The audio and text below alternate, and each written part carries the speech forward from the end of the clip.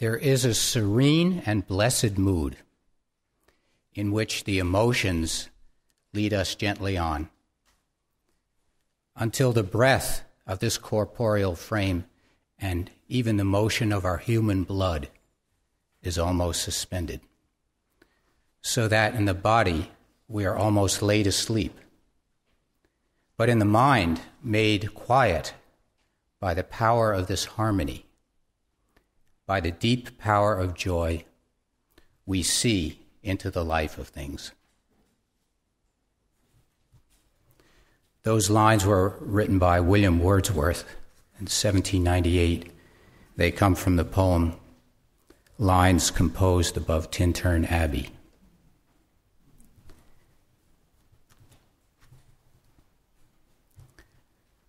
The title of my talk is the somewhat unclear title, Spiritual Emotions. This talk came about in the following way. A little less than a year ago, we were planning this conference, and the focus of the conference was decided to be medicine and science and their relationship to Vipassana meditation. So the focus of the other speakers and the general focus of the conference was intended to be highlighting the rational, logical, empirical, scientifically compatible aspects of Vipassana meditation. But we felt that if we focused only on that, there might be a distortion, as if Vipassana were strictly a rational or intellectual or exercise in logic. So we wanted to balance out the program with emphasis or re-emphasis on the spirituality of Vipassana. So we're starting with the spiritual reminder, and we'll move on to more scientific and empirical topics throughout the conference. I accepted the assignment to do a talk on the spiritual aspects of Vipassana, and I just gave it the title Spiritual Emotions before I really knew what I meant by that. And then this winter I had the good fortune to be able to go to India and meditate at our main meditation center for Vipassana under the guidance of Mr. Goenka at Dhammagiri. And while I was meditating at Dhammagiri, this talk more or less just crystallized in my mind. And so the rest of the talk that I'm giving today is about Vipassana meditation, but also sprung up out of Vipassana. The particular foci I'm going to use and the particular images I'm going to use all just are products of my Vipassana meditation also. Vipassana is based upon an extremely simple idea. It's like Einstein's great breakthrough in science. The entire equation is just less than an inch long. So part of the measure of truth is always its comprehensibility and simplicity. Vipassana is based upon a very simple idea, which is do what helps others. Don't do what hurts others, and purify your own heart and mind. So those first two phrases are clearly about ethical conduct, and the third phrase is about the mental and emotional life, purification of the heart and mind. The Buddha's ideas are startlingly simple: to do what makes you feel your life is a better life, and to not do what makes you feel your life is a worse life, and to give you a tool to make that discernment as to what really leads to happiness, what really does not lead to happiness. In the Buddha's teaching, there is a large category of emotions that are considered positive or beneficial for human emotional life.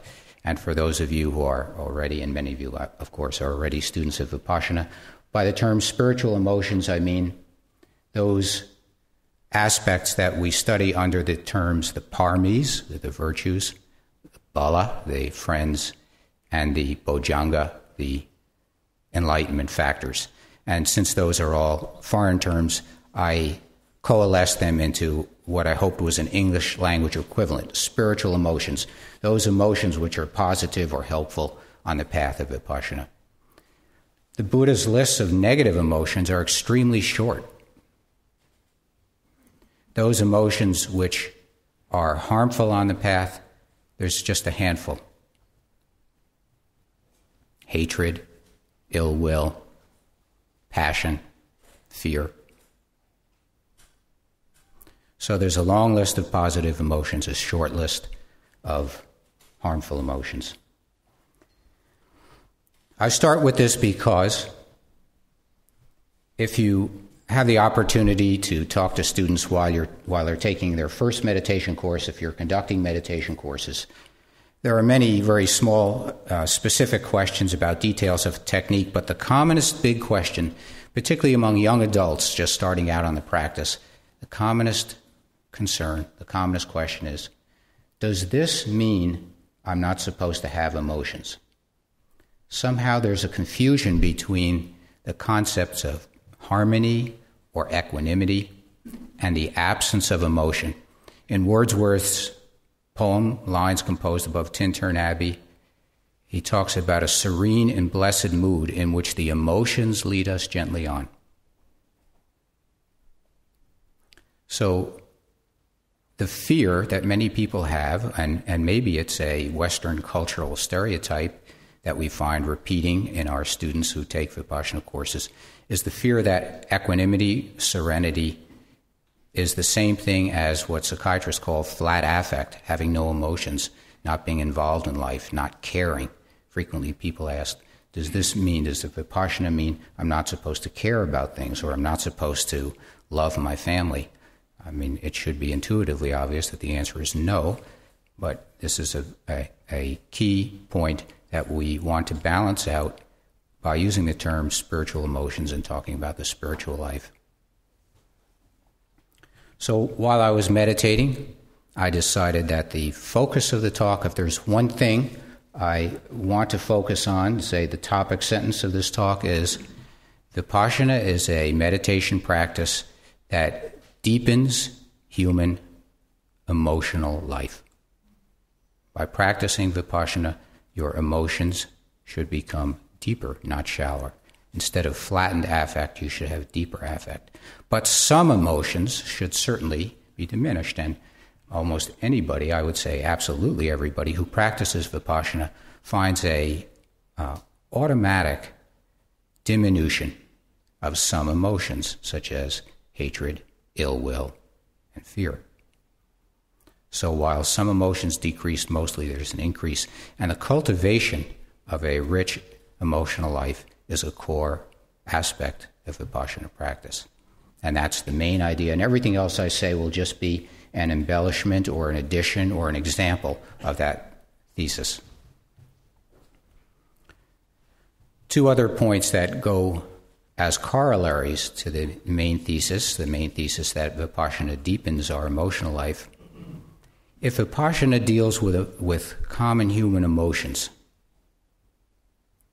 if it deepens our capacity for love, compassion, goodwill, generosity, then Vipassana is universal. It's just operating upon the human stuff. All human beings have hatred. All human beings have compassion. No one is absolutely free from either of those. So if Vipassana is decreasing our hatred and increasing our compassion, if Vipassana is decreasing our fear and increasing our loving kindness, then its action is simply a universal psychological action. In this way, it's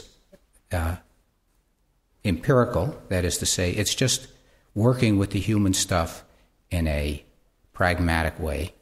And it's also non-sectarian. It has nothing to do with any boundary between any ethnic group or any religion. That's the starting point, I think, when we look around the world today and see how Vipassana has spread under the guidance of Mr. Goenka.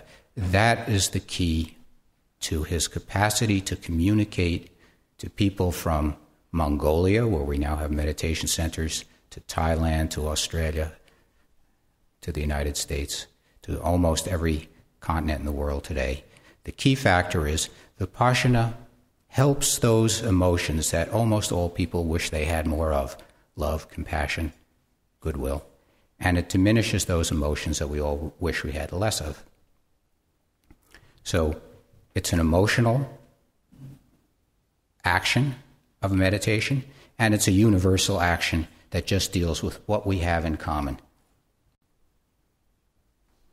The phrase "what we have in common" is actually a phrase coined by Martin Buber, a great Jewish philosopher, who looked for, at the core of religion, what we all have in common. The third point, which I will amplify at the end of this talk, but which will be the core of the next 2 days of speakers. The third point is that Vipassana is also unique. Although it's universal, although it simply deals with everything that all people have in common, the common basic emotional life of humanity, still there's a unique, specific, exact, precise practice. Vipassana is not, and I'll come back to this again in a little more detail at the end of the talk, Vipassana is not syncretism, the technical word meaning just smushing everything together. So by using the term spiritual emotions, I'm referring to the virtues, the paramis, the enlightenment factors that the Buddha talked about, which we all have already and which we can augment. And by using the word spiritual, I'm talking about the emotional life. But by using the term spiritual, I'm not talking about the slopping together of all sorts of actions, practices, and ways of being a person. By Vipassana, I will talk a little about, and the rest of our speakers will talk in very refined detail about what makes Vipassana exact, specific, and precise.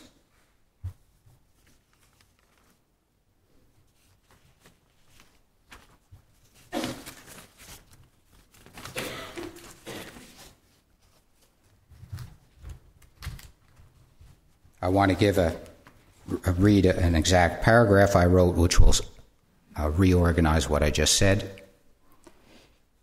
We could say that Vipassana leads to universal empathy and identification. Empathy and identification are two words that are not generally used in the writing about Vipassana that comes from the early translations of Pali, the language that the Buddha spoke, into English, the language that we're now speaking. So I'm adding in two words that I have found helpful in communicating today: empathy and identification. Empathy means we know that we're feeling what other people feel. And identification means we know that we're like other people. So the increase in empathy and identification is the increase in the emotional life and the universality within Vipassana.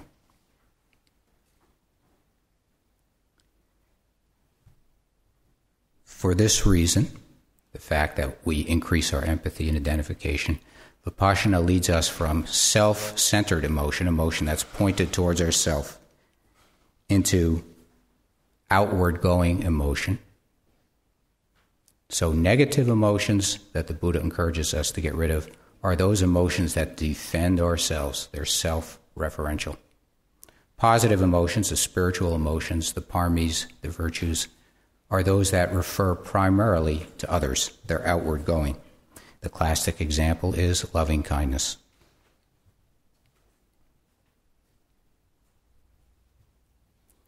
Because of this universal basis for Vipassana, one of the great advantages to me of practicing Vipassana is to see my own spiritual, emotional life reflected in all people that I meet, and also reflected in all human history and in all literature.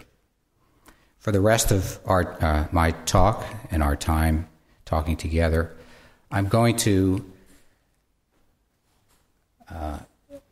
express an excursion through some of the experiences of my mind as I was meditating at Dhammagiri this winter, with the awareness in the back of my mind, well, gee, I have to give this talk at the conference this summer, and really, what are spiritual emotions about? And these are the things that rose up, and to my delight, and I hope to everybody's education and interest, these come from the whole world. There is no country, there is no religion, there is no era of history in which I don't find a kinship or a friend in the written or historical record, because my emotional life is the same as theirs.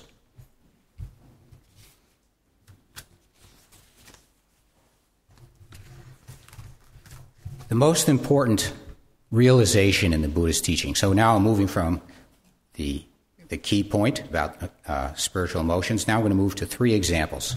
Each of these examples will be fairly discursive and extended, and hopefully will take you on a experience that's not only about the emotions, but will bring you close to the emotions themselves. The most important emotion that the Buddha focuses on is an emotion for which we have no English language word that's really satisfactory. In the Pali teaching of the Buddha, he focuses his students primarily, number 1, upon realizing the experience of anicca. Anicca is a word with no good English translation. It's translated approximately to mean impermanence, change with time. However, as I'll describe in the end of my talk, and as the other speakers will describe in great detail, anicca has a much more specific meaning than merely change or merely impermanence. But for the start, we'll say the Buddha focuses us upon realizing the feeling, realizing the experience, actually experiencing the constant change and flux of which the material world is composed. As a scientifically trained person, whenever I would hear that in Goenkaji's teaching, whenever I would read that in the Buddha's teaching, my mind always immediately clicks to all those horrible physics and chemistry courses I had to endure. That taught me that every moment, every particle of the physical world is vibrating and in transformation. That's what the Buddha had in mind. But he had in mind a direct experience of that. This experience is not a Buddhist experience. Occasionally I read books on Buddhism and they say, Buddhism teaches impermanence, which is sort of true, but actually all human beings all the time have at least an inkling, if not a direct realization of impermanence. It's a common human experience. We all have it in common. There's nobody so naive who imagines that their body will live forever, that their body won't change, that their child won't grow up, that they won't get aging, disease, and die.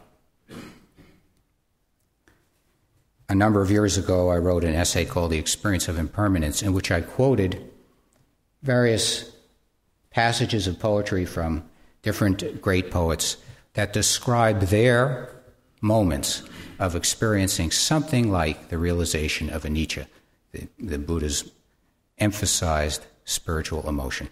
Just a few of these passages in brief.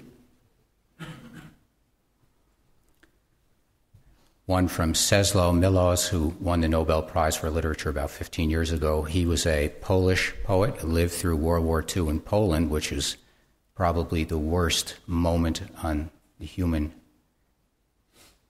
plunge. As you know, most of the death camps in World War II were located in Poland.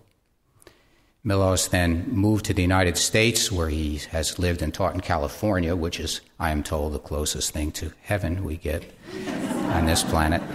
And he lived a life of this extreme disjunction between the extreme violence and horror of World War II in Poland and the comfort of being an academic in California in the 60s, 70s, 80s, and 90s. And this feeling of disjunction is one of the key themes in his poetry, for which he got the Nobel Prize. And in one phrase he says, returning to Lithuania, he's Polish but actually born in Lithuania, he says, "This place, Lithuania and I, though far away from each other, simultaneously, year after year, we are both losing leaves."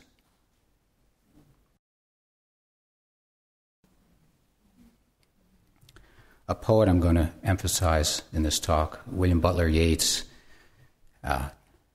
you could say Irish poet, but the British claimed him like almost everything else in Ireland. So he's considered one of the great British poets of the 20th century, and he has a lot to do with India, and I'll get back to that. But Yeats, of course, won the Nobel Prize also in poetry or in literature. And one of his very beautiful poems, The Wild Swans at Cooley. He talks about a favorite place he likes to walk where there's beautiful woods and a very still pond. And the swans like to paddle along in this pond. And the pond is perfectly still and it reflects these swans. And it's an apparent image of perfect stillness, as if nothing would change. The swans are calm, the water's calm. On a beautiful day in autumn, when he's taking a walk there, the woods are calm. But he, instead of talking about swans in general, he specifically says that there are 9 and 50 swans. Why 9 and 50? Why not 61? Did he actually count? It's quite a few to count. Most critics say that this poem is about the swans are representatives of Yeats's life, his years. He was actually younger than 59. He wrote the poem in his mid-50s. Say the approximate number of years of his life. And as he's looking at the stillness of the swans, it's the calmness that he feels. He's happy. He's a famous poet. He's in a beautiful woodland. And yet, that's not the whole picture. And the conclusion of the poem is, he describes, now the swans drift on still water, mysterious, beautiful. Among what rushes will they build? By what lake's edge or pool delight men's eyes when I awake someday to find that they have flown away?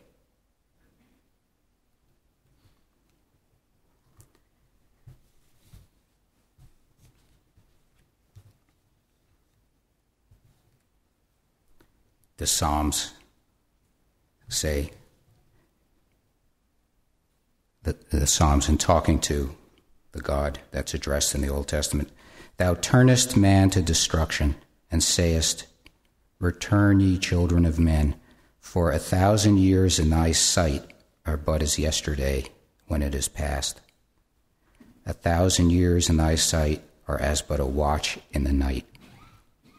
Everybody has this experience of a Nietzsche. As I was meditating in my cell, just these lines came up on my mind. I thought, well, in the English language, in Nietzsche is not the experience of constant change, particularly change at the level of one's own body, is not fully described in English. But the best description is, of course, by Shakespeare. Everybody in high school has to read The Tempest. Maybe people remember The Tempest. The Tempest is one of Shakespeare's later plays. The chief character in The Tempest is a duke, a ruler, who's been deposed. His name is Prospero. Many literary critics say that Prospero, among all the characters in the many plays of Shakespeare, Prospero is the one who is closest to Shakespeare himself. The things that Prospero say seem to be expressing Shakespeare more than any other character in the pantheon of Shakespeare's plays. Prospero has been deposed because he spends too much time studying books and magic, and his people are dissatisfied. That's not a practical ruler.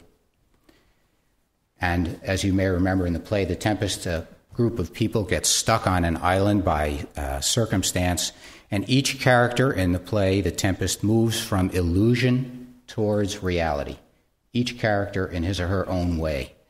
And The Tempest is the play that contains those beautiful lines when Miranda, the daughter of Prospero, discovers that there are other human beings. She's lived alone on this island, just with her father and various spirits. And she says, "Oh, brave new world that has such people in it." So she moves from the illusion that there's no one else in the world to a world filled with potential friendships and human community. The origin of Huxley's title, Brave New World. Prospero also moves from an obsession with magical power controlling spirits, studying magic books. And through the action of the play, he decides to surrender magic and live in reality. The main plot tension is the plot of Prospero and others discovering that they can and will and must live with reality. And at the end of the play, you may remember, Prospero gives a famous speech, some parts of which he says, "This rough magic I now abjure. I'll break my rod and bury my book." The rod and the book, the magician's staff and the magician's magic book. So he throws away magic to live with reality. And so what is the reality that Prospero finds that he reveals to the other characters in the play, and that literary critics who know Shakespeare well say this, well, this speaks for Shakespeare. This is the closest we get to Shakespeare's personal statement of reality or his religious philosophical basis. Prospero reveals this to the other characters in a play within the play, a device everybody remembers from Hamlet also. So a main character puts on a play, and the play exemplifies something about the play. And the play within the play of The Tempest is a play put on by spirits who string up cloth, fabric backdrops on metal racks to produce a background of props.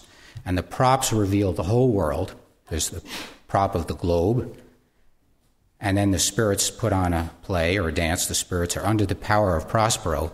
And then that play stops.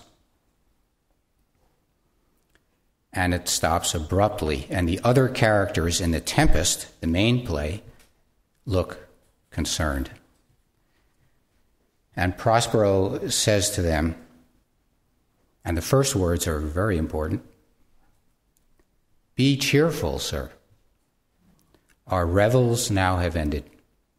These, our actors, as I foretold you, are all spirits and are melted into air, into thin air.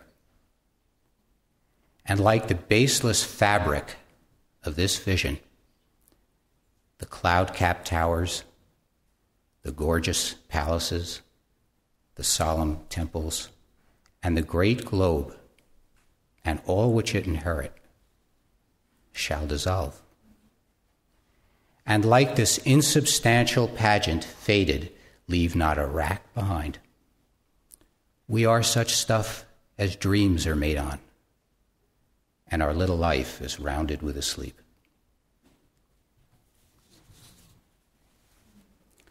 Probably, maybe 50-75% of the whole Pali canon, the preservation of the Buddha's teaching in the Pali language, says the exact same thing.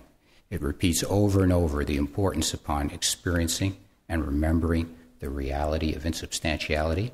However, in the Buddha's teaching, it always points to a direct experience within one's own body. Goenkaji always quotes this particular verse from the Dhammapada, which I'll quote only in English. "Impermanent are all compounded things." Compounded things means everything that consists of atoms and molecules. "Impermanent are all compounded things. When one perceives this true insight, one becomes detached from suffering." This is the path of purification. The Buddha was great at simplifying his teaching to one simple aphorism. So this is the path of purification, that when one perceives all things are impermanent, then one becomes detached from suffering. So the first spiritual emotion we discussed is the realization of anicca. We find that we share it in common with poets and playwrights from different cultures and different times. However, there's a specificity to the Buddha's teaching that's slightly different. The second most emphasized thing in the Buddha's teaching, the first most emphasized, is the realization of anicca. And the second most emphasized thing is the raising into consciousness of loving kindness. The Buddha's teaching is very heavily what I call empathic and identificatory. We empathize with other beings. We feel what they feel, and we identify with their plight. The Buddha's teaching for this is pervasive in his discourses, but it's crystallized in a poem, a Pali poem. The Buddha was also a poet, not just a writer or speaker of prose. And the classic formula for his teaching of the experience of loving kindness towards all beings was the Metta Sutta, which is a prose sutta. Sutta is sometimes translated as discourse, but it's actually a teaching because the discourses are sometimes poetry. And in the Metta Sutta, the Buddha says, whatever breathing things there may be, no matter whether they are frail or firm, with none excepted, whether they're long or short, whether they're small or tall, whether they're thick, whether they're seen, whether they're unseen, wherever they're dwelling, near or far, whether they exist already, or even if they're only just seeking to exist, may all these creatures be happy. May they all have a blissful heart. And just as might a mother, with her life, protect the son that was her only child, so let us, for every living thing, maintain unbounded consciousness and being, and with love for all the world, above, below, everywhere.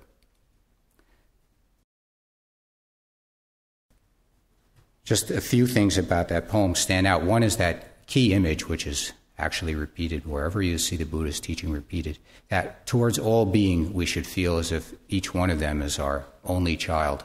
What an extraordinarily powerful image that is. The other is I want to return to this line where it says, he's talking about all beings, and he says whether they're short or tall or thick. Now, I don't know about the rest of you, but in my life I deal with all kinds of insurance companies, and in my daily life I find many people who are thick. So I think the Buddha is giving me a good reminder to send my loving kindness towards those I encounter who are thick.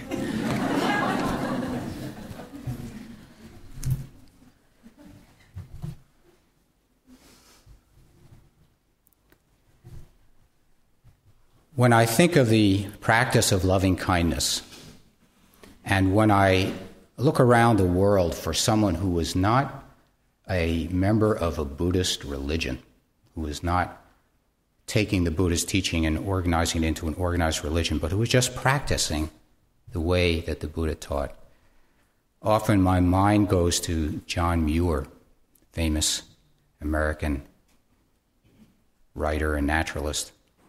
And I wrote about John Muir and cultivating inner peace, and I'm just going to take 5 or 10 minutes to tell you about John Muir with a particular focus on the aspect of cultivating loving kindness. Muir's story is extremely interesting. He wrote about himself, so we have a lot of biographical information, and many people have written about him. He was a recent historical figure, and there was loads of information about his life. His life starts off in a manner that's incredibly horrible. His father was a member of the Scotch military. They had a very strong concern with being tough. And then his father left the military and joined a fundamentalist religious cult. And this cult started in Scotland and then moved to the backwoods of the United States.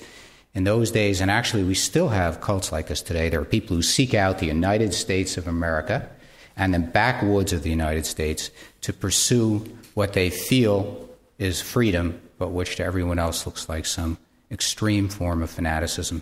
Somehow in America, people thought and think you can do that.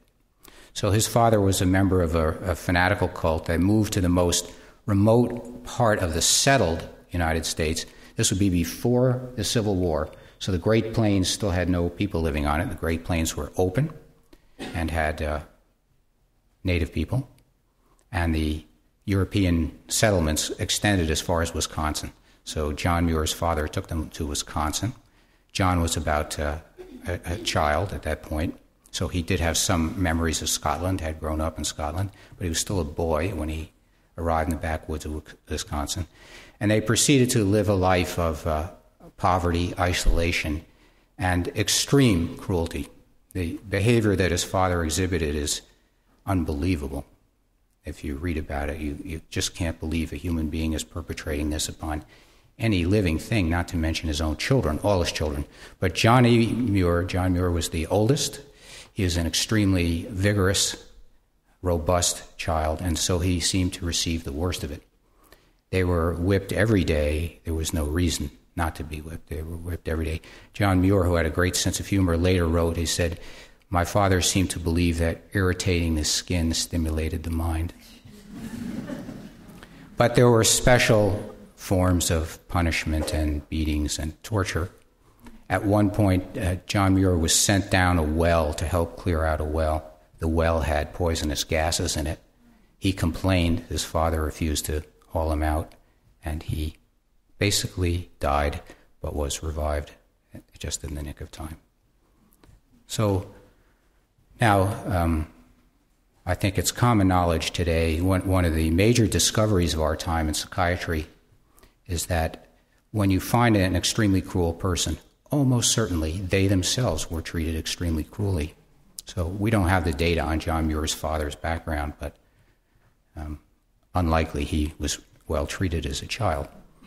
And there's a great psychiatrist, an older woman at this point, Dorothy Lewis, who's been doing studies of death row inmates in the United States.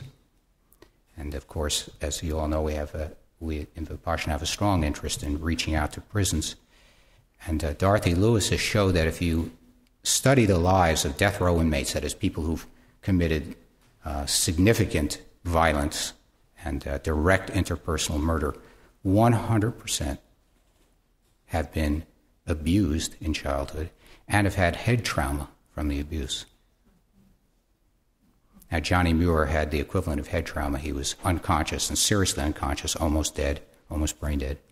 So you would predict from this story, if you were a psychiatrist, you would predict that John Muir will turn out to be a sadist who's going to abuse his children and hate everybody and treat everybody the way he was treated.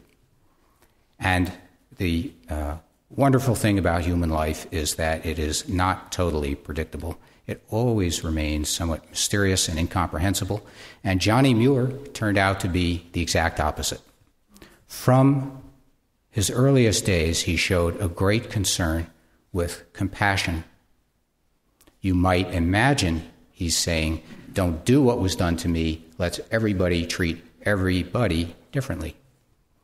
One of the quaint parts of his story, which was very interesting to me, and will be to those of you who remember the Vietnam War experience in the United States. In the 1860s, when John Muir was a young man at the University of Wisconsin, the Civil War broke out. And the Civil War, the way history books are written, it's this glorious thing, and it's fabulous heroism and stuff. But actually, it was the bloodiest war ever fought by human beings. The reason was there had been a tremendous advance in military technology, specifically the Gatling gun, which could fire rounds of ammunition very rapidly, unlike muskets and rifles. So people were being killed by the hundreds of thousands. And our American hero Abraham Lincoln invented the draft. Before the Civil War, there were no such thing as a draft. There were two ways you raised an army all over the world. One is you ask for volunteers, and lots of people like to join armies. And the other is you conscripted people. Conscription is a fancy word for enslaving people. You just take them and make them fight. Lincoln was too advanced to conscript people. This is a free country. You cannot conscript people. He started a draft. Since we had voter registration back then, since people were registered to vote, you take the voter registration, and men of a certain age have to go and fight in the Civil War. John Muir was of that age. He was at the University of Wisconsin. This goes back to all of us who were in college during Vietnam. And he started the great American counter movement. He went to Canada. When the war was over, Muir returned from Canada and began a life which is quite amazing in its own right. Among other things, John Muir was a mechanical genius at a level that we can't account for. No one else in his family had such talent. As a farm boy on his father's farm, and this was the place where he was being so vilely treated, he took a bunch of farm tools and invented a machine that was so sensitive to changes in temperature that if a human being walked in front of this machine, it would register the change in temperature. Now, we have that today, like you have lighting behind your garage, and if you break a beam of light, the light goes on, something like that. But this was done with farm tools about 1850.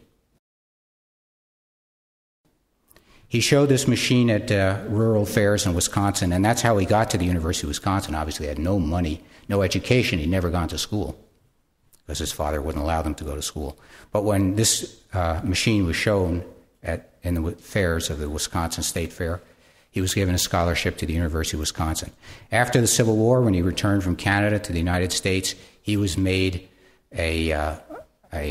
you could say like a foreman in a factory, a chief development officer, we would say today. So he was the equivalent of a Silicon Valley.com entrepreneurial.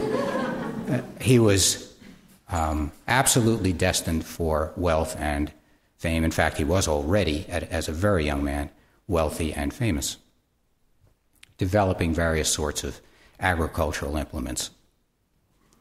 And one day he was working late in those days. This would be about 1870, no electricity.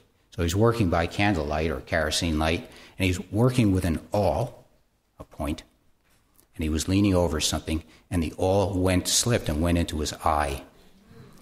And there's a phenomena called sympathetic blindness. If one eye is traumatized, the other eye also stops functioning. So he actually went instantly blind, even though one eye had not been harmed. He was totally blind. And in that second, he thought, now my eyes are closed forever on all of God's beauty. He was raised as a fundamentalist Christian. And he felt that his entire life, all his fame, all his fortune, all his Silicon Valley equivalent destiny was a waste of time. But he was blind. There was nothing to do. But fortunately, the awl had actually punctured the aqueous, which is just the large circle of fluid behind the actual optical equipment of the eye. Within a week, his sight was restored. No treatment was necessary. And he changed his entire life. He became the most important thing in life. And many of you aspire to the same thing. He became a bum. He started a journal. And on his journal, he wrote, my address is Planet Earth within the cosmos. That was his mailing address. It reminds me of my son's current email address. The rest of his story remains equally remarkable. He was a hobo and a sheep herder and a logger for many years doing basic menial labor. At the same time, he went out to the Sierra Nevada, where Yosemite is located, and he started on his own, without any further education, without any colleagues, without any books. He started geological investigations of the Sierra Nevada. John Muir was one of the most famous geologists of the 19th century. Aside from all the other things he did, he was a geologist. He proved the theory of mountain glaciation. So we had the theory of continental glaciation, but the Sierra Nevada were clearly not part of the landmass that had been glaciated by continental glaciers. He showed how mountain glaciers had carved the Sierra Nevada. He showed how mountain glaciers had carved Yosemite. He wrote scientific papers. He was appointed as a faculty member to the Boston Academy of Sciences and to Harvard University. He rejected the appointments. Of course, he was very talented, so he really didn't need ordinary livelihood. He was almost instantly a very successful writer. His books, he must have 20 books in print today. He's been dead for almost a century. And as probably everybody knows, his most famous achievements were to become what is called father of the conservation movement. And I bring us up to that point because although Muir was a conservationist, which is a political thing, and he was a political person, he was by no means a backwoodsman. He was a very astute and competent politician. He knew the powerful people in Washington. When Teddy Roosevelt created the national park system as we know it today, John Muir was his consultant. So he was a very worldly, pragmatic, and competent person, as well as a remarkable backwoodsman and outdoorsman. But the reason I bring him to our attention was that he was not merely interested in conserving parks, conserving trees, things we call conservation. He had a pervasive, unbroken attitude of the attempt to establish harmony and loving kindness with all things all the time. Even his political enemies noticed this. His mode of political discourse was a mode of vigorous opposition with civility and cordiality. He was concerned with the well-being of every plant and animal, and also things that we mostly in Western biology were taught that are not living, but he considered living. He felt that the rocks could sing to him. He was very not psychotic. This is a very practical, competent writer, politician. He actually, in his later life, he owned a farm and an orchard, which was very successful. Alive to the life of everything. I used the terms earlier: empathy, feeling what others feel, and identification, feeling others are like himself. Actually, the conservation movement has yet to catch up with Johnny Muir. There's a quote I like very much from him, which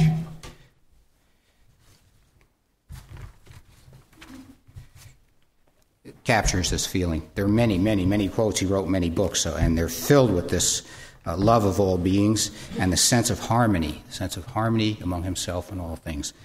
But he liked a lot of things that the rest of us find hard to like. There's a passage in which he describes rats as his good companions around the campfire. But there's a passage about lizards, which I like, and I'll read as our conclusion to Johnny Muir's feeling of metta, feeling of loving kindness for all things. And this story, we have to go back into his childhood. When he was living in a farm in Wisconsin, among other difficulties that he faced was there was no clothing, there were no stores, there was no place to buy stores, there was no cash anyway. And the clothing was just either fibers like cotton and animal fibers like wool that were woven into homespun. Homespun sounds cozy, but it's very rough and coarse and oily and so forth.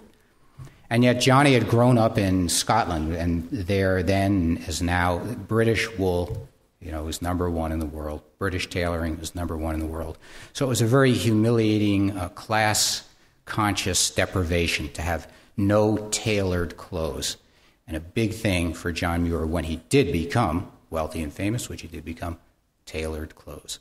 And as a very quaint footnote, John Muir was the guy who popularized Levi's jeans. That's a true story. But anyway, this is what he says about... So here's a guy who grew up very concerned with tailored clothes. This is what he says about lizards. He says, "Lizards are my small fellow mortals, gentle and guileless. They are easily tamed and have beautiful eyes expressing the clearest innocence. And they will teach you that scales may cover as fine a nature as hair or feathers or anything tailored." I comment more in Cultivating Inner Peace that when I've looked at what John Muir was doing, the question is, why did this man get so filled with metta, with loving kindness, with identification, with empathy, with compassion for everything? How did that come about? Is it just a reaction to the cruelty? Maybe. But another very interesting thing about John Muir was the descriptions he gives of what he did when he was doing his mountain climbing in the Sierras and later in Alaska. And there's some very striking descriptions that to me sound as if John Muir had spontaneously discovered Vipassana meditation. I've written that up, so I'm not going to go into more details, but it was taught in the Buddha's day and surely must be true. Since Vipassana is based on universal practices, there are going to be people who come up with it just spontaneously, observing the sensations of their body, trying to remain equanimous with them, not judging them, observing them objectively, and springing free of the suffering that comes from attachment to the bodily self. So John Muir gives some descriptions that are uncannily like Vipassana, and it's my personal fantasy or belief that John Muir actually developed his metta, his loving kindness, by practicing Vipassana in an untutored way. Something I've commented on in other public talks, so some of you have heard it, but the Buddha taught to many different people and many different ways. So we find through the Pali Canon many different levels of teaching. Sometimes the things seem to contradict, but if you reread them, you find, well, the audience the Buddha was teaching to in this talk was different than this other audience.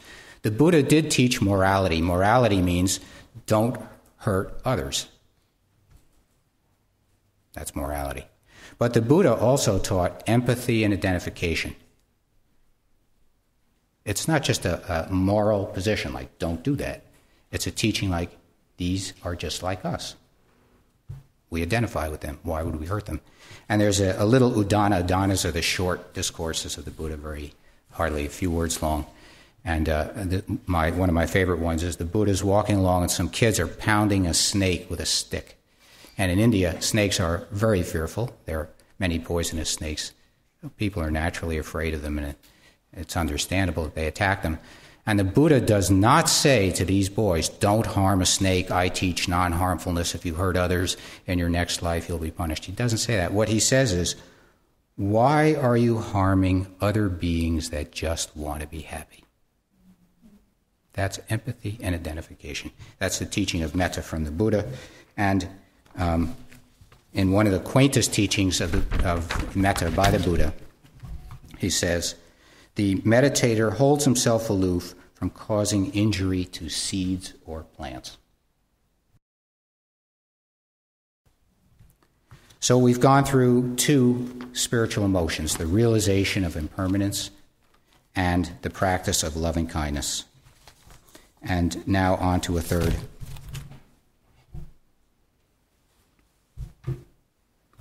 Devotion and friendship. I wanted to focus this talk on the key emotional aspects of the Buddha's teaching. The first is the realization of impermanence. The second is the practice of loving kindness. And to me, the third is friendship and devotion. These spring naturally out of the practice of metta. But obviously, when John Muir says wood rats or lizards are his friends, there's a metaphor. And our true friends are people. And love and devotion to people is a key part of the Buddha's teaching. I had an interesting experience. I looked up friendship in the back of a whole bunch of books I have about Buddhism and the Buddhist suttas and all that. It was not indexed in any book. That's a very unusual distortion about how the Dhamma, the Buddha's teaching, when it's turned into Buddhism, is being brought into the Western world. There are certain errors in the texts. When I think about devotion and friendship, the story that rose up in my mind is the relationship between Mahatma Gandhi and Rabindranath Tagore. This is a story that just captures qualities that I wish I had, most of us wish we had. Gandhi, everybody has some image of him. He was born about 1860 in India. Most people's views of Gandhi are based upon the Attenborough movie, which is a very good historical reconstruction, but of course very brief. Can't capture the whole man's life. So Gandhi did not live most of his life in India. Very important feature of Gandhi. As a very young man, we'd say a teenager, he went to Britain and studied law. It took a long time for him to get through his legal studies, so he was in his 20s when he became a barrister in London, and then he left England. He did visit India, only briefly, and then he spent almost all of his mature adult years in South Africa, where he became a freedom fighter for what was to become apartheid, against apartheid. It wasn't called apartheid then, and working for the Indian community, civil rights of the Indian community. It was there he developed his techniques of nonviolent political activity. And it was only when he was already a mature middle-aged adult that he returned to India. And when he returned to India, he did not know India, and he did not understand Indian people and Indian culture because he'd spent his whole life as an exile living in foreign countries. His actual main identification was as a subject of the British Commonwealth. He was very British identified. He was a barrister in the British legal system, been to school in London. And the famous quote that's in the Richard Attenborough movie, which is a true quote found a number of times in Gandhi's writing, he says, I am not any one culture. I'm a Hindu, I'm a Christian, I'm a Jew, I'm a Muslim. And that's because Gandhi did study Christianity in England. He was a scholar of the New Testament. Most of his friends in the freedom struggle in South Africa were Jewish, so he had studied the Old Testament with them. The original people who had called him to come from England to South Africa to help them in the Indian community were Muslims, so he had very close ties with the Muslim community, South Africa, and he did have a Hindu background. And in South Africa, he became a student of the Bhagavad Gita and remained so the rest of his life. So he was actually of all those religions. That's not just a metaphor. When he came to India, he knew it was his calling to get involved in the political life of India, but he didn't know a thing about India. So he had to first station himself where there could be someone who could teach him about India, let him know, what is India really about? The person he picked was Rabindranath Tagore. So Gandhi came with his ashram and initially stayed at the ashram of Rabindranath Tagore, which was called Shanti Niketan, a elementary school near Calcutta. It's still there. Now, who was Rabindranath Tagore? Tagore was about 8 or 9 years older than Gandhi, also born in the 1860s. And so by the time we're talking about, the time roughly of World War I, Tagore, also a man in his late 40s or early 50s. And he was the most prominent person in India. And the reason was as follows. Tagore came from a very prominent family, very wealthy people, very educated people. His father was a great spiritual teacher, wrote many important spiritual books in Bengali, and was called the Maharishi of Bengal. Tagore's older brother was the first Indian that the British allowed into the British civil service. The British actually ruled through the civil service, appointing Britishers to rule other countries. And Tagore's older brother was the first person to break that ethnic, racial, religious barrier and become a so-called Britisher in the British civil service. Shows the stature, the intelligence, the drive of the Tagore family. So naturally, as you might imagine, as Tagore was growing up, he was totally incorrigible. They could not keep him in school. They sent him to the finest schools in the world. Ultimately, they sent him to London to study with the law, as Gandhi was going to do a little later. Wouldn't study. But he really didn't need to study, because by the time he was a teenager, he had already been proclaimed the Shakespeare of Bengali language. He actually wrote under a pseudonym. He wrote some religious poetry under a pseudonym. And this poetry was put forward as ancient texts that had been discovered. And various Bengali critics said, we have now found the true, hidden, and missing Shakespeare of Bengal. But it turned out to be this teenage boy. From his teenage years onward, Tagore was a very famous and successful writer, but only in the Bengali language. No one outside of Bengal heard of him. Even in India, he was unknown, because Bengali is just one of many major languages in India. But he was very successful in Bengal, but he refused to write in English, which he knew impeccably, because English was the language of the rulers, and he wanted to write in the language of the people. One of Tagore's pride was that his poetry should be understandable by the most elite intellectuals, but also by illiterate peasants. Somehow in his early 50s, Tagore was seized with a fervor that he couldn't account for. It changed his whole thinking, and he had no rational basis for it. He wrote a book of song lyrics called Gitanjali. Tagore was a playwright, a novelist, a short story writer, a poet, but he was primarily a songwriter. So most of his poetry actually started out as song lyrics or songs. He wrote the words and music both. And somehow in his early 50s, he took a reversal on his life commitment to never write in English, and instead he translated his poems into English while taking a boat to England. When he got to England, he had some few contacts with British intellectuals. He showed them this book, and they were stunned. They took it to William Butler Yeats, who we came upon earlier. Yeats had not yet won the Nobel Prize, but was the preeminent poet of the English language. And I'll read you a few passages of what Yeats said about Tagore's translation of Gitanjali. This is William Butler Yeats' introduction. The introduction, by the way, is still intact. If you buy Gitanjali today, this introduction, almost 100 years old, is still there. I have carried the manuscript of these translations about with me for days, reading it in railway trains or on the tops of buses, and I've often had to close it, lest some stranger would see how much it moved me. These poems display a world I have dreamed of all my life long.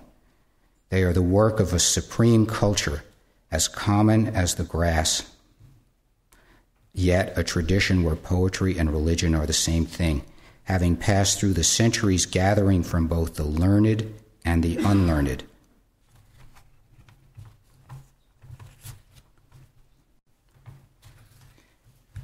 And Yeats continues, "It is as if for the first time I have met my own image. Perhaps for the first time in literature I have heard my own voice, as if in a dream." Pretty strong words. If you get an introduction like that from William Butler Yeats, the next thing that happens to you, 1 year later, Tagore got the Nobel Prize for Gitanjali. And that was extremely important, world revolutionary, because Tagore was a Indian, meaning a subject people. He was not actually a free citizen of the world. The Nobel Prize had never been given to anybody but a white European-derived person. First break in that was Rabindranath Tagore. So when Gandhi arrived in India, about the time of the First World War, Tagore had rocketed to fame and was what Gandhi called the sentinel of Asia. Asia. All Asians identified with Tagore's success, not just Indians, Japanese, Chinese. All the people of Asia said, at last an Asian literary figure has been recognized as an equal to, a master of world literature. So Gandhi sat at the feet of Tagore, and for about 20 years they maintained a literary relationship.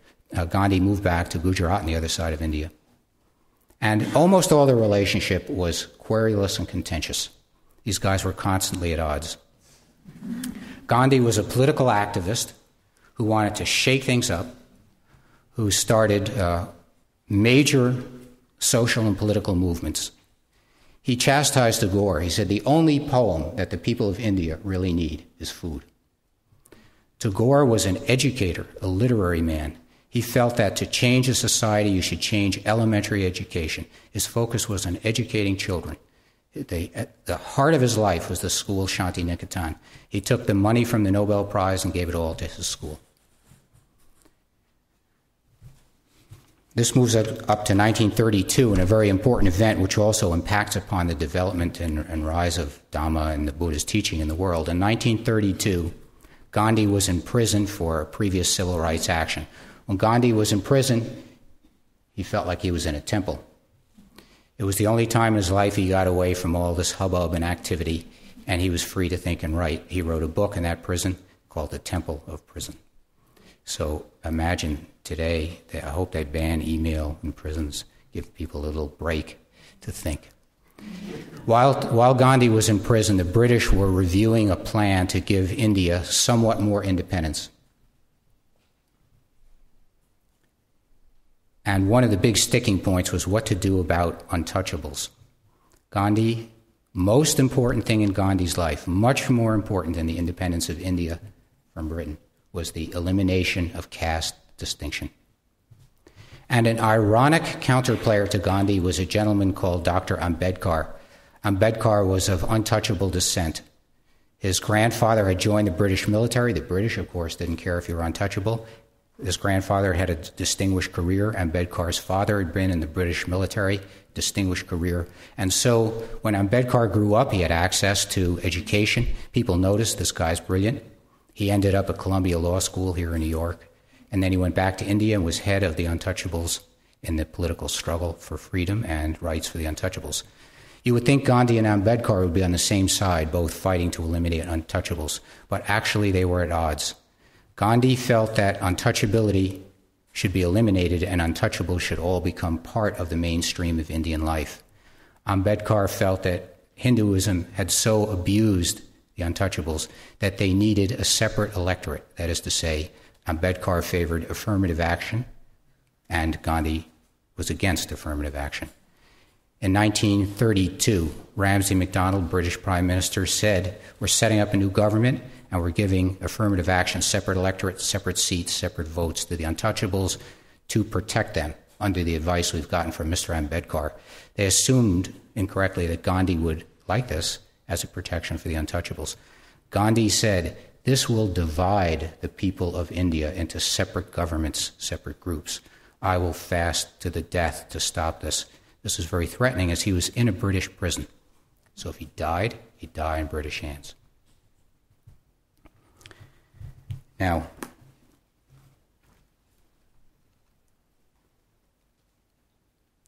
Gandhi woke up on the morning in which he had decided he was going to start his fast to the death. At this time, 1932, Gandhi is in his 60s. Tagore is already quite an elderly gentleman in his 70s. Gandhi woke up at 2:30 in the morning. And I like that because I like to read about all these great men who also have insomnia when they're anxious and wake up at 2:30. This is the letter he wrote. Remember, Gandhi has no teacher, he has no guru, he has no spiritual leader, he's not a Hindu, he's not a Muslim, he's just Gandhi. There's no one he can turn to. Is he making a right decision? He's trying to block something that will protect untouchables, but he's for untouchables. Is he making a mistake? Is he wrong? Is he right? Is Ambedkar right? He and Ambedkar have the same goal, and yet Gandhi is going to fast to the death against him. Dear Guru Dev was the honorary term with which everybody addressed the Nobel Prize-winning Tagore. This is early morning, 3 a.m. I enter the fiery gates at noon. Gandhi's fasts induced tremendous physical pain in spite any movie you see where he's lying all peaceful. Actually, he suffered. I enter the fiery gates at noon. If you can bless this effort, I want it. You have been a true friend because you have been a candid friend, often speaking your thoughts aloud. I yet prize your criticism. If your heart condemns my action, I'm not too proud to make an open confession of my blunder. Gandhi once called a strike, national strike, and it became violent. And he called it off, and he said, I have made a Himalayan blunder. Right in public, confessing his crimes. Would not get very far in American politics. So he's saying to Tagore, if you disagree with me, I will make a confession of my blunder, whatever the cost of the confession, if I find myself in error. But if your heart approves of the action, I want your blessing. It will sustain me. Gandhi was too late. I told you, Tagore was quite old, so he couldn't waste time. He had already sent a telegram to Tagore, to Gandhi, and it says, this is Rabindranath Tagore's telegram to Gandhi. It is worth sacrificing precious life for the sake of India's unity and social integrity. Our sorrowing hearts will follow your sublime penance with reverence and love. The fast started. There was a miscalculation, definitely, on Gandhi's part. He was in his 60s. He was no longer this robust mid-40s activist from South Africa. He started to spike very high spikes of high blood pressure. Ironically, when Gandhi was in prison, he was treated quite royally. He had all kinds of British physicians there, but what do you do? This 60-year-old, he was over 60, in early mid-60s man, not eating, getting high blood pressure, temperature in September in India, broiling hot. Gandhi was definitely heading towards death. The British released Mrs. Gandhi, who was in another prison for civil disobedience, and brought her to his side, hoping that would maybe get him to stop the fast. Now, I don't know, we're supposed to have empathy if we're meditators, so when I imagine what Mrs. Gandhi would say, I imagine her saying something like, it's worth dying for your principles, or you should stop this and live, you're my husband. Instead, she walked into the room. There were many witnesses, all kinds of government officials who were hovering around Gandhi, and she said, the same old story.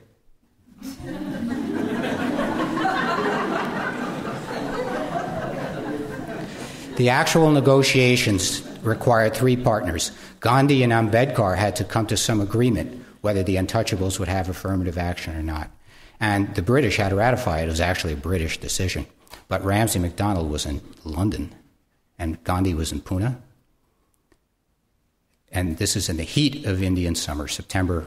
Anybody who's been in India in September knows it's a really, really life-threatening circumstance just to breathe. After a short number of days, Gandhi gave away his last possessions. He had very few possessions, but he gave them away. And under pressure, all three sides did come to an agreement. Ambedkar agreed that to put limits on certain forms of affirmative action, and Gandhi agreed to accept some seats reserved for untouchables in the Indian parliament that existed under the British. And Ramsay MacDonald ratified it by telegram from England, but Gandhi was already very sick. Now, I have two different accounts. There are many historical accounts of this. And one account is, as soon as the agreement was ratified, Kasturba Gandhi, Mrs. Gandhi, gave Gandhi a drink of orange juice to break his fast. But the other account is, as soon as it was ratified, Gandhi said, I won't take any orange juice until I hear a song of Tagore. Now, as I mentioned, Tagore was very old, and it was India. It was September. And Tagore lived near Calcutta. And this Gandhi's in Pune. It's about a 1,000-mile train trip. And the time is 1932. You can imagine what trains were like. When Gandhi started his fast, Tagore gave a talk to his school, Shanti Niketan, in which he said, an eclipse is happening in India. Then he immediately got on the train and rode 1,000 miles in September to Pune. So by the time Gandhi's fast was broken, Tagore was actually present. Gandhi didn't know he was very sick. First thing that happened, we don't know whether it was the orange juice or the song. Tagore sang Gandhi a song from Gitanjali, the Nobel Prize-winning work. Just a few footnotes to conclude that story. Tagore died about 10 years later, an elderly man, about 80 years old. World War II had already broken out. Gandhi lived through World War II into the partition of India. Gandhi said his life was ruined. India was partitioned into two countries. Gandhi was totally against it. You remember he fasted to the death to keep untouchables within the fold of India. Now the Muslims, to whom he felt very close, were breaking off from India into India and Pakistan. One of the things he did in his grief, we could say Gandhi was not always rational. He walked alone through the areas where there were riots. These riots killed about 1 million people, so they were extremely violent.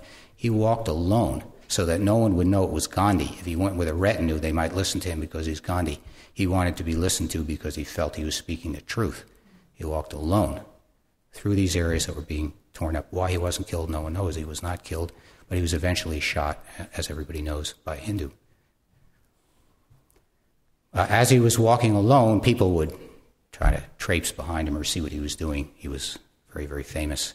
And it was reported that as he walked alone, he was singing a song by Tagore. The English translation of the words are, "If no one will listen to your call, walk on alone." Now, we're talking about emotions that are augmented by Vipassana. We've talked about the realization of impermanence, the empathy, compassion, love and kindness that comes with that, and then the feeling of friendship and devotion, which these two gentlemen exemplify. I want to read a few words from the Buddha in conclusion. The Buddha says, "The meditator should live as a person who binds together those who are divided, an encourager of those who are friends, a peacemaker, a lover of peace, delighted in peace, a speaker of words that make for peace." And a very famous quote, which appears everywhere in the Buddha's teaching, there's a discourse in which Ananda is questioning the Buddha, what is the importance of friendship in the holy life? And the Buddha says, it is through having like qualities that beings associate and meet together. And then Ananda says, well, that means that half of this holy life is friendship with the good, companionship with the good. And the Buddha says, no. Do not say that, Ananda. Do not say that.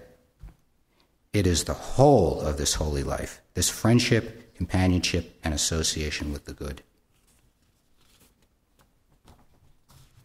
A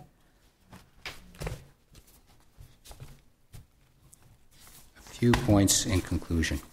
We've talked about spiritual emotions, gave 3 examples. How's the time, David? You're over. I'm over. Okay. I'll be brief.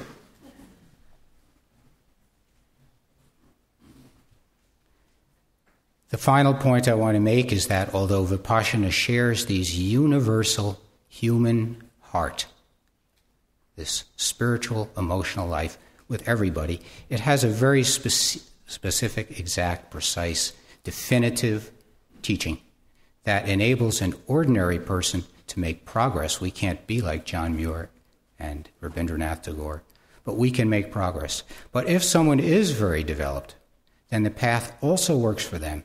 After all, the Buddha carried this path to Nibbana, Nibbana being something entirely different than anything I've talked about, total purification. So the rest of our speakers will focus on the very exact and specific qualities that makes Vipassana not the same thing, even though it's universal, not the same thing as anything else. I wanted to write a poem. I've given some general poems. I wanted to write a poem that would be more specific to Vipassana. And so this is just some thoughts that make Vipassana specific and unique, and also that capture the spiritual emotion, the positive qualities, the joy that is part of the practice. And in this poem, I'm talking about the pagoda at Dhammagiri, where I was meditating. Many people here have meditated. And I also speak to the pagoda as if it's my friend. The pagoda is the hub of the eternal experiment of life shedding its separateness and opening unreservedly to love and equanimity. Each pagoda cell provides full privacy, yet all face center where the teacher sits. Each meditator in darkness and closed eyes faces every other cell, but none can see.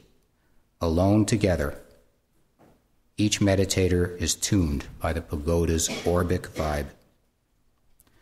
When I return to sit in your dark cells, Dhammagiri, the agitated motion of my mind stills.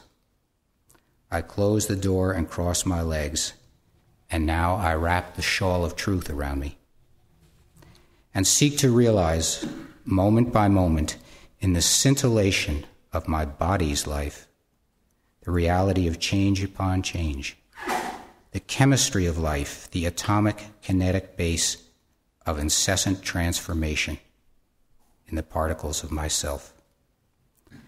Dhammagiri, I sit in your timeless, lightless pagoda meditation cells to find impermanence manifesting in every molecule of myself, and so to spring free of believing in that self, which I exchange for love and equanimity.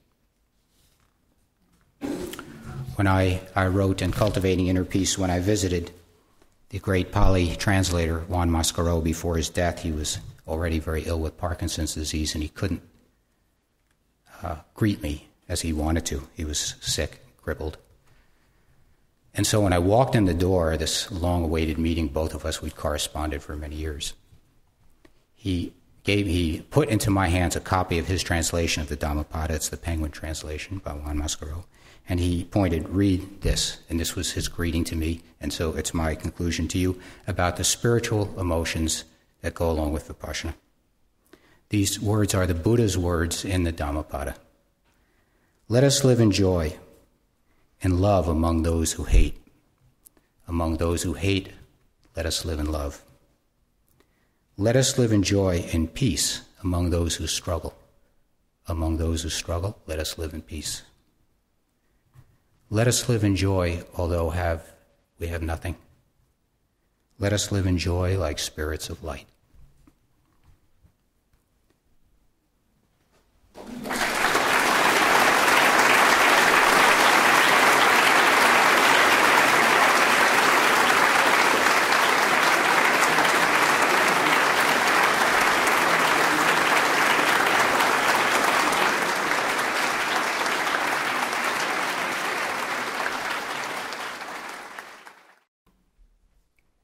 Yes?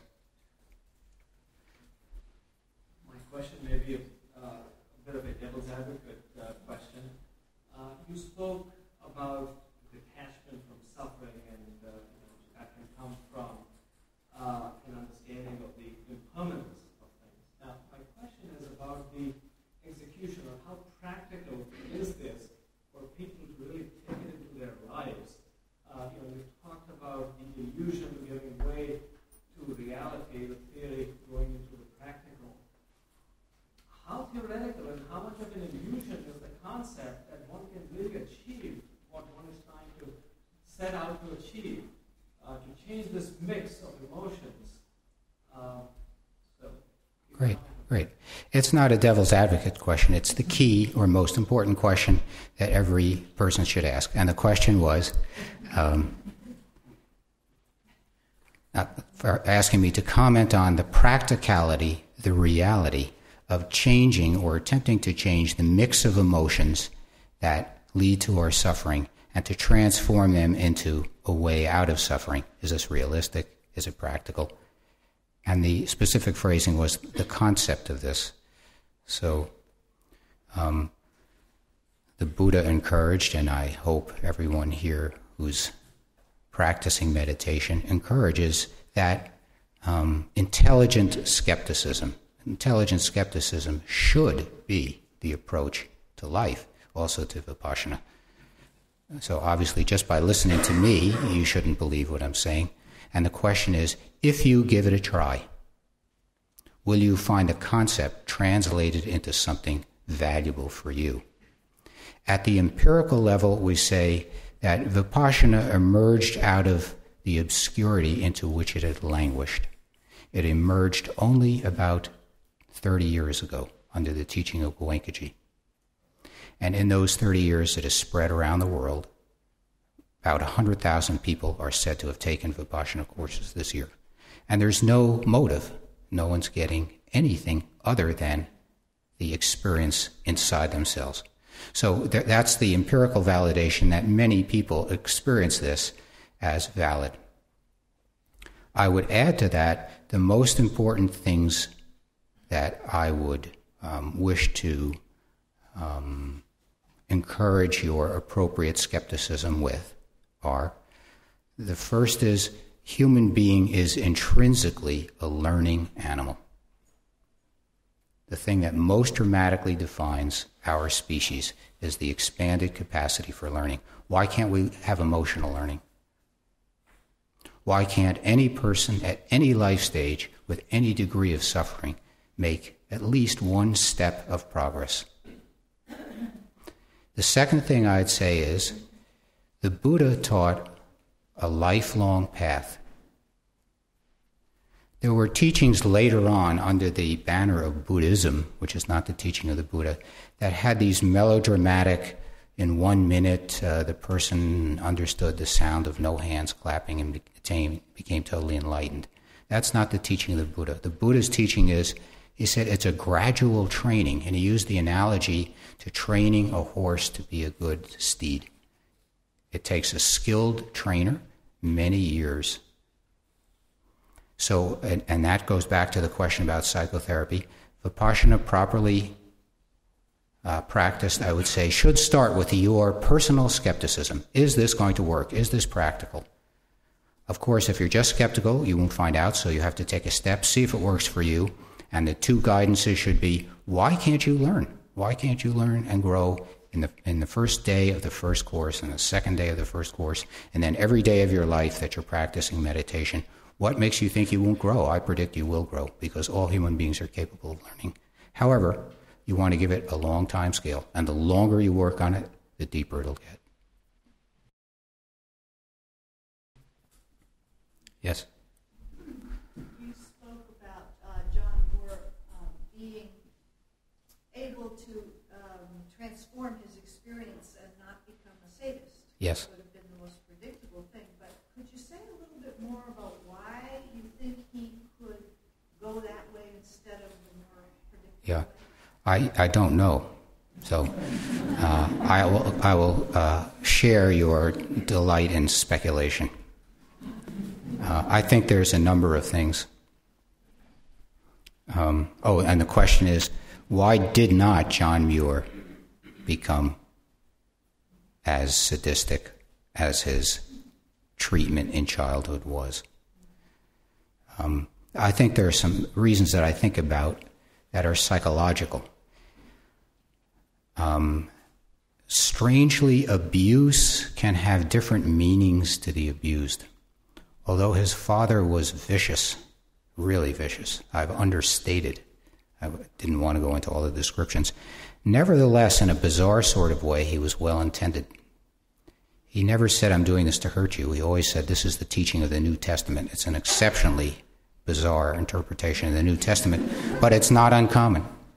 And because of that, the effect may have been less. John Muir had a very devoted and kind mother, so he didn't have just one parent. He was an exceptionally talented person and was very well treated by the world.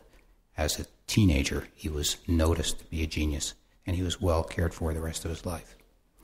But I also give a lot of credit to meditation. I think he was meditating. I think if you read him, everybody who reads him is stunned by the sort of depth of his sense of selflessness. A lot of people have attributed it to his training in the New Testament, because he was trained in the New Testament. Along with the beatings he got, they also got Bible teaching. But I attribute it to the kind of meditation that he was unconsciously and automatically practicing, and which began in his attempt to overcome the pain that was being inflicted upon him. As one way of coping with that pain, he just clicked into modes of meditation with no one to teach him, just figuring it out, just the way he figured out geology. And it's that meditation, I think, that transformed him. That's my personal theory. Yes? You reference thick people at times. Yeah. I wanted to ask you what you think or feel or both when you deal with thick people at the health insurance company. The question is, how do I deal with thick people at health insurance companies?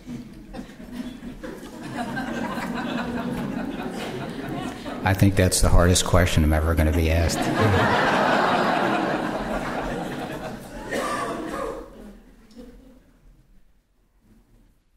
It's very amusing to me to go back and actually read the texts of the Pali Canon, the texts in which the Buddha's teaching is preserved.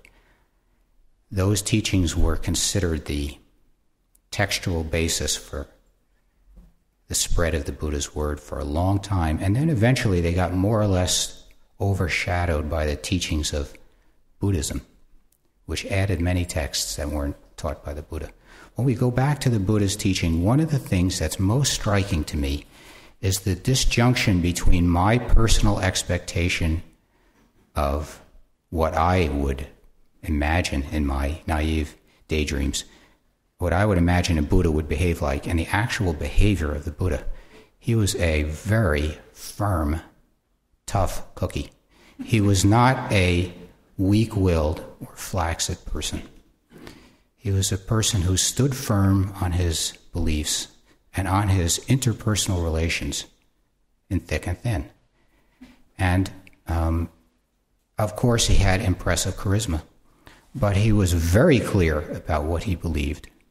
He did not back down on his moral position. He was not wishy-washy. I recently went through an episode in which some of our possessions were stolen and we were supposed to get money back, and we had to persevere quite emphatically in order to be heard. So I would say I find that in dealing with people that I consider fundamentally, at best, amoral, I try to be as clear and as unrelenting as I can be. And I don't think that that's different than the teaching of the Buddha. Yes, back there. Would you talk a little bit about passion and Passion? emotion?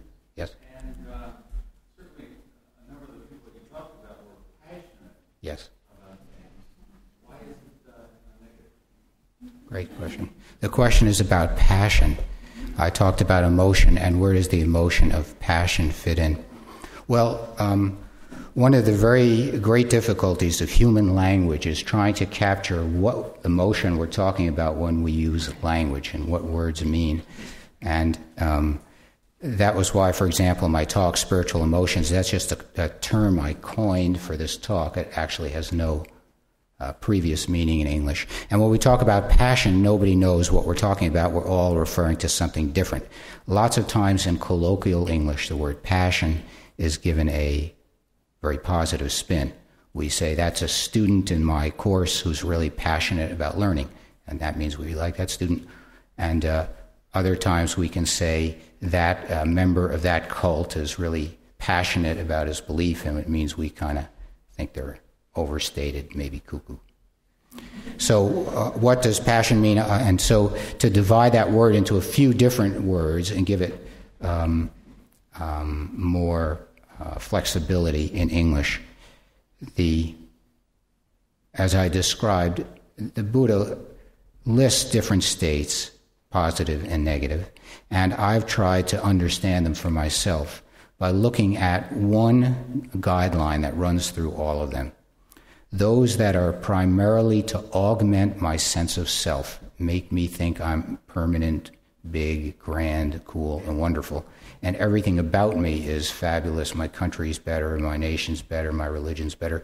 Those types of mental states do not lead to harmony. They lead to self-aggrandizement. Those mental states that lead to affiliation, harmony, identity, calm, peace, those kinds of mental states produce calm in me and calm in those I am capable of relating to in that way. So when we use the word passion, if we mean very strong determination, I would describe the Buddha. This goes back to the answer when somebody said, how do you deal with like healthcare insurers, which is a topic of hair-raising anguish for all healthcare professionals today. The answer is the Buddha was a very passionate person in that limited sense of the word passion. That is to say, he took fervent positions which he held through thick and thin, having realized them deep within himself to be life-giving, helpful to himself and helpful to others. An example would be when he was asked to make a shift on a certain moral position. He would hold to his moral position. When he was asked to make a shift on something he felt was the integrity of his teaching, the quality of the text as it comes down to us has a vibration of fervor, of a deep conviction and belief based upon personal experience. In that sense, we could view the teaching as passionate. If by passion we mean self-important, self-aggrandizing emotions, often those are indeed praised in our culture. And I think you would find there's a disjunction between the worldview that I'm speaking for as a practitioner of Vipassana and, let's say, our common political life, in which a hot-headed vocalism is mistaken for authentic vision or belief. I would say, and that kind of use of the word passion, it is not really something that's going to bring, in my view, in the view of a meditator, I don't think it'll bring harmony and peace between people.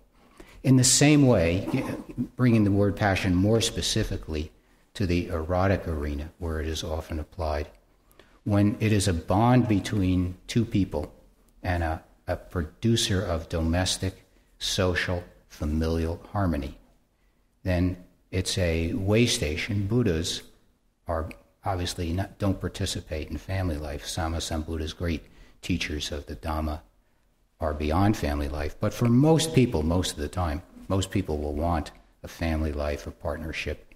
And that is a bonding, a healing emotion that brings people together in a mood of harmony. Then I don't know if we would call that passion or not.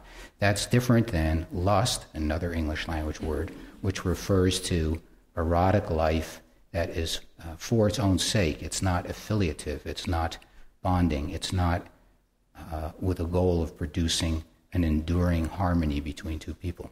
It's a narcissistic goal. That form of erotic passion is not going to produce harmony. Yes? So in one of your essays, I think Healing the Healer, you use a phrase saying calamity is sweeter than excitement and pain is better than hate. I guess that's the core of Vipassana. Could you elucidate that, please? Could you repeat the phrasing again? The phrase was calamity is sweeter than excitement and pain is better than hate. Very nice, yeah.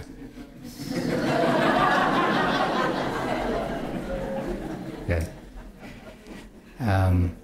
I'll try to repeat that. Equanimity is better than excitement. Sweeter than excitement. And pain is better than hate. Yeah, that's interesting because it goes back to the question about passion. I think I was profoundly confused on this point when I started life. Hopefully I'm less confused. I think our culture helped augment this confusion in me, and I think it augments this confusion in others. The difference between well-being that comes from equanimity and well-being that comes from excitement, they're very different. We do, as a culture, we stereotype something as exciting.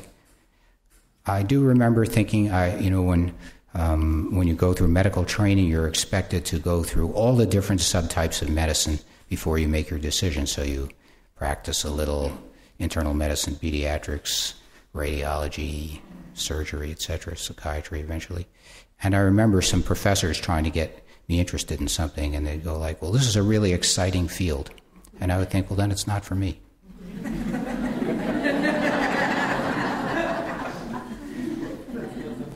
That goes back to what we call entertainment, and that may also have to do with passion. It goes back to what we call entertainment. Lots of times they say there's a really exciting performer coming. Well, I guess I'll come home agitated from that. But that's not to say that as human beings we should be dull, tedious, avoidant, hidden, or, as I started, dead, a flat affect, unemotional. So which emotions actually bring well-being? Equanimity, which means harmony, calm, peacefulness, which many people seem to then translate into their mind as dullness, boringness, etc.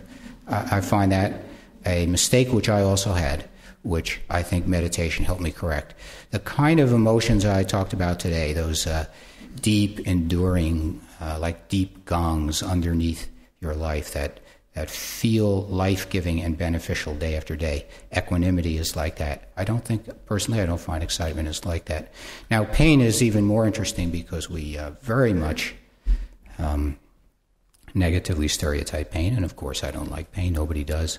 But I believe as a culture, in the culture of the West, we have a crisis of pain. If you listen, there are two very big topics in our American political discourse at this point in time. One is about Medicare, and one is about Social Security. And when I listen to those, I translate them in my own personal language into a dialogue about pain. People want to live forever without pain and will pay anything, will sink the entire ship in order that they never have to face pain or death. Now, I'm not thrilled about facing pain and death, but we ought to have some personal tool by which we can face pain with equanimity. There is absolutely no comparison of anything I've ever heard of to Vipassana for that. I recently had a medical procedure. I'm not going to be absurd and tell you which one. And I was told beforehand this would be very painful and you have to be prepared, and we've got all these medications handy, and I didn't want to be a hero, so I said, okay. And I went through the procedure, and then it was over, and I was waiting for the painful part. Now, it's not that I'm some big hero or anything like that, just as timid as anybody else. But I said to a number of my friends who are here today, who are thinking they may need this very same procedure, and they're concerned about the pain, I said it was much less than I've had on any 10-day course I've ever taken.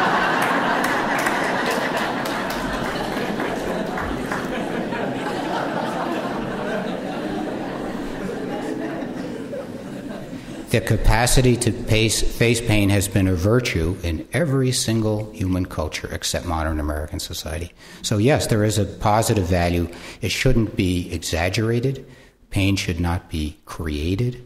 We should, if we can, produce situations that are not painful, and even to avoid pain is intelligent and healthy. But it can't be fully avoided, so we definitely need a technique to face it. Yes? Yeah. Correct. Yeah.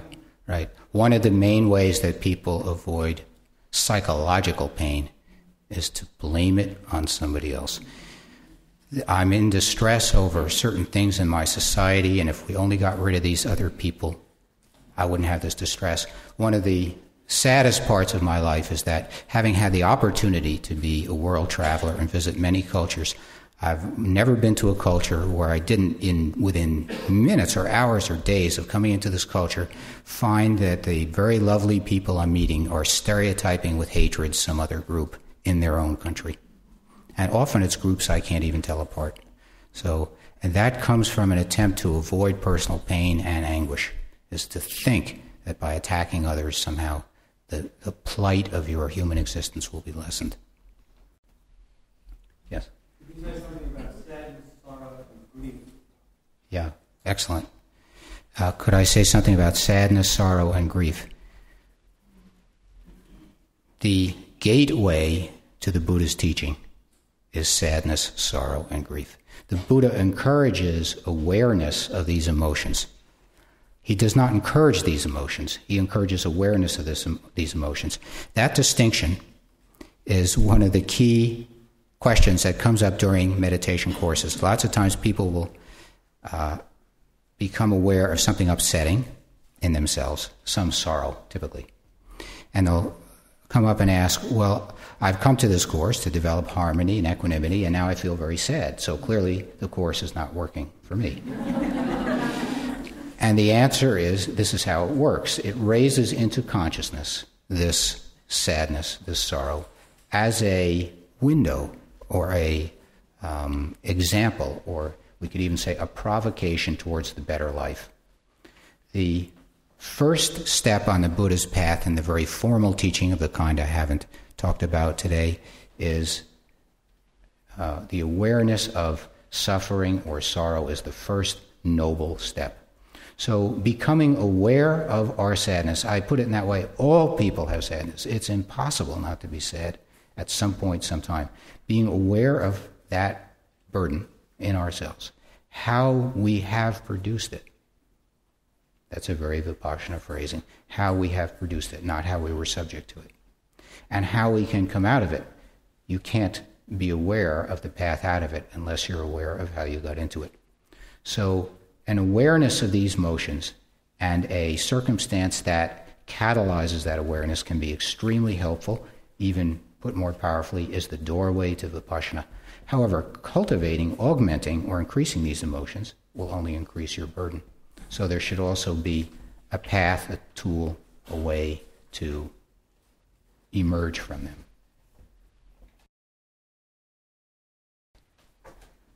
Yes? With the advances of communication and information technology today, the world is becoming very pragmatic and very small. How far apart are we getting from these old teachings and philosophical and spiritual work? Great question.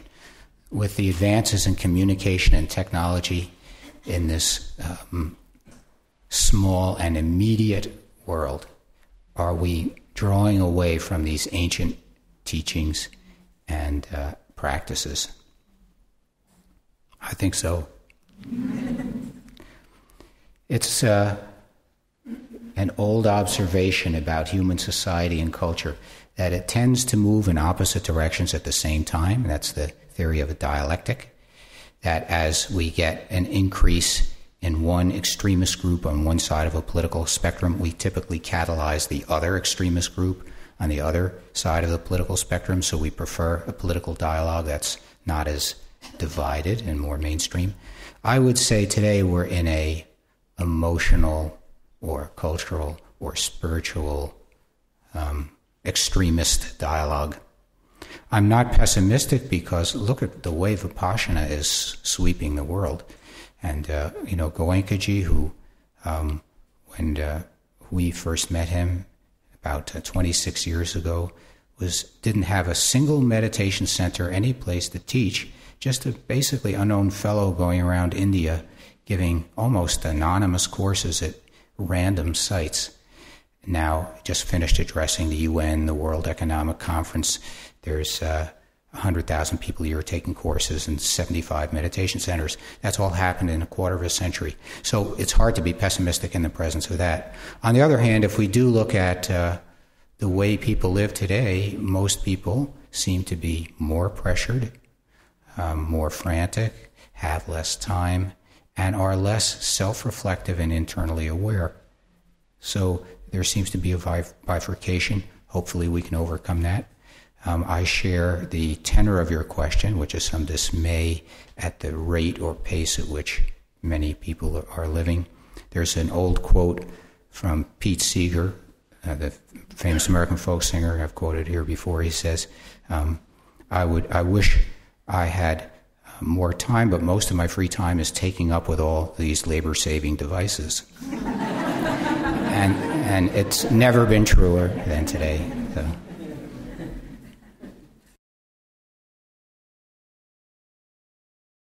Very interesting question. The question is whether the passion that may underlie a scientific enterprise, a scientist's passionate drive to discover something, which may be self-aggrandizing, and is often self-aggrandizing according to the questioner, whether that means the results will always follow the fruit being the scientist planting his egocentric ideas, and the fruit therefore possibly being destructive, even if it looks like on the surface he's pursuing something of social importance. As you were talking, I was thinking of the wonderful writing of Richard Feynman, the famous Nobel Prize-winning physicist, now deceased, who's also a wonderful writer. Feynman was part of the Manhattan Project, the development of the first atomic weapons. And he touches on that a little bit. Of course, that was the great moment of humankind's ability to stand up to and question the motivations that underlie science. The people who are developing the first atomic bomb were often motivated by pure scientific curiosity, and often they were motivated by an attempt to thwart what they perceived as evil. And it's an open question that the world still hangs on as to whether the development of nuclear weapons was harmful or helpful. I would answer, of course, on the question of nuclear weapons. Who knows? I don't know. But I would answer, I think there's a kind of a sad or worried core to your question. You know, there's so much scientific enterprise pursued mostly for financial profit and partly for egocentric gain. And is it all going to be destructive? And I would say I would give it a slightly more optimistic twist in the following way. I don't know if you're a meditator. All meditators who look inside themselves will see all their motives are heavily complex all the time. Even Freud told us that. He said every action is multi-determined. There are multiple causes for everything we do. So that scientist who we were talking about in a generalized way is probably motivated by many different variables. Some of them probably are quite selfish, but some of them may also at the same time be noble, and the fruit may be equally complex. I think we have to stop at this point. Yes?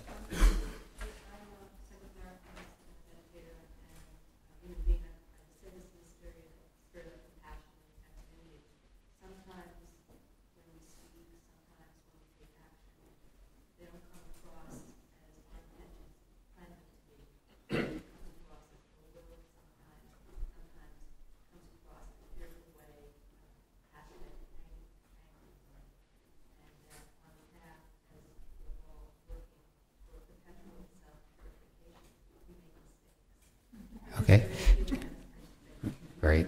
So those very nice closing comments, I'll just echo them and then we'll stop. The nice closing comments were, we all have, even meditators who are on the path of purifying their own motives, will all make mistakes. We need compassion for ourselves and for others. And there's a story there just told of someone who suffered from child abuse and found Vipassana to be very helpful to them. So.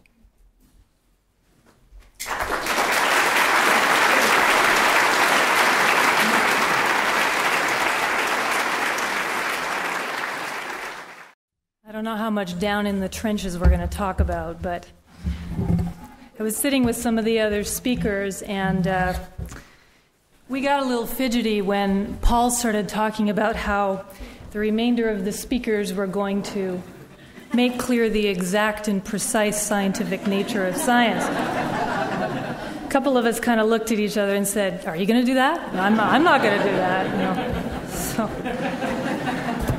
my purpose today is more to draw some parallels between Vipassana and some very general scientific principles. And the point of that is to show that while Vipassana is also an art, as Paul so beautifully demonstrated this morning, it has correlates in the natural world. And the idea behind that is that Vipassana is practical. It's about reality, and it's not esoteric or woo-woo. So what I'm going to be doing today is quite speculative. There's no real rigorous data about, the scientific benefits of Vipassana. Rather, I'm going to focus on how and why Vipassana works, the mechanism, so to speak. You'll have to do your own study, your own experiment by coming to a course if you want the exact scientific data. So let's start with a couple of definitions. Obviously, those of you that meditate are very familiar with the theory behind Vipassana as well as its practice. And some of you may have been introduced to that with the CFI video. But I think we'll just cover some very, very basic things about Vipassana so you have a grounding framework to incorporate some of the things we talk about. Vipassana, first of all, the literal meaning of the word is to see things as they really are. Loosely translated, it's insight. And I think of Vipassana as it's a rational, practical method of systematic self-observation. And in this process, we learn to explore cause and effect and change within the framework of the body. We learn to remain balanced and happy instead of reacting in pre-programmed and automatic ways that we become enslaved to under normal circumstances.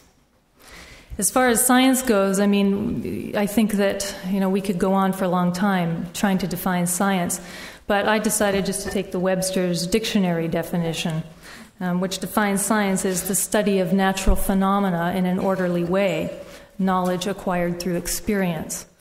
Now, by this very broad definition, Vipassana is certainly in the spirit of scientific inquiry. And the focus in Vipassana, in one way of looking at it, is that it focuses around the mind-body connection. The idea is that all mental and physical phenomena manifest in some way at the sensation level. In other words, physical sensations on the body. And it's through sensation that you have a very tangible and concrete way to explore this cause and effect and change going on. So I don't know how many of you have that those 2 pages of swimming figures in your handout there, but we're going to refer to pictures in there throughout the talk as a way to relate visually to what we're talking about. And on the first page, there's just a little hierarchy of the sciences that shows the levels of science, some of the levels we're going to look at today. We'll just pull a few examples out of each of those. And start with the basic sciences, physics and biology and chemistry, and move up through some of the medical sciences and psychology, and then at a more collective level, the social level. So let's talk about what are the parallels between Vipassana and science. And we'll focus on some of the basic principles of Vipassana and use that as our framework. Well, you might say, why bother learning Vipassana? Some people say, I'm perfectly happy. I have no need for a technique like this. Well, one of the fundamental principles of Vipassana is that suffering is universal and pervasive, that all beings suffer. And as Paul pointed out today, there's what I call big suffering, that I think John Moore or John Mueller, I can't remember his name exactly. What he experienced, some of these catastrophic, tragic types of suffering is what most people relate to when they hear suffering. But there's also the series of little suffering we go through every day, A friend of mine's fond of saying that life is a series of mishaps. You stub your toe, you get in a traffic jam, you confront the crabby bank teller, and all those day-to-day irritations are things that we're continually reacting to and generating tension to. And that creates more tension and creates a general sense of dissatisfaction. And the way we really define suffering in Vipassana is being dissatisfied with what is at any given moment. It's a very all-inclusive definition. One interesting aspect of suffering is the way we personalize suffering. It's the I in suffer that makes us suffer. Somebody else is suffering, while we may have a certain degree of empathy for that. It tends to fall under the general heading of things happen. And I'm sure that most of you know the saying, the smallest pain in my littlest finger concerns me more than all the suffering of the world. And certainly at times we're more compassionate than others, but that's often a tendency. And I know when I'm in the trenches, so to speak, and my pager goes off, the pager makes great suffering because it's my pager going off. Somebody else's pager doesn't do that. So it's the I in suffering that makes it what it is. So we'd say, what's our focus, what's our object in Vipassana? And the object in Vipassana, as I said, is sensation on the body. And this is what really much of the technique revolves around, really all the technique about objectivity with sensation on the body. And when we say sensation in Vipassana, we mean it in a very specific way. In psychology, about sensation and perception, they use sensation in terms of what we see, what we hear, what we taste, that's all sensation. In Vipassana, we mean it in a very narrow and specific way, and that is physical feeling on the body. And again, the idea being that this is the link between mind and body. This is the way in which we can directly observe what's going on at the level of the mind as well as the body. And we develop quite a keen sense of this. Your understanding of sensation becomes very subtle and very we have a much lower threshold than we would normally. And I think that Peter will probably talk a little bit more about the physiological basis of sensation and how it works. And we won't go into that. Now, in terms of what we do with that, once we have sensation, once we've developed that awareness, we have to ask, what do we do with it? Well, we want to cultivate an attitude of objectivity and what Goenkaji calls equanimity. And this is certainly an English word, but we don't use it very much in our language. And if you look in Webster's, it talks about objective is actually existing, the real. The definition of equanimity is much richer than that, and they define it actually quite well in the dictionary. It's mental composure or evenness of temperament, especially in misfortune. So this is the fundamental pieces of Vipassana are around awareness of sensation and this equanimity, so we can short-circuit this reactive pattern that we get into that we aren't even aware of. Now, it's interesting in the sciences, there's a general assumption that we can't achieve that kind of objectivity. There's, to my knowledge, no exploration of that even. It's such an underlying assumption that human beings are incapable of that kind of self-observation in such a calm and objective way, non-judging. But Vipassana challenges that notion and allows you to actually practice with a very concrete tool like sensation. Now, again, I think Paul referred to this. Often we get a little nervous around this concept, like it's going to be about indifference, not reacting flat affect. Another student was troubled when she took her first course. She said, I kind of get this feeling that equanimity is about when I don't like something, I put my hands over my ears and hum really loud so I won't know what's going on. But as people develop in equanimity, they learn that it's a very rich concept that involves aspects of trust and surrender and so on. So we have to ask ourselves, what's so important about sensation? Why sensation? And this is where we get into kind of the body of pieces in science that correlate with Vipassana. There are 6 reasons that I think we can break down into why sensation is important. The first reason is that it's experiential. It's something, you can't get anything more experiential than what you're actually feeling on your body at any given time. And in adult learning theory, for example, they repeatedly emphasize that experiential learning is the best. They say, I hear, I forget, I see, I remember, I do, I understand. And sensation grounds us at a level where we're actively engaged, we're actually doing. And certainly this is compatible with adult learning theory. The other way in which sensation is helpful is that it keeps us in the here and now. It keeps us in the present moment. And there's a tendency for the mind to wander in past and future, and we're missing what's going on at this level of cause, effect, and change in the body, this continual reaction. We're missing that if we're wandering in the past and the future. And sensation is a way of keeping us in the here and now. And also with the idea that now is the only thing we have any actual influence over. It also provides continuity. You can tune into sensation at any time.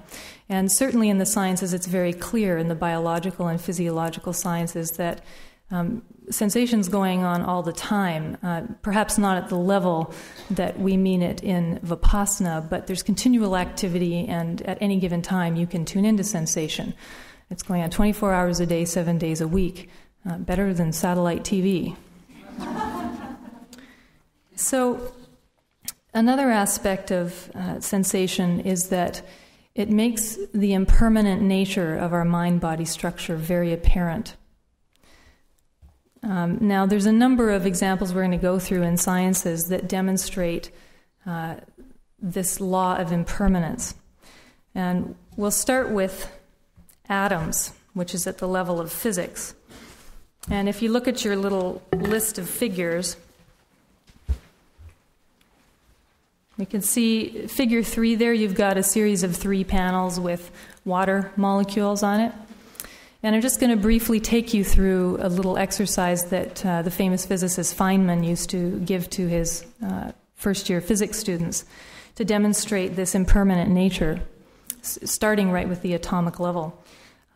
In the first panel, you see molecules of water in the liquid state. And you've got an oxygen molecule, which is a big blob, and a couple of hydrogen molecules. Now, the nature of atoms is that they have an attractive force. They're electrical in a sense, so they attract one another. They also are continually interacting and bouncing off of one another. And he talks about how there's always a certain amount of heat in any set of molecules, and that heat gives energy and translates into motion. So these molecules are all moving around and bouncing off of each other and bouncing off the walls. Then if you increase the heat in the system, it becomes steam. The molecules fly apart because there's more energy in the system. The molecules are jiggling and wiggling at a higher velocity, and that overcomes the attractive force between them, so they fly apart and become steam. Then he says if you go in the opposite direction and reduce the temperature, of course, you have water solidifying into ice.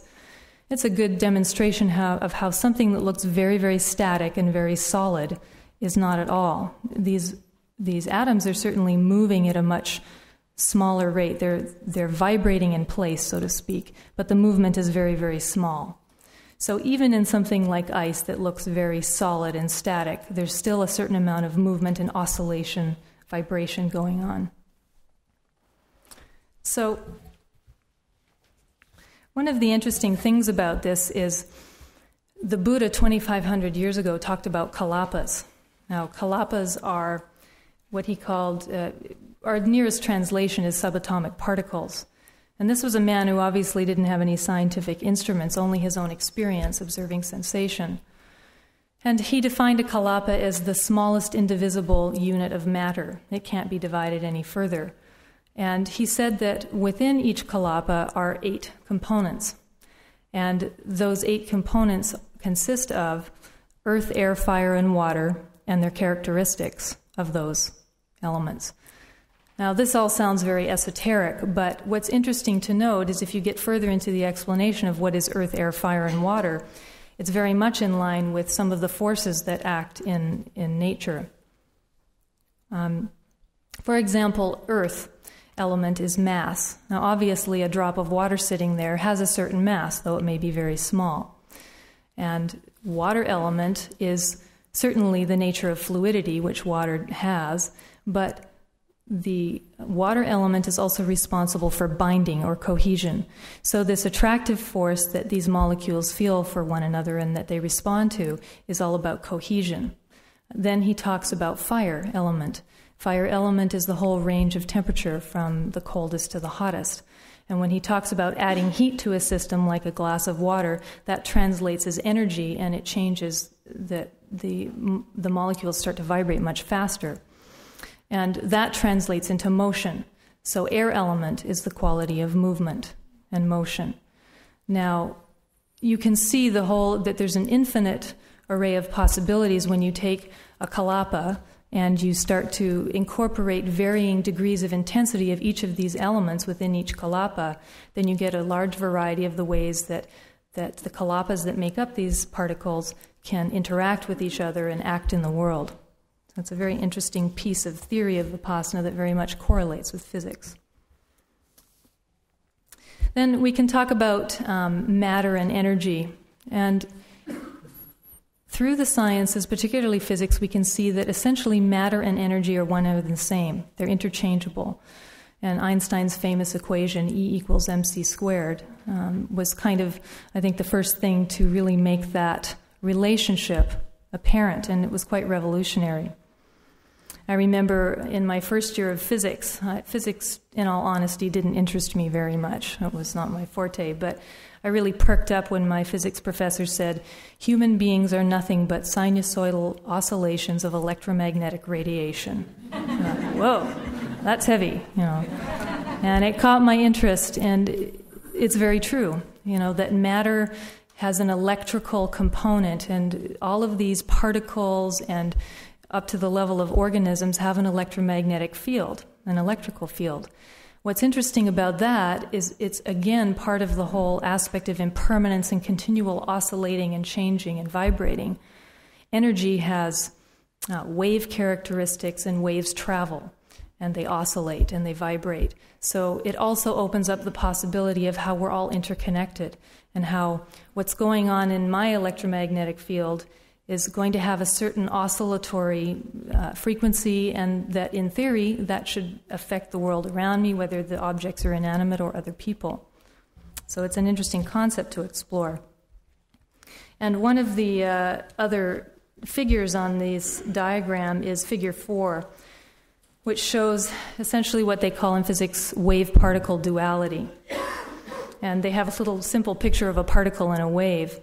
And what's interesting is when they started doing experiments with electrons, one of these particles, they found that if they shot an electron through a board essentially with some slits in it, that when they measured what came out on the other side, the electron, which they thought of as a particle, like a little billiard ball, had gone through more than one slit at the same time.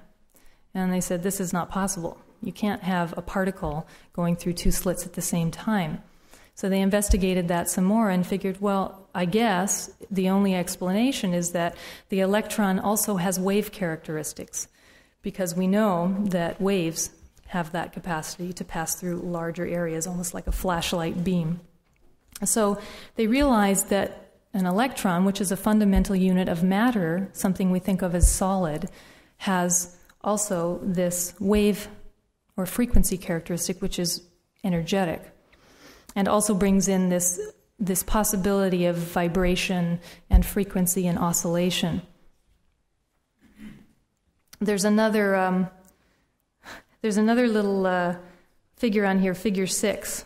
That's a very interesting, very direct, shows a direct relationship between matter and energy, and they apparently accidentally discovered this when they, in cloud chambers in their physics experiments, that when a high-energy photon, which is light, essentially, an energetic phenomenon, passes in the vicinity of a heavy nucleus in an atom, it splits into an electron and a positron.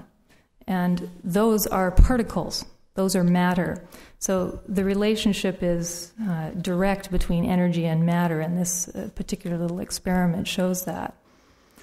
Don't try this at home, kids. No.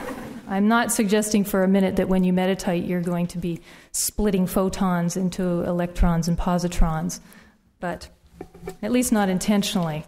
But it's merely to demonstrate a point. And again, I've just given you a table of particles and particle physics that you'll be quizzed on in the question-answer period, just to show where they've come in terms of particle physics and all these different particles that would be interesting, again, to explore what kalapas, the theory behind kalapas, has to do with particle physics. So the next level is, we can go up a level and talk about biochemistry, and you see on your diagram there that there's a Krebs cycle, otherwise known as the respiratory cycle.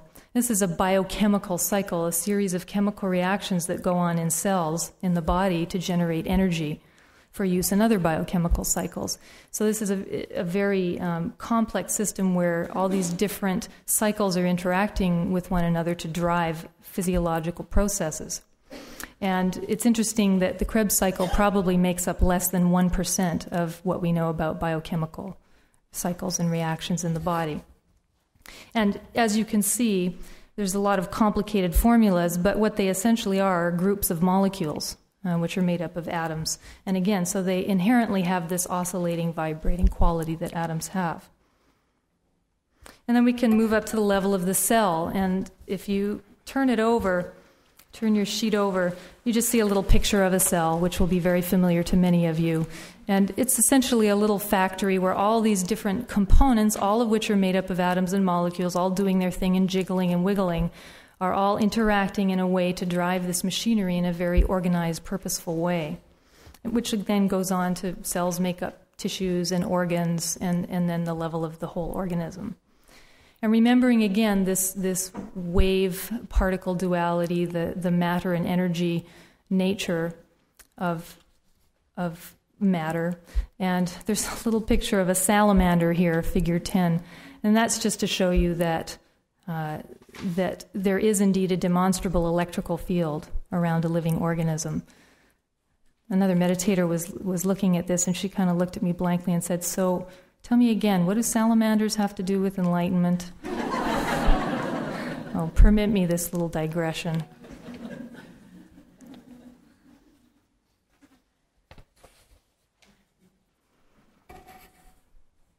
Well, I think the reason this impermanence is so important is when you feel this going on at the sensation level, and I want to make clear here that this is the part that's not anywhere to be found in science, that all of this activity going on translates into sensation. That's something that we notice in Vipassana, and that is a fundamental assumption of Vipassana, but that has not certainly been proven in science by any means. But I think we start to understand how when we feel this constant change going on, that we're powerless to stop it. And when you realize that at an experiential level, you stop resisting and you learn to embrace and flow with that kind of change, so that when things are going on in your life, you can be much more balanced and just flow with that and stop resisting. What's another important aspect of sensation? Another important aspect that we've already alluded to is it's a connection between mind and body. It's the final common pathway for all sensory and mental input into the mind-body structure. In a sense, it's quite comprehensive and all-inclusive. So, in the scientific literature, certainly, I don't think this question has even been posed. Could sensation actually be, a final common pathway, an all-inclusive endpoint for all of this phenomena going on, whether it's thought, and we'll get into how thought might relate to physical goings-on. But this is a very big assumption, and it would be very interesting to explore this at a scientific level. Be a big job. But what's interesting is there's a huge body of evidence in the sciences that mind and body are connected. So we could go on for hours talking about that, but I'll just pick a few examples out for those of you who haven't delved into some of that literature. There's a few figures here that show figure 11 and figure 12, and figure 13 are all about neurotransmitters, which are like messenger chemicals that were normally thought in the past to occur only in the brain. They have a lot to do, some of them have a lot to do with mood and emotion, so on, and how they interact with these receptors, which are in the membranes of cells, and that transduces into a message to the cell to do something differently, and how that all cascades down to affect the activity of the cell and ultimately the whole organism. And then there's just a little picture of a synapse of a neuron, the way nerves communicate with each other by sending these little neurotransmitters across this gap we call a synapse, and they bind to the receptors and then do their thing. And the table is some examples of neurotransmitters. What was interesting is Candace Burt did some interesting work. For those of you that aren't familiar with her, she and some of her colleagues discovered the opiate receptor back in the 70s. And some of you may not be particularly enamored with opiate receptors, but this was a big deal at the time. And what was found more recently through her work, as well as others, that really stunned the scientific community was that these receptors were not only going on in the brain, that every cell in the body, every tissue in the body had receptors for neurotransmitters. Now that really threw people, because what it was essentially saying is mind is everywhere in the body. That these neurotransmitters that are going on as a result of all these mental states and mental activity are essentially traveling throughout the body and binding with receptors on every tissue in the body, and they're causing the cell to do its thing. And they've demonstrated receptors on immune cells even, so there's a direct link between the nervous system and the immune system, and there are endless examples of that. And people had to really rethink this whole concept, and it forms what Candace Pert refers to as the psychosomatic network. And I'll read you a couple things she says, because she puts it quite well. She says, "The broad view of the unified body-mind that emerges is a vision not only of mind-body interactions, but of dynamical mind-body unity, a multidimensional entity guided by emotions and their biochemical substrates, vibrating with intelligence and purpose without functional boundaries inside the human organism." And she goes on to say that hopelessness or joy have specific energetic and molecular correlates. The organismic experiences of such states cannot be reduced to either level, but appears to be translated on both levels simultaneously and indivisibly. So she's a big proponent of the mind-body connection. She also poses a very interesting question at the end of her paper. She says, at what level of the body-mind system can we identify the interpolation of awareness? Is this system susceptible to conscious intervention? And what we would say in Vipassana is sensation is the point at which we interpolate our awareness. It's the process by which we can capture and observe this phenomena going all the time and dispel this delusion that we want to hang on to of things as static and unchanging. There are many other levels in the sciences about the mind-body connection. Probably the most obvious one is the endocrine system. Many of you may be familiar with the fight-or-flight reaction, and when you're terrified, you liberate all kinds of hormones and chemicals that put your body into a very, ready state so that you can fight off a predator or respond appropriately to a threat of some kind. And certainly, if you're very anxious or in a kind of a fight-or-flight mode, that it has a very physical sensation that goes with it. Your gut's in a twist, and your heart's pounding, and you're sweating, etc. So that's a very obvious example. And then there's a huge body of literature on Psychoneuro Immunology. I just remember Joan Borisenko was at a conference I went to last year. She's quite a famous woman who was a psychoneuro immunologist, which is all about the connections between the mind and the nervous system and the immune system. And somebody in a lay audience that had asked her to speak introduced her as a psychic numerologist. I think she decided she'd missed her calling at that point. So anyway, there's lots of literature to show that various mental states, everything, just tons of things like bereavement, exam stress, being separated from loved ones, all kinds of different states of stress, including animal studies where they're being cruelly shocked and so on, that this affects the immune system at a very cellular level. So it's a very direct link between mind and body. Also, the placebo effect is something that you're all familiar with. This is an obvious example of a mind-body connection. And very interesting, a group of researchers did what they call a meta-analysis, where they essentially take a large body of papers and try to congeal them into one salient, what's the trend essentially in all of these studies. And they found that if they broke it down, they could attribute, when they compared an experimental drug with a fake drug, a placebo, that the placebo accounted for 76% of the patient's response. And some studies have found that it's even more. So powerful evidence for the mind-body connection. Another thing that's important about sensation that we've already touched on is because sensation is so tangible and concrete, much more so than trying to get into an abstract thought or imagine something, it's easy to maintain your awareness with something so physical, and it's also easier to develop objectivity about it. It's a little easier to distance yourself and be able to observe this going on, this process that's very physical, and develop that equanimity, that ability to be non-judging and not-evaluating. So it makes accessible that which is normally quite elusive. And again, I'm certainly not aware of any evidence in the sciences to support the fact that we can develop sensation at the level of subtlety that we do in Vipassana. So another interesting area to explore.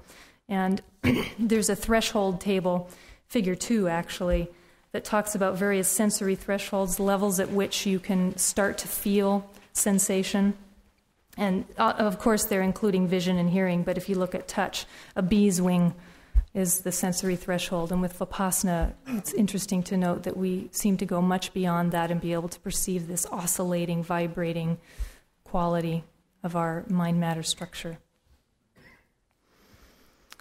And probably one of the really important points about sensation, that's the 6th reason that it's so important in Vipassana, is that it's a bridge to the unconscious mind.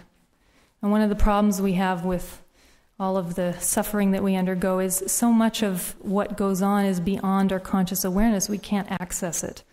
And sensation is a bridge to the unconscious. It's kind of the missing link that helps us link up with those processes so that we can do something about them. If we can't perceive it, there's no way we can change it. Again, it'd be interesting to look at, haven't seen any discussion about this, but it would be interesting to look at sensation as a point where unconscious impulses are formed. And we're going to explore a little bit some psychology literature that talks about how unconscious we all are in our day-to-day existence. I was at an addiction seminar last year, and one of the clinical psychologists there said that 85% of our behavior is compulsive. Now, what did he mean by that? He meant that we don't seem to have direct control. We like to think that we make conscious decisions about things. We weigh the pros and cons about events, and we make decisions and we control our own behavior. But many different research studies have shown that a lot of our behavior is automatic and beyond our conscious awareness, and sometimes beyond our conscious control. One paper in the July 1999 issue of American Psychologist was entitled "The Unbearable Automaticity of Being." That was great. And they talk about how the conscious self plays a causal role in our responses only about 5% of the time. Now, they also talk about how our evaluations and our judgments are beyond our conscious awareness. We judge whether something is good or bad and act on that without even being aware that that process is going on. And one fellow summed it up well. He said that preferences need no inferences. We don't have to figure it out. It just happens automatically. They've done some experiments where they took subjects and primed them, what they call primed them with words. Like they would pick a theme like rudeness or politeness or aggressiveness, and they said that this was just a language experiment, and they would give them all these words having to do with rudeness and so on. And then later on, they would say, oh, now we're doing another experiment that's not related, and they would get people to engage in conversations, and these people would display much ruder behavior than the people who hadn't been primed with all these rude or aggressive words. And they had absolutely no awareness whatsoever that that's what was going on, but it's very consistent. There are many, many experiments that show this relationship. One particularly interesting story that's kind of an extreme version of this. Some neurological disorders can give you a window of insight into this phenomenon. One psychologist talks about alien hand syndrome. There was a patient with what they call alien hand syndrome. What is that? Well, I think that how they describe it will make it clear. It says, her hand acted autonomously, sometimes at cross purposes with intention. Her left hand would tenaciously grope and grasp at any nearby object, pick and pull at her clothes, and even grasp her throat during sleep. She slept with the arm tied to prevent nocturnal misbehavior. She never denied that her left arm and hand belonged to her, although she did refer to it as though it were an autonomous entity. Have any of you had this experience? I have. I find inexplicably and without my permission that often my foot finds my way into my mouth. And the point being that often we do things long before we're ever aware of them.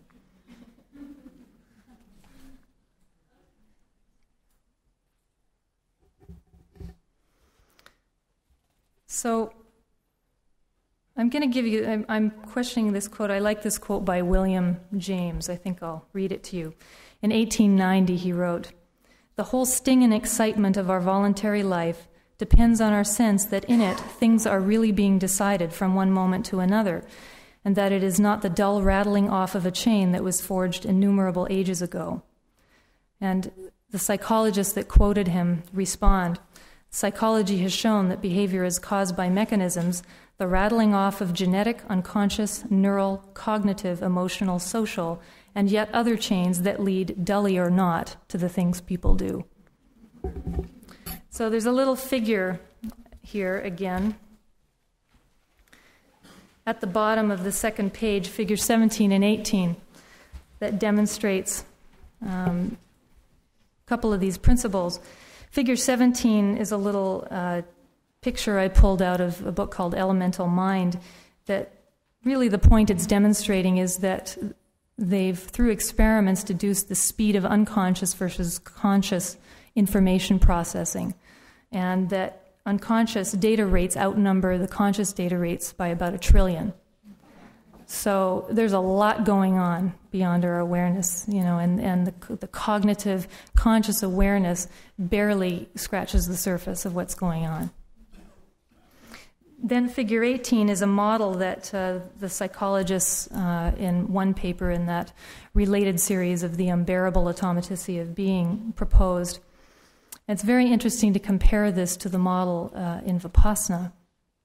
In figure 18, they say that what's interesting is we have the concept of willing in action at times, but they've done an interesting experiment with resting potentials where they'll measure these electrical potentials across the scalp, and they'll ask people to just make a decision at any given time to move their index finger.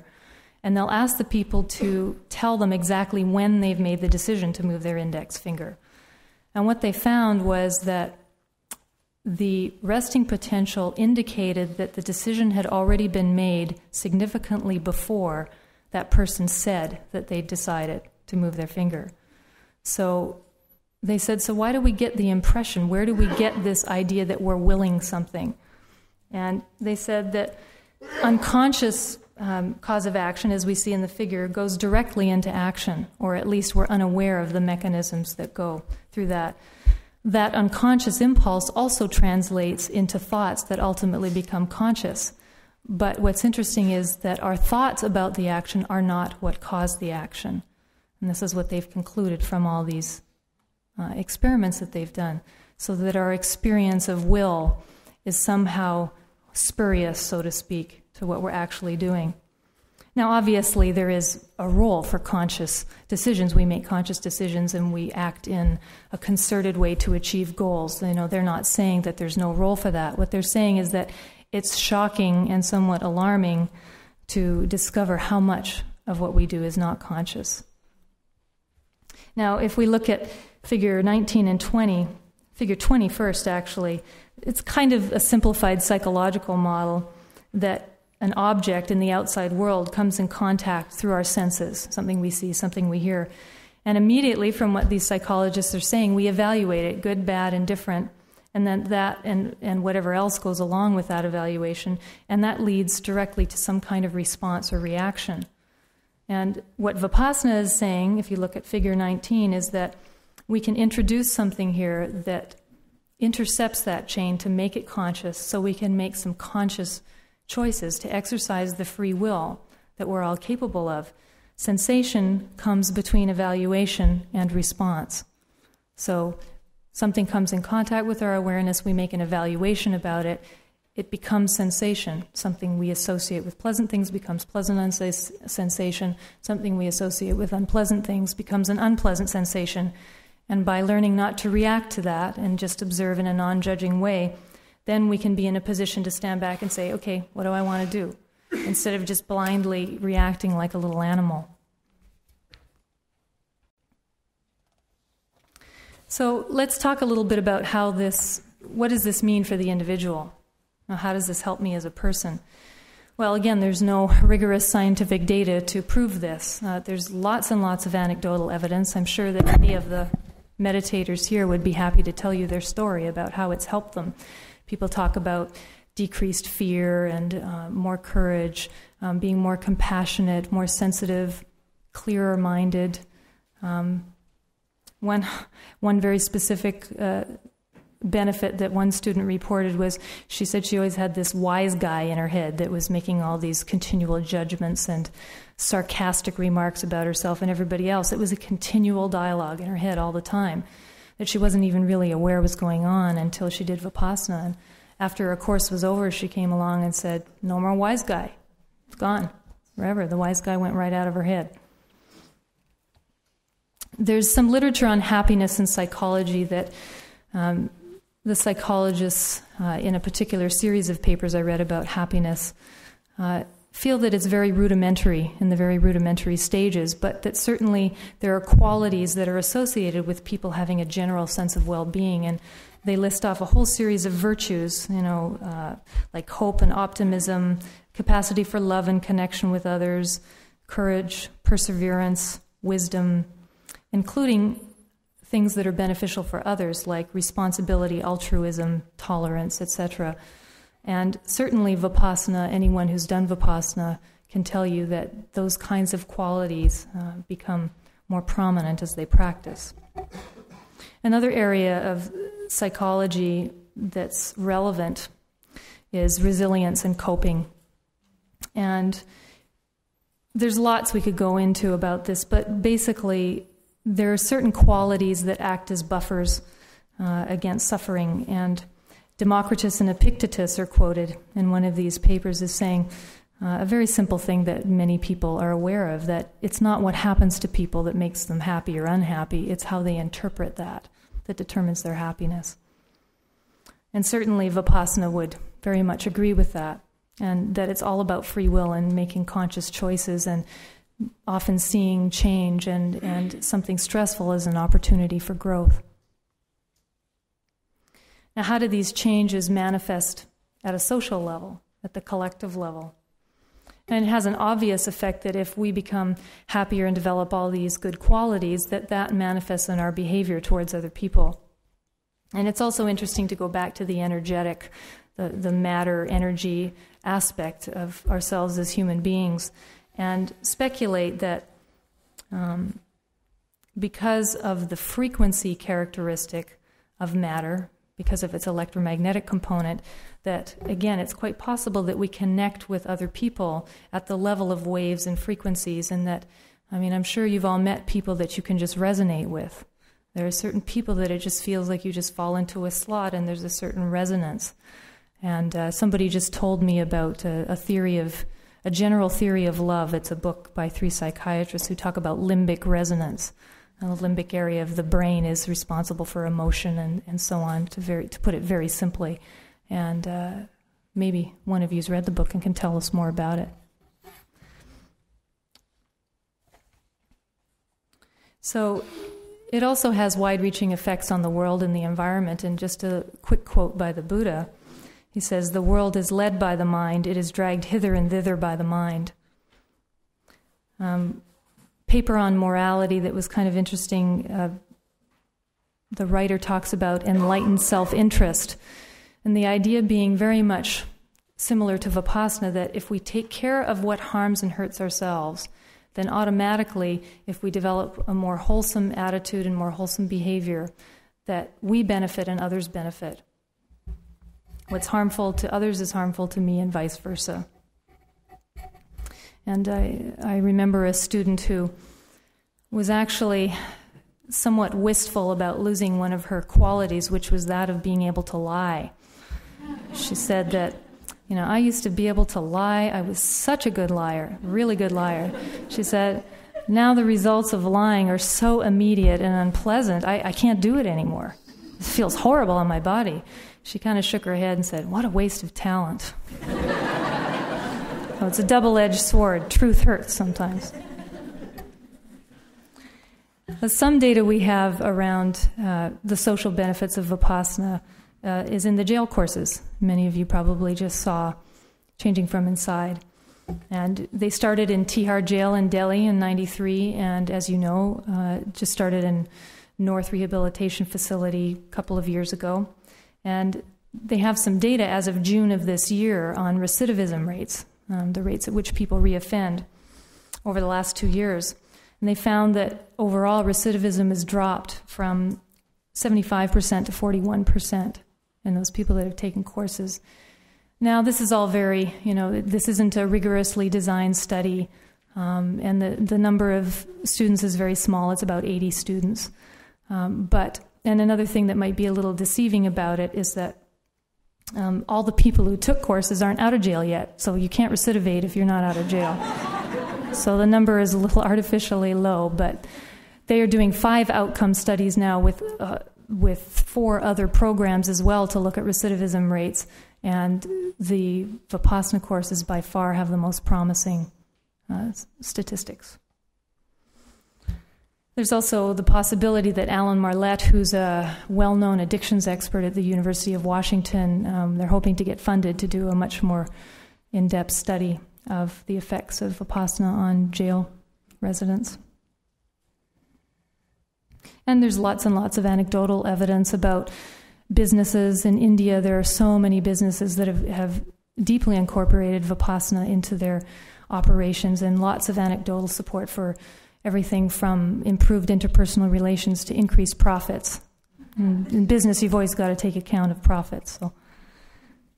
And children's courses are another area where there's lots of reported benefits. Teachers, given questionnaires, will talk about how children are less disruptive, they're happier, they're getting along better with others, etc., and they're able to concentrate better.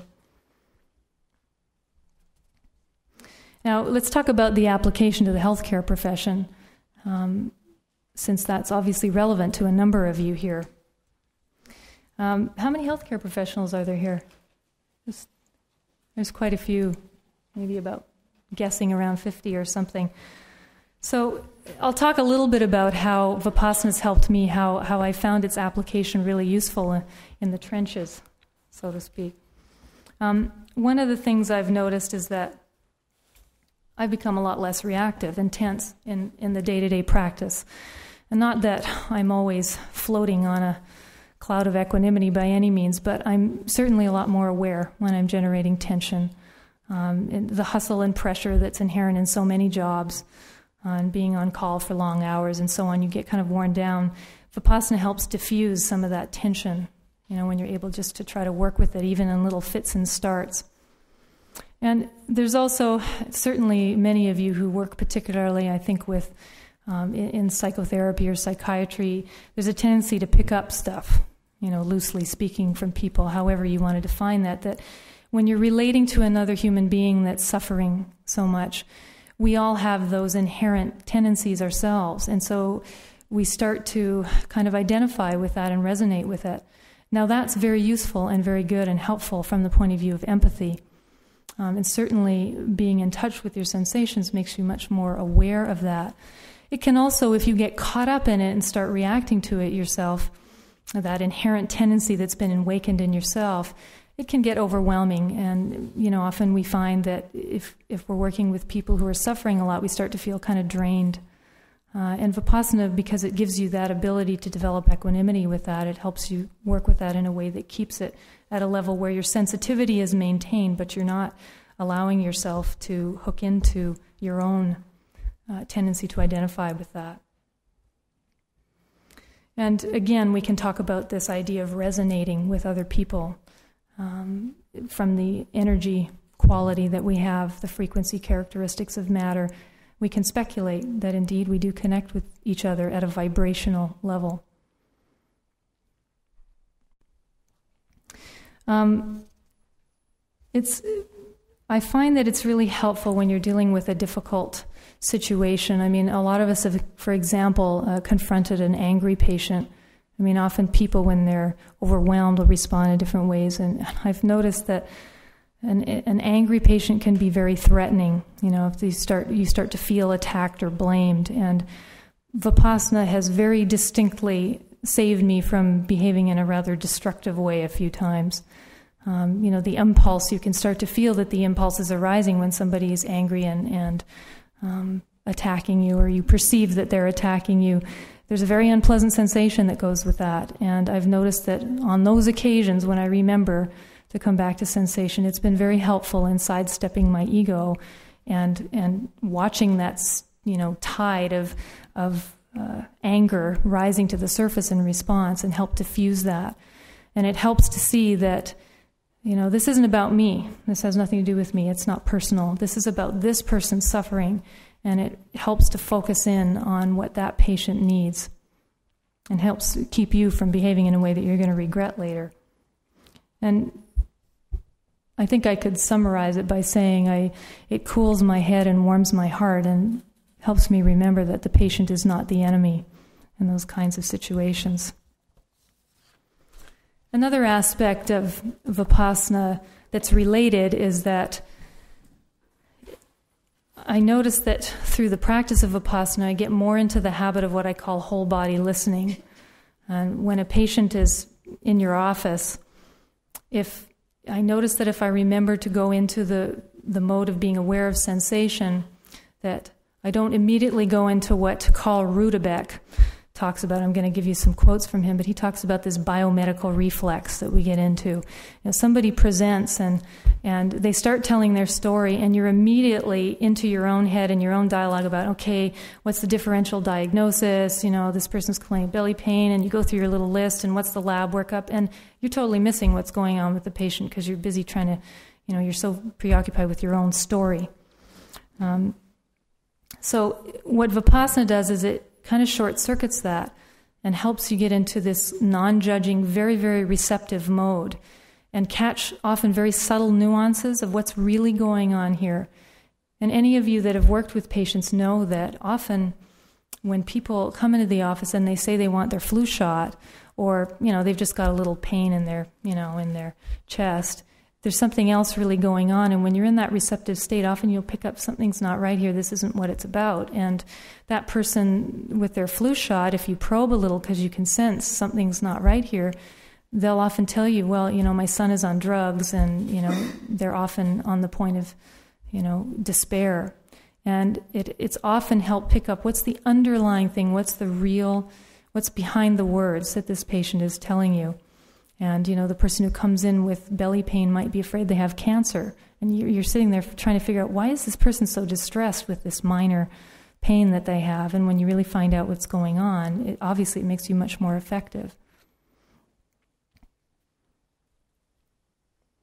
So sensation is a very powerful basis for empathy. And I find that it's the single most powerful tool that I have in medicine.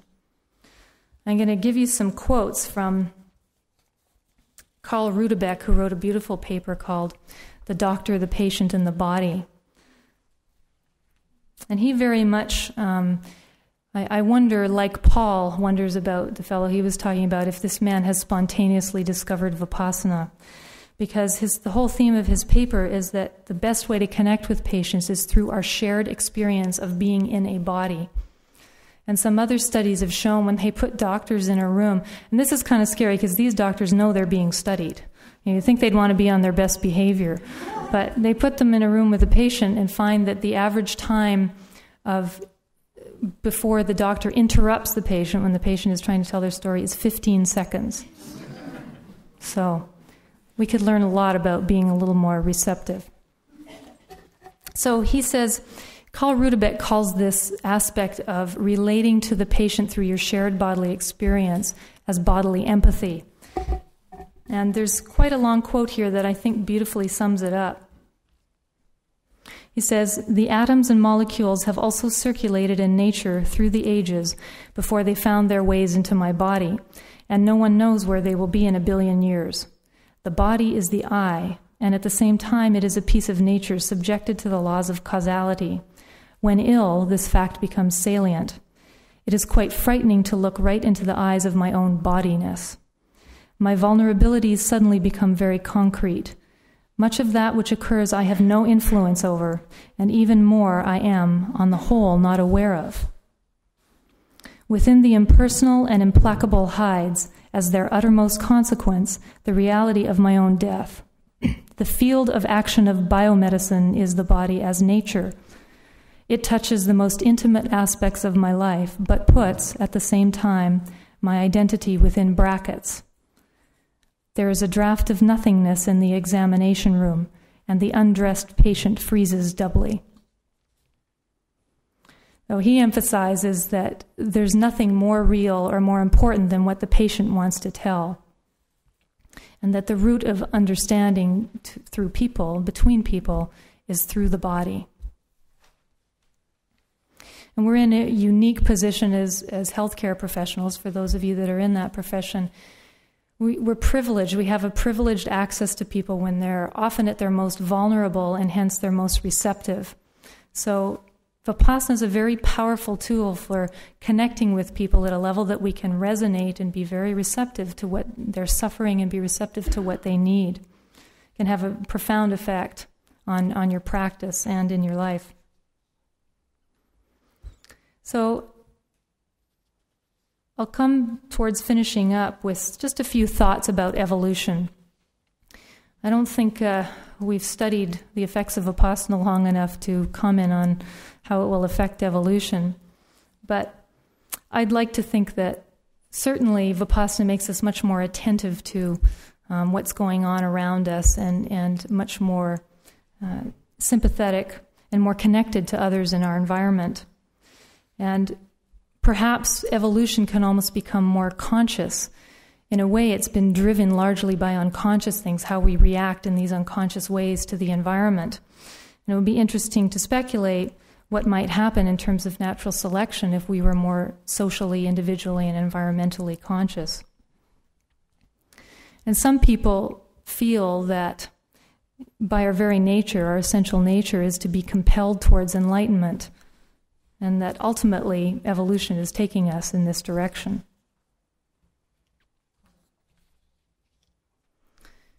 So I'm going to give you a couple of take-home messages to conclude the talk. To sum up, the first take-home messages, there are two. The first take-home message is that sensations are all important in Vipassana. They're the missing link to what's going on at the unconscious level, which is normally out of our control and out of our awareness. It's our connection with mind and body, and it makes the reality of impermanence apparent so that we can stop clinging to this delusion that we can achieve some kind of happy, static state. It would be very interesting to study the role of sensation in all of this at the level of the sciences. The second take-home message is that Vipassana to me, is stunning in its simplicity and its comprehensiveness. And certainly, while we cannot, by any means, if I'm wearing my scientist hat, we can't see that Vipassana is a hard science. It's not a precise science. But certainly, as I believe Paul has said, that it's scientifically compatible. And again, to reflect on a very important scientific principle, that when you're trying to explain a set of phenomena, that you seek an explanation, the simplest explanation is almost always the best and the closest to the truth. Vipassana reduces all of these phenomena into a very, very simple explanation about how we're always reacting to sensations at the unconscious level, and that continually fuels this wheel of suffering. Vipassana puts us in touch with this continuing vibrational reality, and it has a very expansive potential. We can become very expansive and connected to other people through this reality and the world around us. And I find it quite a lovely paradox that it's by virtue of impermanence that we're able to connect more fully with other people, that we can resonate with others more fully. And actually, Lucia Major, who is the administrator at NERF, has a lovely statement about Vipassana. She says, "We become less substance and more essence."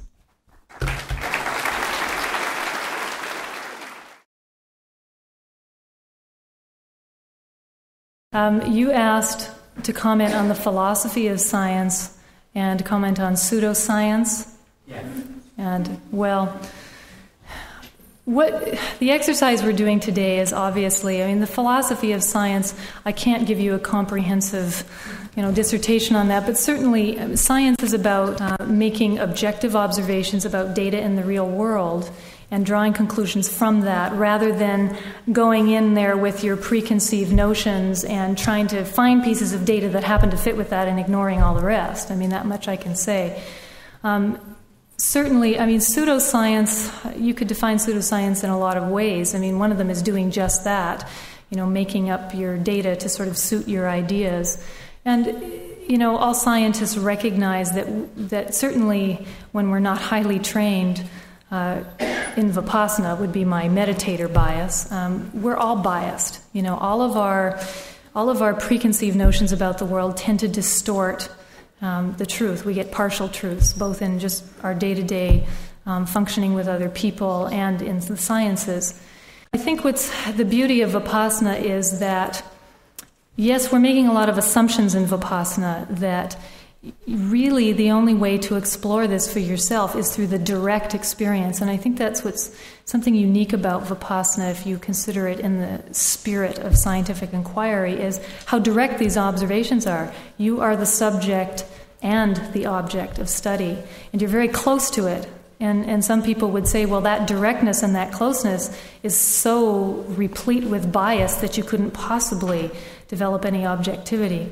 But ultimately, when people do Vipassana, their personal experience, call it subjective, if you will, it doesn't really matter. And I think probably, I want to set you up, Peter, but he might talk a little more about the artificial distinction between subjective and objective. And certainly when we're in Vipassana, that becomes blurred. Pseudoscience, well, again, we could say that this whole talk was pseudoscience, that we're speculating about some general principles in the sciences, which, for all I know, they found out are totally wrong, and that we're trying to relate those to basic principles or assumptions in Vipassana. But it's really just an exercise because for some of us with an intellectual or a cognitive bent, it makes it more coherent. It somehow makes it more sense to us and gives kind of a motivational edge.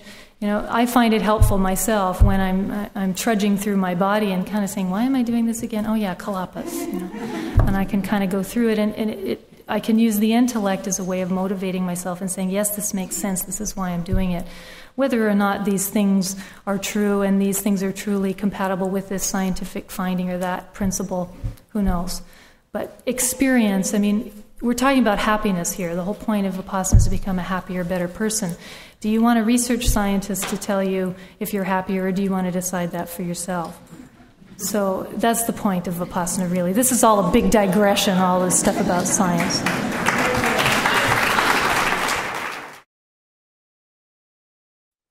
The question is around the effects. You're basically talking about something that we think has a psychosomatic component. Is that a fair way to paraphrase?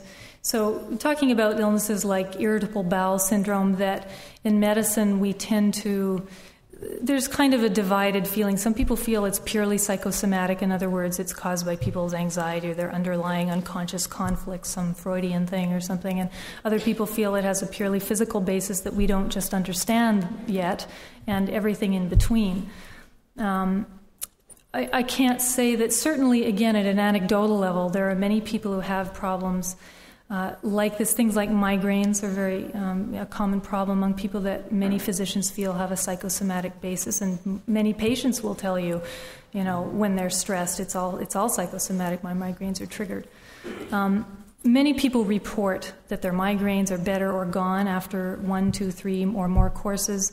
Irritable bowel, well, I can't say I've come across enough of a population in volunteering in Vipassana where I've been able to have a little, sample with the irritable bowel to comment specifically, but certainly many people respond that. In fact, I can think of one student right off the top of my head that I don't think she had the label of irritable bowel, but certainly she had her gut would just really act up with the slightest stress, and she's certainly reported that it's much less so since doing Vipassana.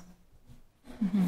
But there's an important point to make here, and that is that certainly many of these psychosomatic illnesses are created or worsened or exacerbated by certain mental states or this negativity that goes on, this reactive tension we generate. So there's a plethora of people that will tell you that their physical problems are better with Vipassana. But the important thing is that Vipassana is much more than that, and like Paul Fleischman said, it's a path. We will always be subject to some physical ailment or another. We are subject to aging and decay and death. We can't avoid those things. And while Vipassana may well have a byproduct on the sideline, it so happens that when you stop being so tense and reactive that your migraine or your irritable bowel goes away. That's not the goal. The goal is enlightenment. And that's what's going to take you out of your suffering. As long as we keep responding to these physical problems in a reactive way, we're prisoners of that.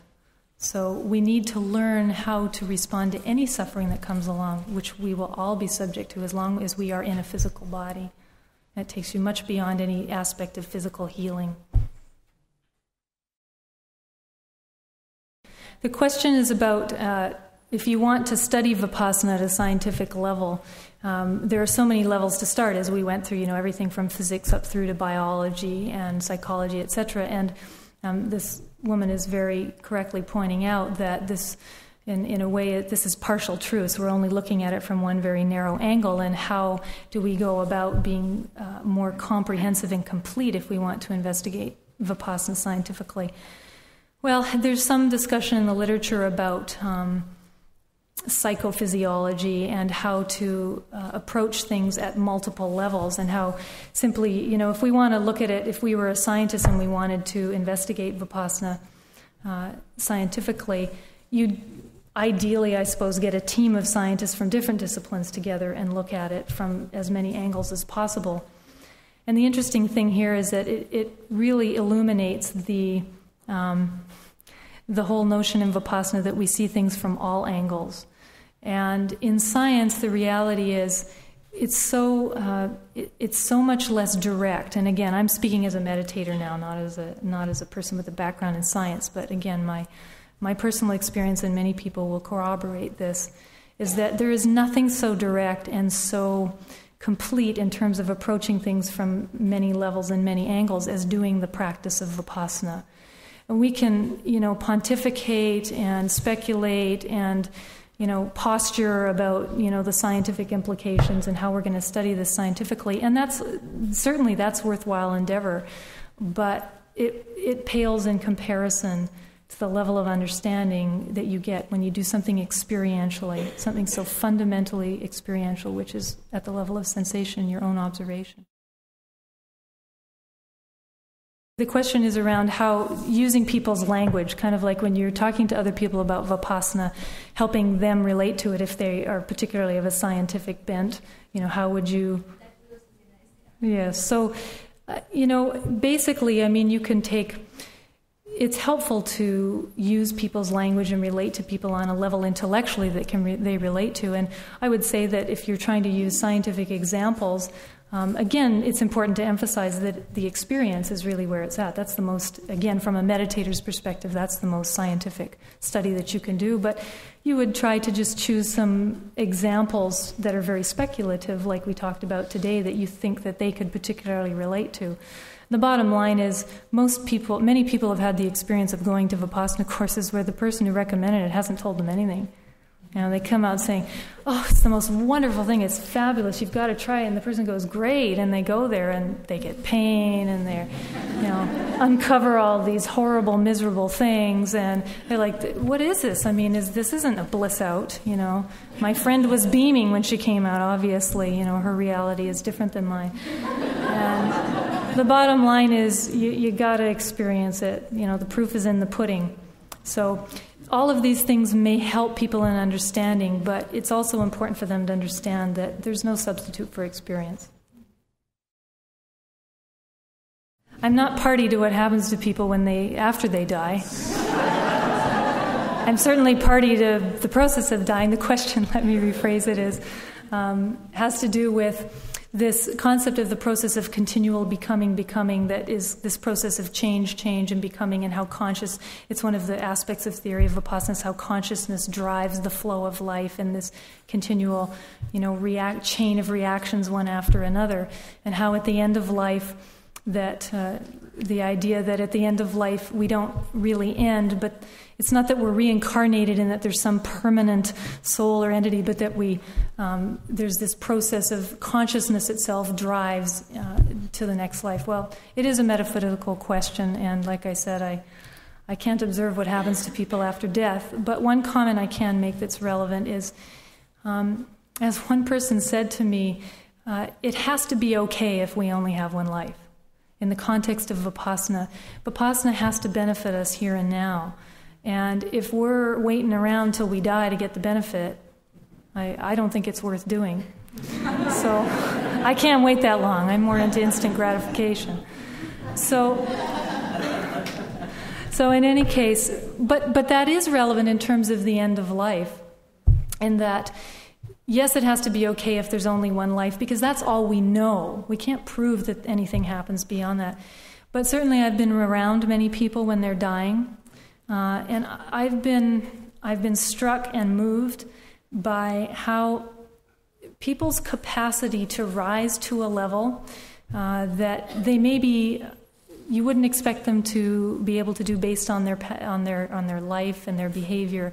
Often people at the time of death, some people, even in very distressed conditions of dying, it's very apparent that sometimes it happens at varying times previous to the point of death, but it's very clear to me that many, many people somehow reach a level. I don't know what they're doing, if they somehow slip into a more, equanimous mode or what's happening, but it's clear they become very peaceful.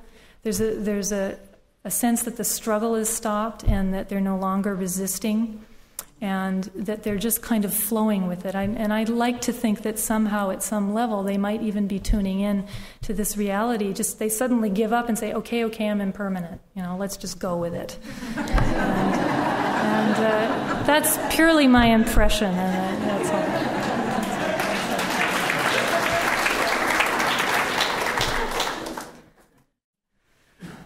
The second question was about meditators who have taken up Vipassana and then at some point drop out. And, is there a common denominator between those people? I can't say that I'm aware of any studies that anybody's done about that. And it would be interesting to ask those people. But like anything else, meditation is a skill. Vipassana in particular is very rigorous.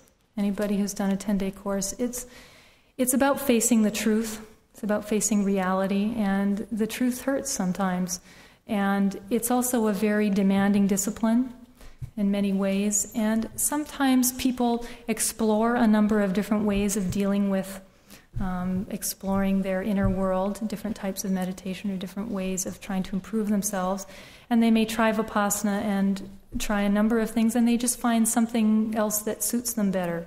Or sometimes it's probably has something to do with how it takes a certain level of commitment.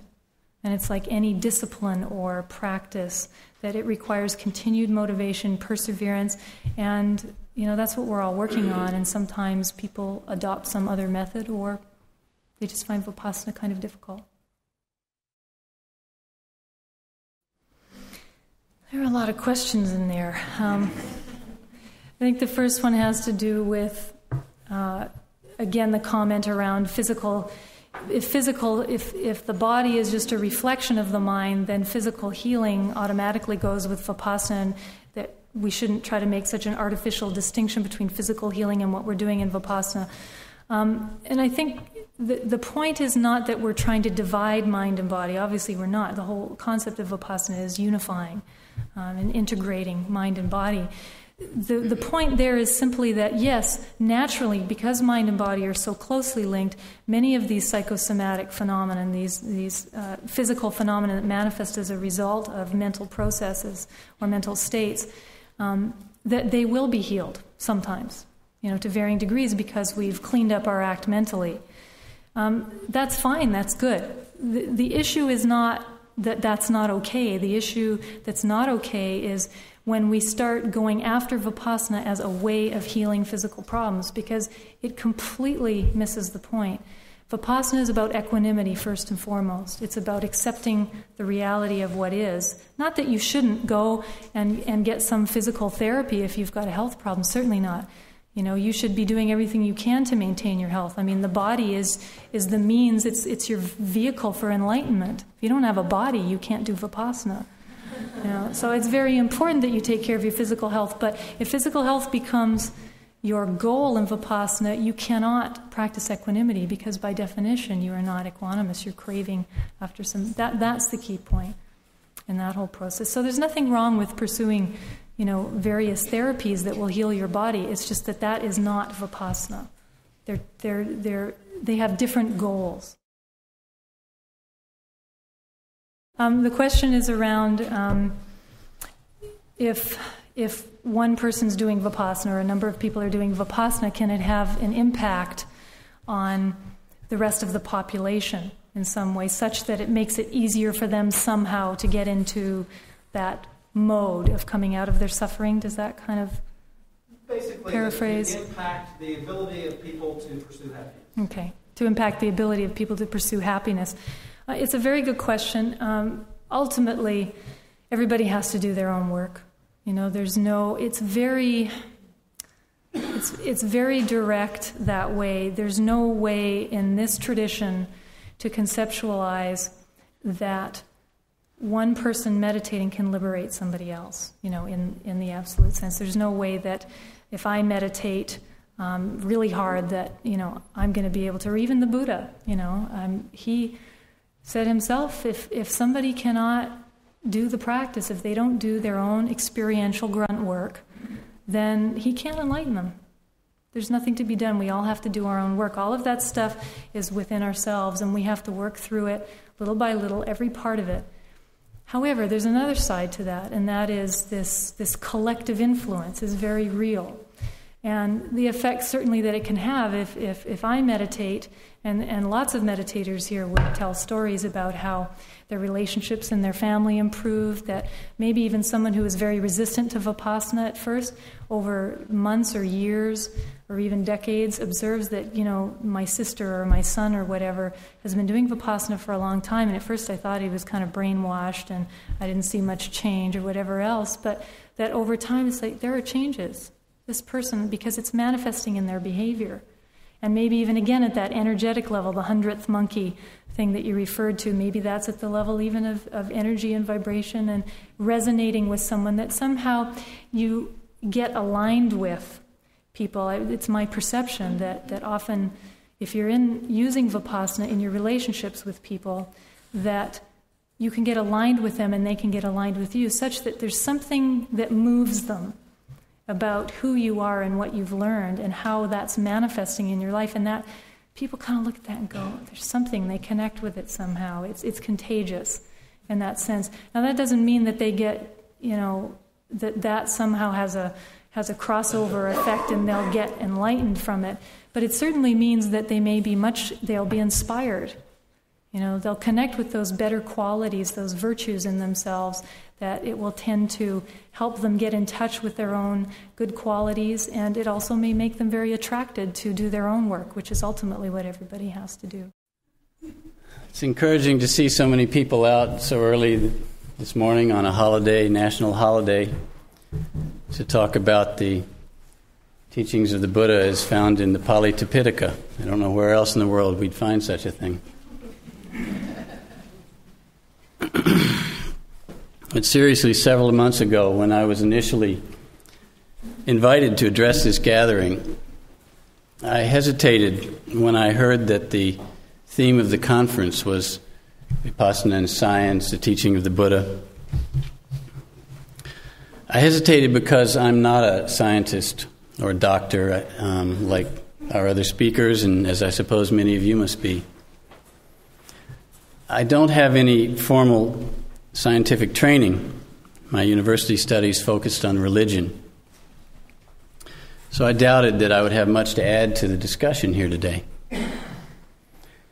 But as I reflected on the role of science in our world today, I changed my mind and decided that I might enjoy an opportunity to explore some of the correspondences and some of the differences between the Dhamma, which after all means the law of nature, and that accepted body of observed reality, which is slowly being revealed by the scientific method.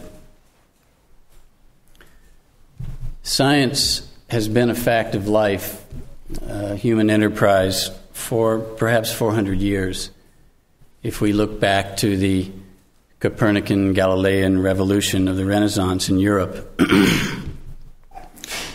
I see that event as the point at which objective observation and rational thought began to challenge and eventually overtake the mythico-religious description of the world that had prevailed up until then.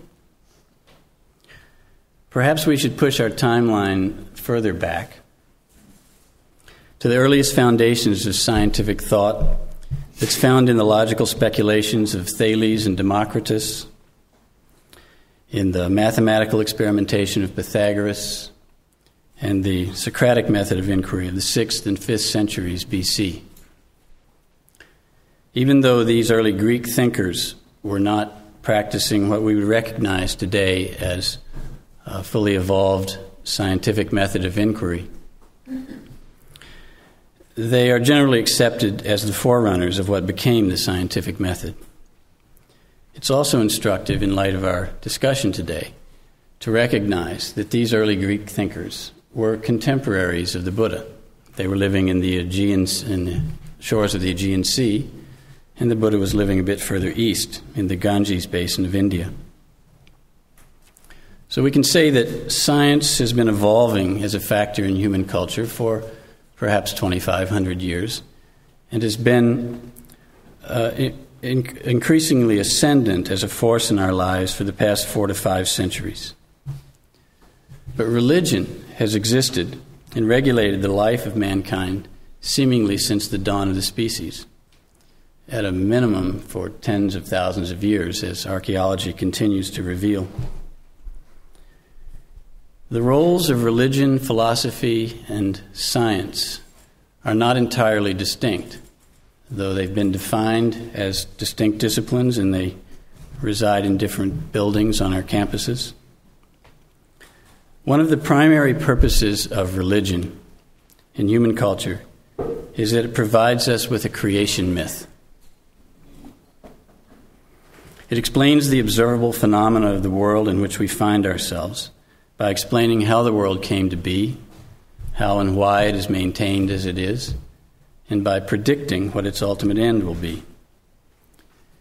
In the course of this mythico-religious description of the world, humankind's place is defined and a moral framework is constructed that gives a rationale for moderating our baser behaviors in light of our relationship to the whole of creation. Now, it's obvious to me that in the last few centuries, the scientific method has proved so undeniably successful at describing the phenomena of the world around us that it is, in fact, the provider of our current creation myth.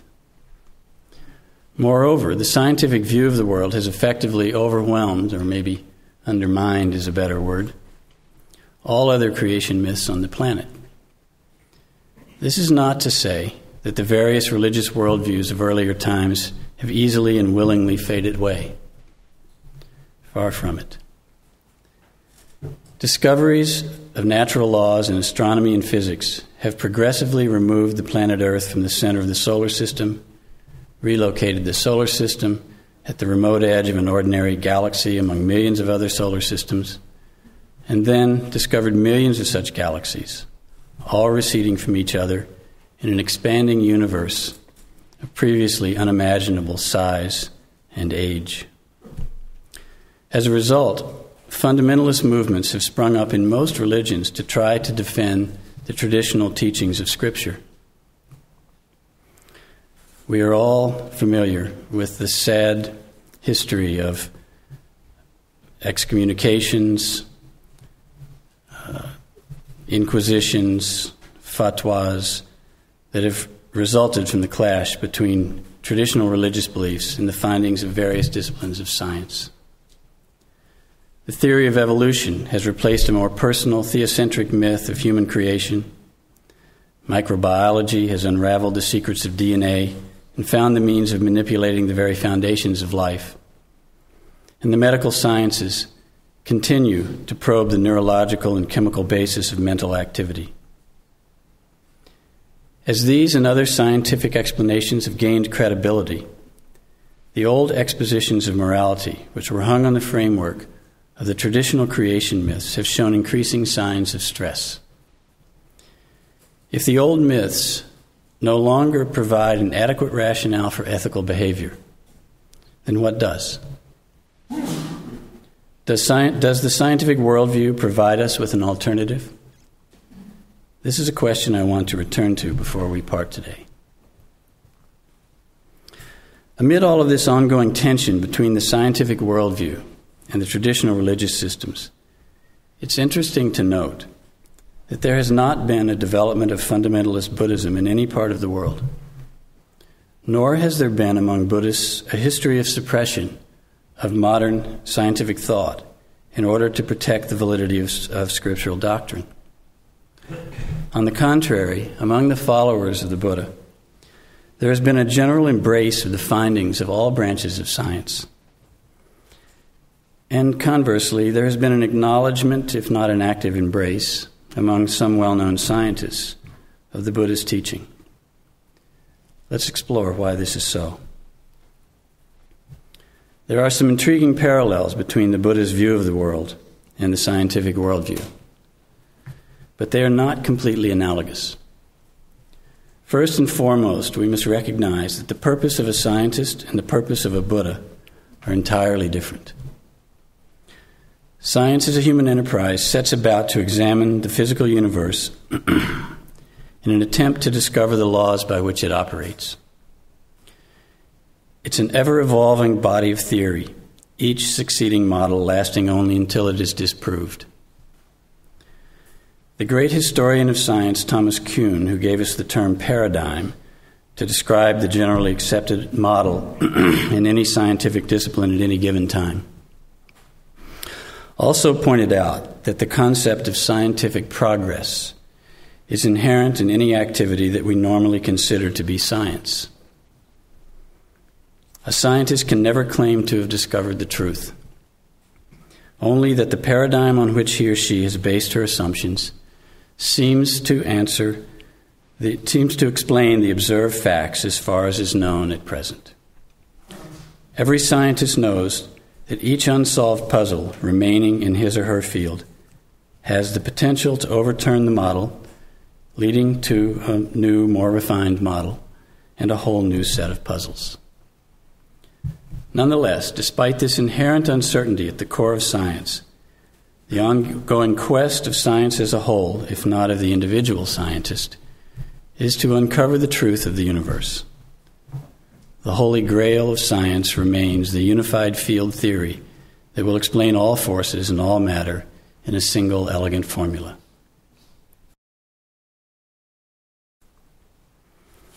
A Buddha, on the other hand, sets out with a different purpose. He arrives at a stage of knowledge of the universe that is vast, leaving nothing left to explore, but has as its goal the reform of the forces of the universe, rather than simply the comprehensive knowledge of them. The Buddha's extensive teaching has been preserved in the Pali literature, also known as the Tipitaka. In one of his discourses from the Tipitaka, the Buddha succinctly describes the extent of his knowledge. Bhikkhus, he says, the world has been discovered by the Tathagata. The Tathagata is dissociated from the world. The origin of the world has been discovered by the Tathagata. The Tathagata has abandoned the origin of the world. The cessation of the world has been discovered by the Tathagata. The Tathagata has revealed the cessation of the world. The way leading to the cessation of the world has been discovered by the Tathagata. The Tathagata has established the way leading to the cessation of the world. In the world, with its devas, its maras, its brahmas, its ascetics and brahmins, its devas and humans, whatever bhikkhus can be seen, heard, sensed, cognized, or reached, sought out, and encompassed by the mind has been discovered by the Tathagata. This bold statement about the Buddha's knowledge of the world echoes the formula he uses when he declares the Four Noble Truths, the most fundamental statement of his teaching for the world, in which he sets out in the most basic terms the purpose of his quest to find an end to dukkha, or suffering. Here he substitutes the word loka, or world, for the more familiar word dukkha. He then goes on to claim full and complete familiarity with the world, its origin, its cessation, and the means to its cessation. The Buddha spoke about the world often and in diverse situations. In fact, in the Buddha Vandana, the homage to the Buddha, which is traditionally chanted in the morning at meditation courses and in monasteries and temples everywhere,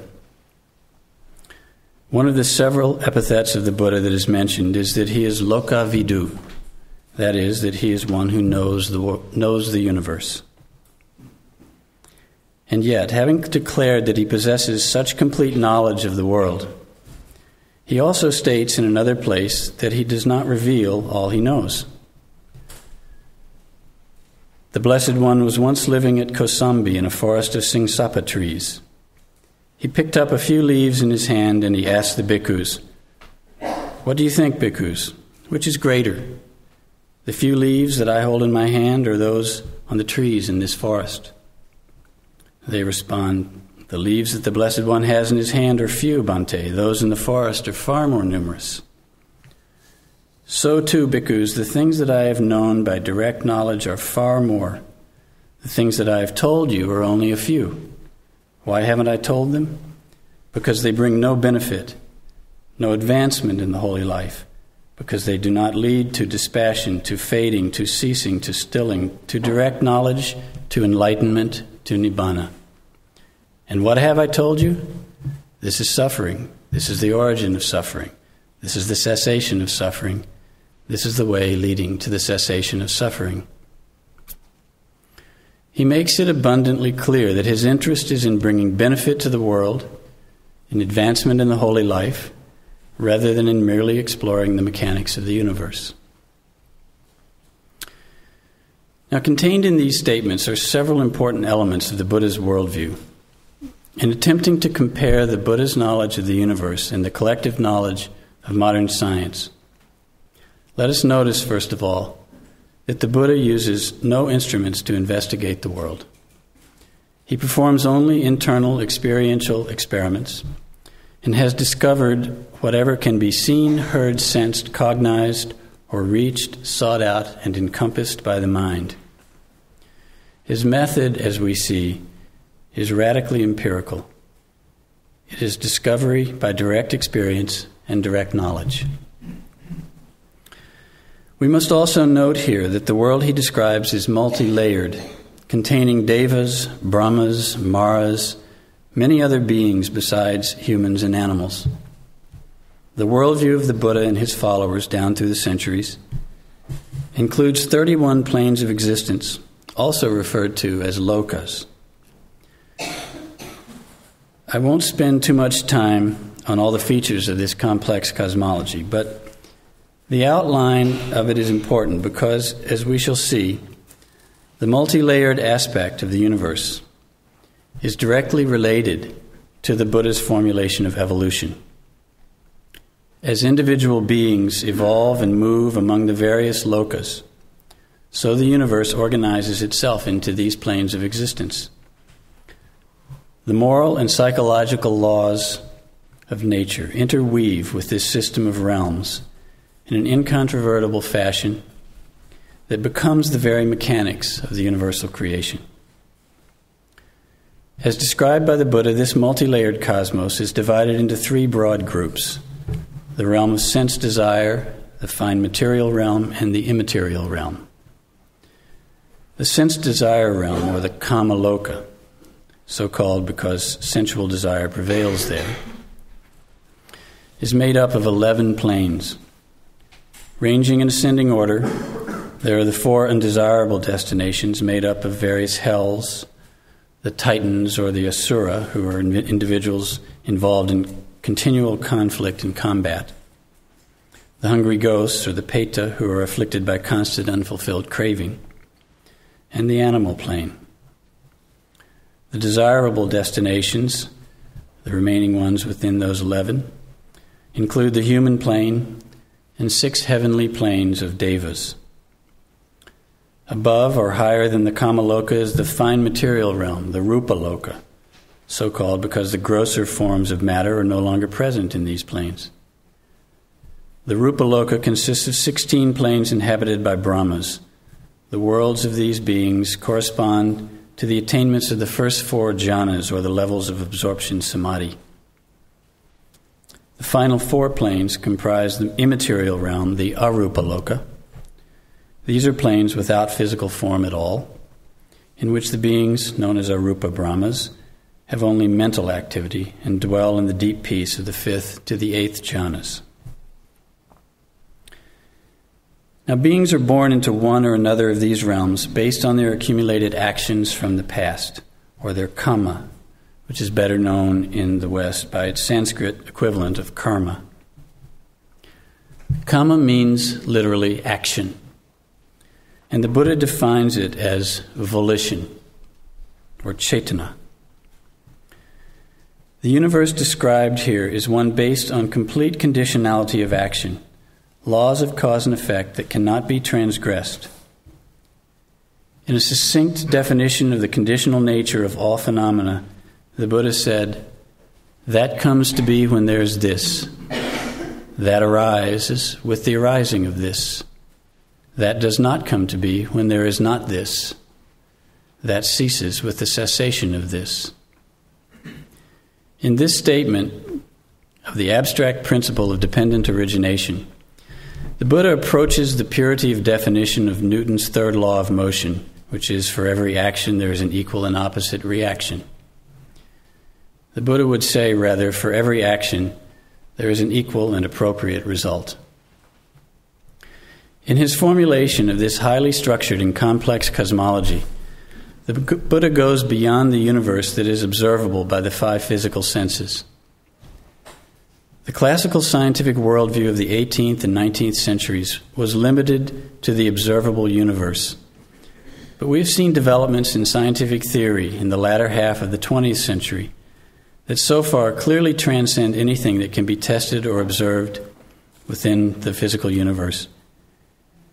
In the latest attempts to unify the theory of general relativity and the quantum theory, scientists and mathematicians have proposed a new paradigm called string theory. As they are working out the implications of this new theory, they find that it is necessary to assume that at least 10 dimensions must exist in the universe. These include the 3 dimensions of conventional physical space that we all inhabit. Time is a 4th dimension. And then 6 other dimensions that are not visible. As we've seen, science is always refining its understanding of the universe. Perhaps as time goes on and string theory or whatever replaces it is refined, they may discover that more unseen dimensions are available.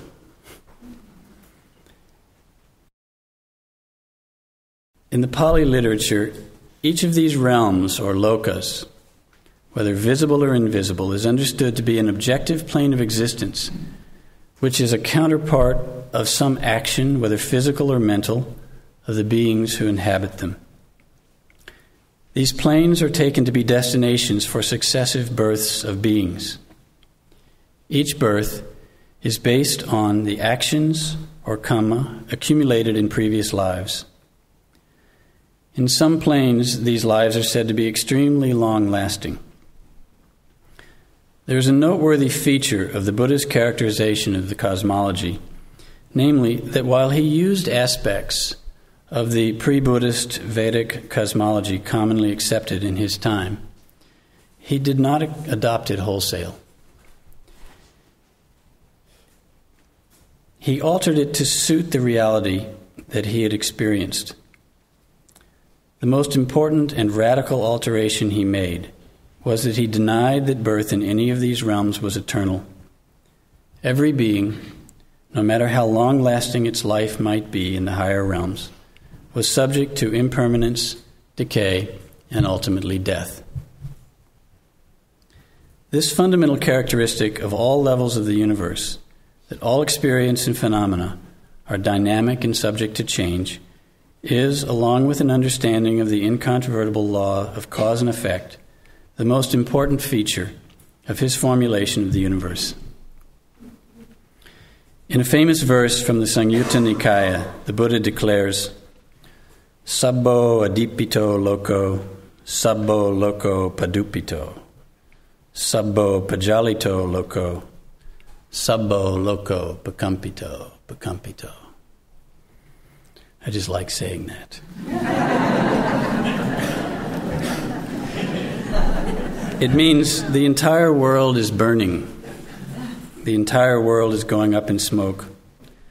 The entire world is combustion. The entire world is vibration. The description of burning that we find here is, on the one hand, a metaphor referring to the dukkha nature of the world, its suffering, its fundamentally uncomfortable, dissatisfactory nature. On the other hand, it is an accurate description of the absolute nature of impermanence, the constant tendency to decay and disorder that we always encounter. It is this same characteristic of all phenomena that is described in the second law of thermodynamics as entropy. Entropy is a concept that we all take for granted but never really understand very exactly. It's defined as energy in a closed system that is unavailable to do work. It is energy, but too diffuse and too random to harness productively. The Buddha is describing the same law here as a process of ubiquitous combustion and vibration in the loka. But he is taking this observation a step further by relating it to the human experience of dissatisfaction, or dukkha. This basic characteristic of radical impermanence, or anicca, throughout the world is in fact the linchpin that joins the Buddha's basic statement of the Four Noble Truths and his statement above that he has discovered the world, the origin of the world, the cessation, and the way leading to the cessation of the world. The fact that the world is anicca and can be experienced as such leads to the undeniable conclusion that nothing in the world is constant, controllable, or productive of lasting pleasure and happiness. Because all is pajalito, combustion, and pacampito, vibration, all is therefore dukkha, suffering. This perpetual, unremitting impermanence is described in the Pali literature at both the microcosmic and the macrocosmic scale. Long before Lavoisier and John Dalton formulated and quantified the atomic theory of matter in Europe at the turn of the 19th century, the Pali literature had quantified the smallest particle of matter. In the Vibhanga Atthakatha, a commentary on the Abhidhamma, which is ascribed to Venerable Buddhaghosa and therefore dating to the 5th century of the Christian era. The Paramanu, or the smallest atom, was defined as a size that works out to 1 over 581,147,136th part of an angula, or a finger's width. Now, fingers vary in width, admittedly. But by measuring my own and finding that they average just less than 2 centimeters across, I calculate the size of the Paramanu was on the order of 3.44 times 10 to the minus 10th meters. Actually, I had to call on some friends who could do that math for me.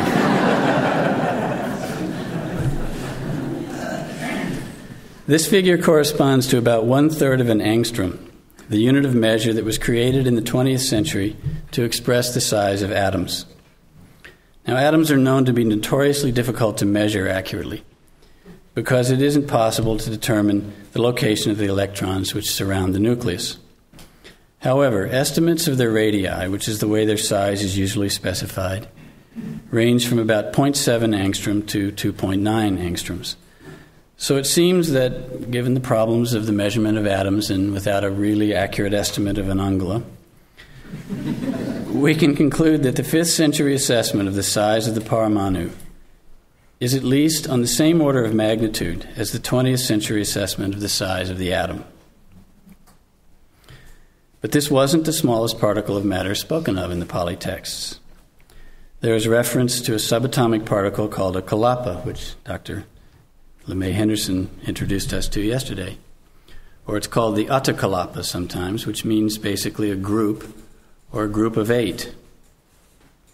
Now, it seems counterintuitive at first that a particle would be called a group until we recognize that the name refers to the smallest unit of 8 qualities grouped together, which is constantly in flux, oscillating in and out of existence at an extremely rapid frequency. As quantum theory also tells us, matter is not substantial.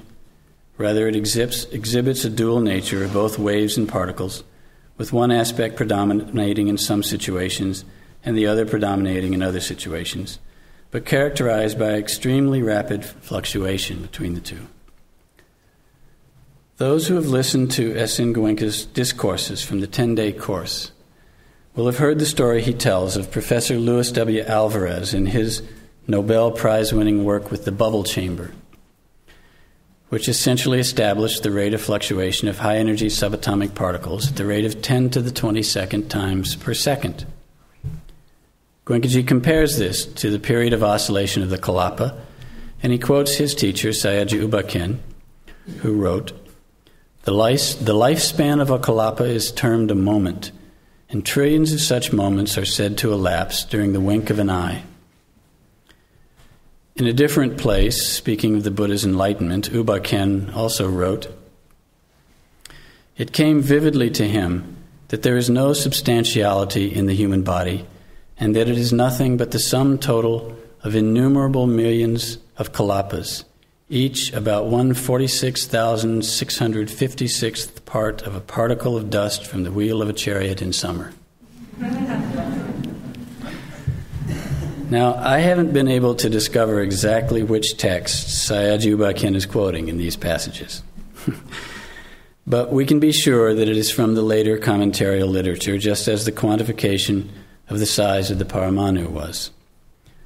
The Buddha himself, in keeping with his determination to speak only of those things that lead to the direct benefit of his listeners, to advancement on the path to liberation, is not quoted in the Tipitaka on these exact points of the size of the Kalapa and the frequency of its arising and passing away. It was left to those later editors and redactors of his work to elaborate on such points. But given the variations of the speed of eye blinking and the relative size of tiny particles of dust, there can be no doubt that his method of discovery, even though it was very different from the scientific method, arrived at the same essential characteristics of the physical universe as has chemistry and physics in more recent times. The infinitesimal scale that is revealed by each system is basically consistent as regards both space and time. The Pali texts elaborate on the nature of the world at the macrocosmic end of the scale also. In the Aganya Sutta of the Digha Nikaya, the Buddha speaks of the evolution of the world and of society. Now there comes a time, Vaseta, when after a long period of time, this world contracts. When the world contracts, beings are for the most part born in the Abhasara Brahmaloka, or the plane of radiance. There they dwell made of mind, feeding on joy, self-luminous, moving through the air, glorious. Thus they remain for a very long time. But there comes a time, Vaseta, when after a long period of time, this world begins to expand again. When the world expands, beings for the most part fall from the Abhasara Brahmaloka and are born in this world, and they dwell here, made of mind, feeding on joy, self-luminous, moving through the air, constantly beautiful. Thus they remain for a very long time. This passage and the paragraphs that follow it throughout the Aganya Sutta are actually a rather rare instance where the Buddha departs from his oft-stated policy of not revealing the details of the beginning and the end of the world. In this discourse, we see explicitly stated the formulation of vast space and time that is implicit throughout his teaching, though seldom laid out in detail.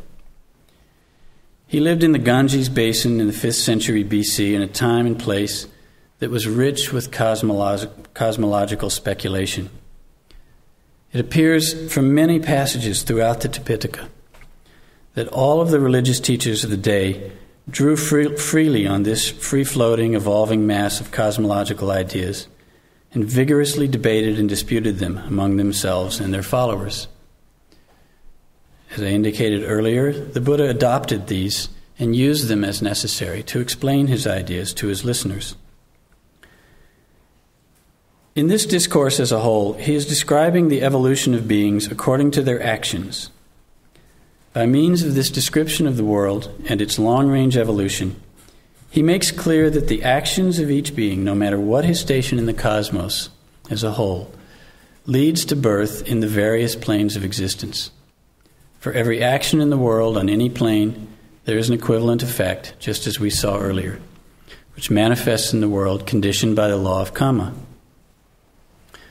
Just as the physical world, as science describes it, is based on unchanging laws of cause and effect, so is the Buddhist worldview.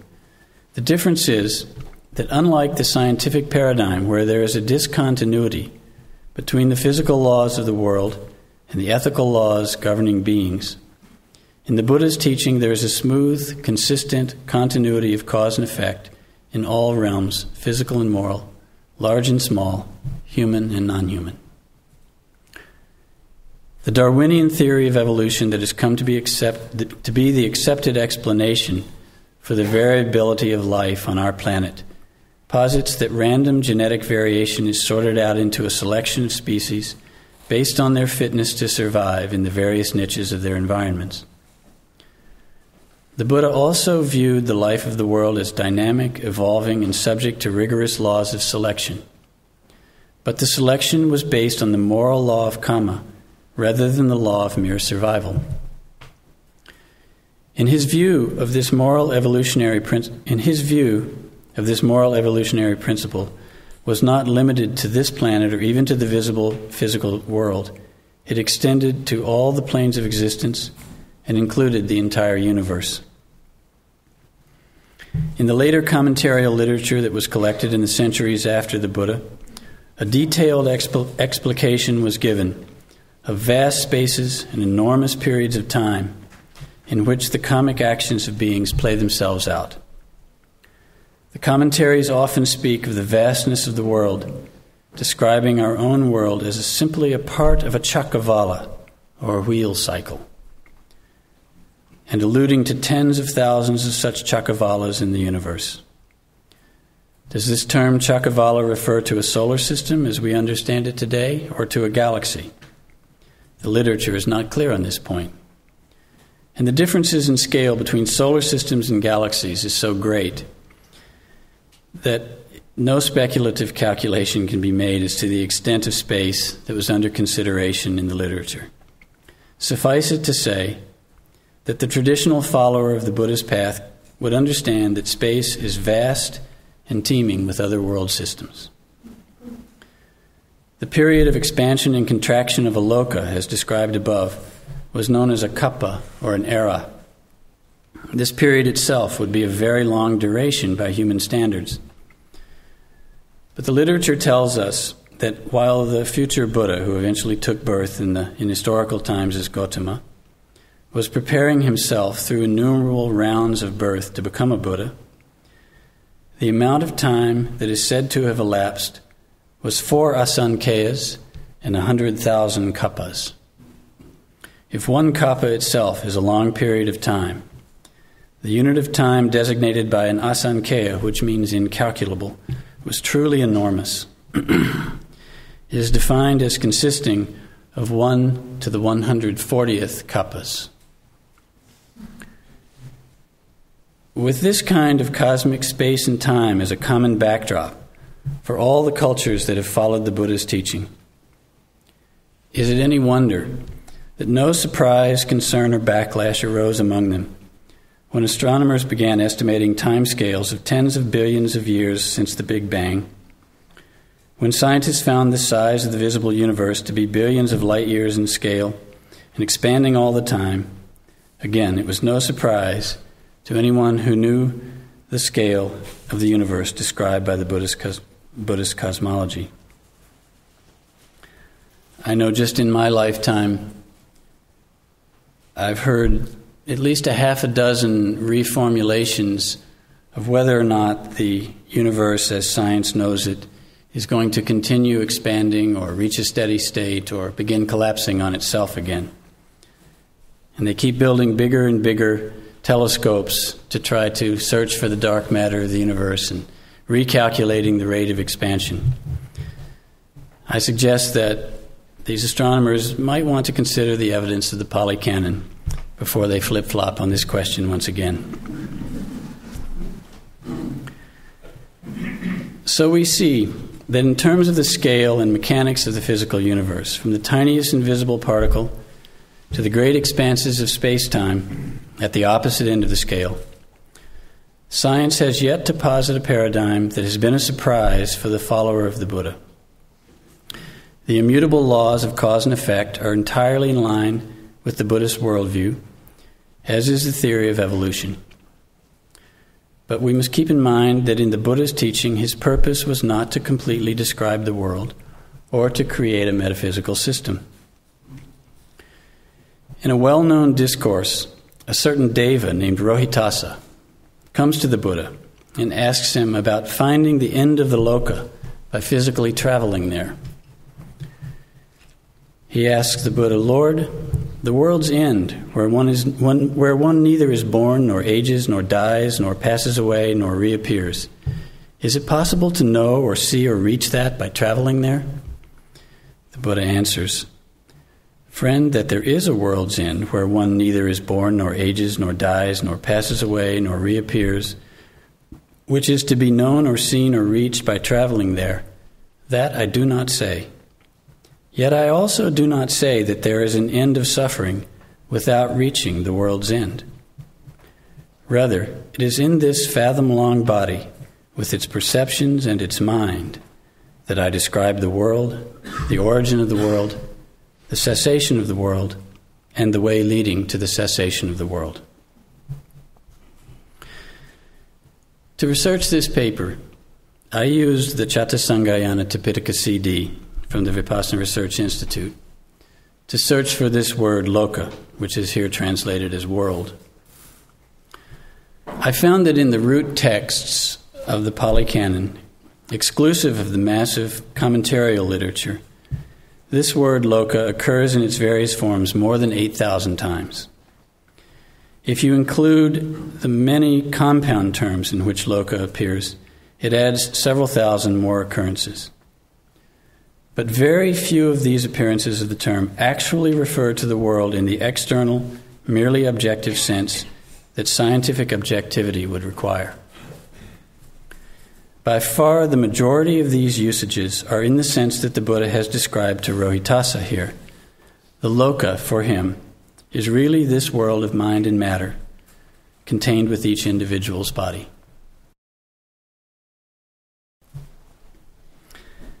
As we have seen, the Buddha was not concerned, as a scientist is, with merely discovering the laws of nature. Instead, he teaches Dhamma, which is based on a thorough understanding of the laws of nature and is concomitantly concerned with helping people understand how to live in line with those laws.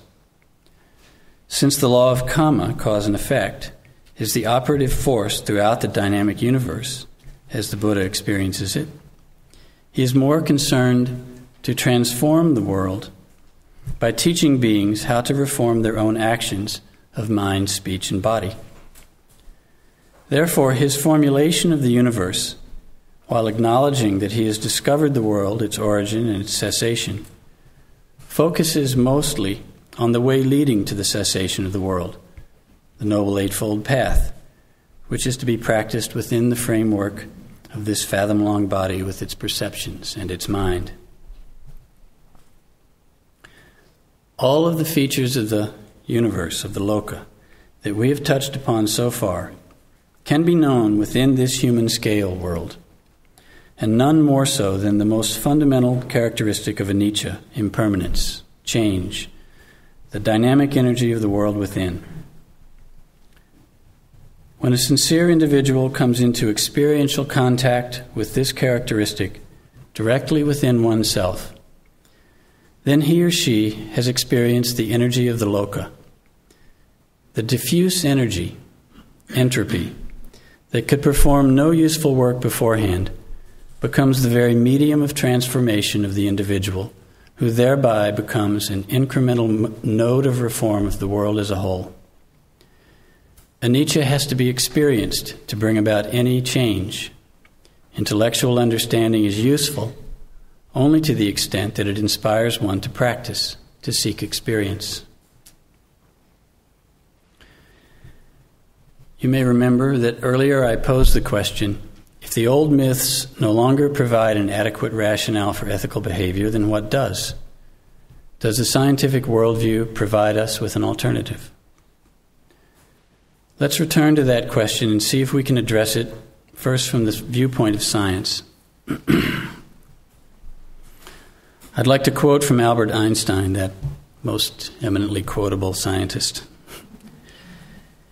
He worried about the moral undermining that he saw was happening as a result of the growing ascendancy of science rather than religious explanations of the origin, nature, and destiny of the world. Concerning this, he said, "The further the spiritual evolution of mankind advances, the more certain it seems to me that the path to genuine religiosity does not lie through the fear of life and the fear of death and blind faith, but through striving after rational knowledge. A man's ethical behavior should be based effectually on sympathy, education, and social ties. No religious basis is necessary. Man would indeed be in a poor way if he had to be restrained by fear of punishment and hope of reward after death." Now, Einstein was a real optimist when it came to his ideas about reforming human nature.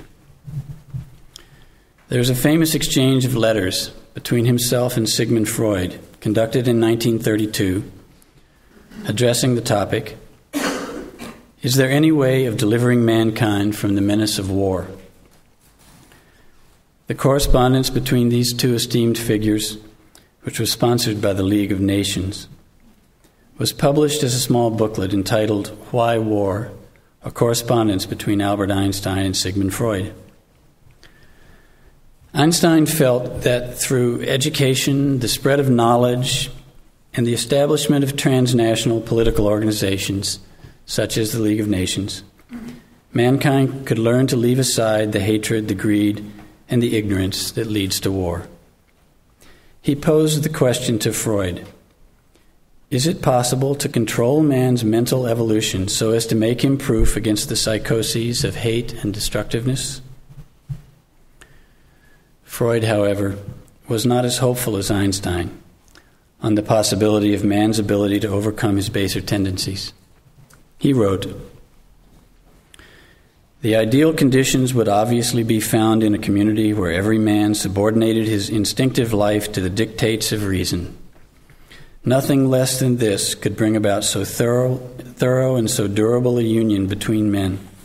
But surely such a hope is utterly utopian as things are." In the end, he concluded, "There is no likelihood of our being able to suppress humanity's aggressive tendencies." Time, alas, has shown that Dr. Freud's view is all too true. The League of Nations, on which Einstein placed so much hope, has arisen and passed away. The rise of Nazism, the subsequent Holocaust, and the devastation brought about by the Second World War reduced Einstein's optimism to his later fears about the future of mankind. Surveying the material results of his own theoretical work on the nature of the atom after the war, Einstein said, "It has become appallingly clear that our technology has surpassed our humanity." Toward the end of his life, Einstein's view of humanity and his concern for reforming it had reached a more mature stage. He was realistic while still hopeful. He wrote, "A human being is part of a whole called by us the universe, a part limited in time and space. He experiences himself, his thoughts and feelings as something separated from the rest, a kind of optical delusion of his consciousness. This delusion is a kind of prison for us, restricting us to our personal desires and to affection for a few persons nearest us. Our task must be to free ourselves from this prison by widening our circles of compassion, to embrace all living creatures and the whole of nature in its beauty." This is a statement that I believe the Buddha could agree with. The problem is that Einstein does not tell us how to succeed at that task. Neither he nor Freud, nor any of the myriad scientists who have used the scientific method to achieve phenomenal results in the physical realm, have found a practical method to produce freedom from the prison of our delusions, our personal desires and aversions. For this, we must delve deeper than the rational mind is capable of. Though science may be the accepted source today for our modern creation myth, though the scientific method of inquiry provides us with the credible evidence of how the universe came to be and predicts what the ultimate end may be, it is at a loss to provide us with a method for maintaining peace and harmony while the universe exists here and now. It is most successful when exploring the extreme ends of the space-time continuum and when converting that theoretical knowledge into the technologies that have so greatly enhanced our material existence. It fails us most of all at the scale and in the realm in which the Buddha was most concerned.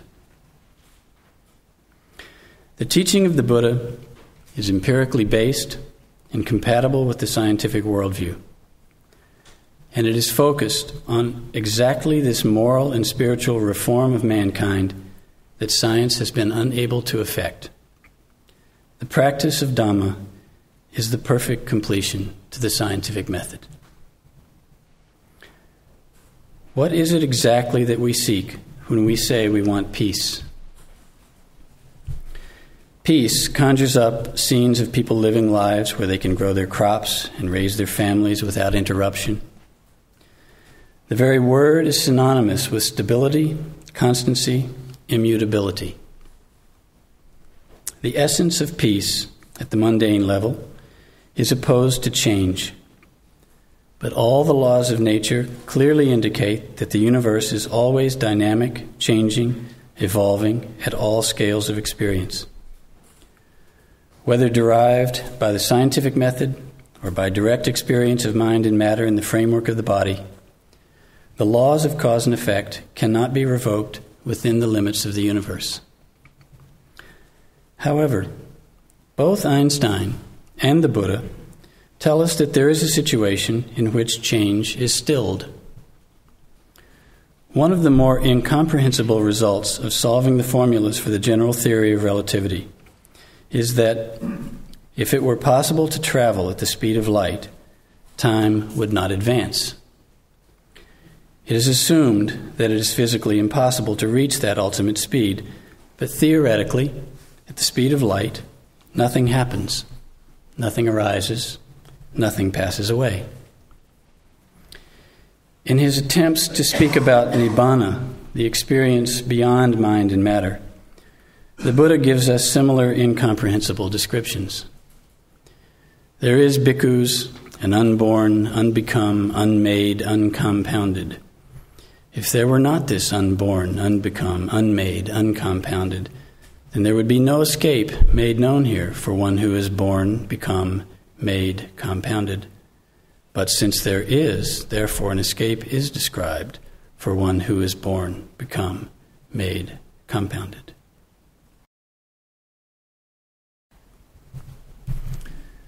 Now perhaps I'm way out of my depth in comparing the apparent similarity of these two disparate statements. As I said earlier, my disclaimer is I am not scientifically trained. Perhaps I've gone too far in my speculation about the parallels between science and the Dhamma. I have no experience of the speed of light nor of Nibbana. But I am intrigued by the fact that one must resort to statements about what does not happen in the situations at the extremes of each system. A scientist will tell us that it is not possible to attain the state of light speed in order to test whether really there is an ultimate peace prevailing. But the Buddha asserts that he has experienced it, not by physically traveling, but by mental experience. And he asserts that anyone can reach this experience by diligent practice of the Dhamma. Real peace on this human plane could only come if and when each human being has experienced the subtle but perceptible anicca within, has realized the true nature of craving and aversion within us all, and has transcended the ignorance, the delusion, the illusion in which we are imprisoned at birth. Peace on earth must begin with peace in the heart of every one of us, and this personal transformation is within the reach of any sincere practitioner who follows the simple and precise formula laid out by the Buddha. Invoking the sentiments of both Einstein and the Buddha, my wish is that all beings may come in contact with such a possibility. May all beings take the opportunity to understand the deeper nature of reality experientially. May all beings widen the circle of compassion to embrace all living creatures and the whole of the universe in its beauty and its comically ordered justice. Thank you very much.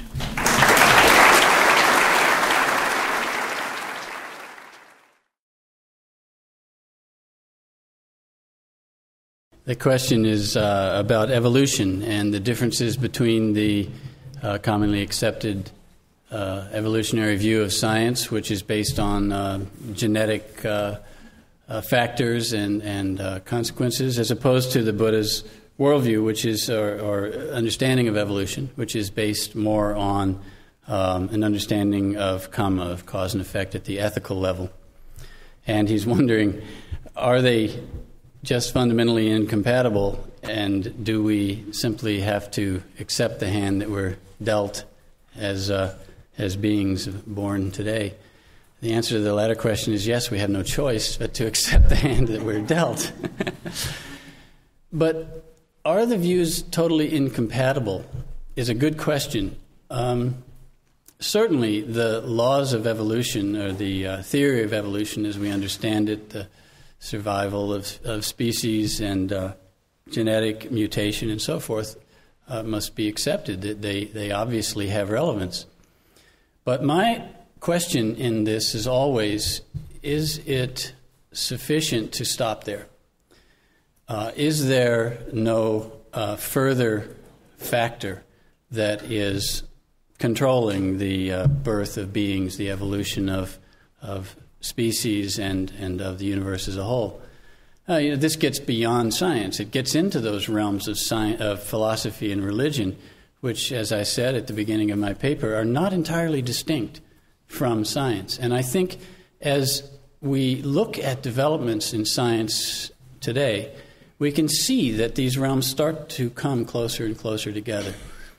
There is a beautiful discussion in one of Paul Fleischmann's articles in Karma and Chaos, in fact, the title article, Karma and Chaos, in which he uses chaos theory as a way of helping us understand how there can be a continuity of action from one set of circumstances, say this life, over into another one, which looks as if it's not causally linked. But in fact, through chaos theory, you can see that there are many things in the world where this happens.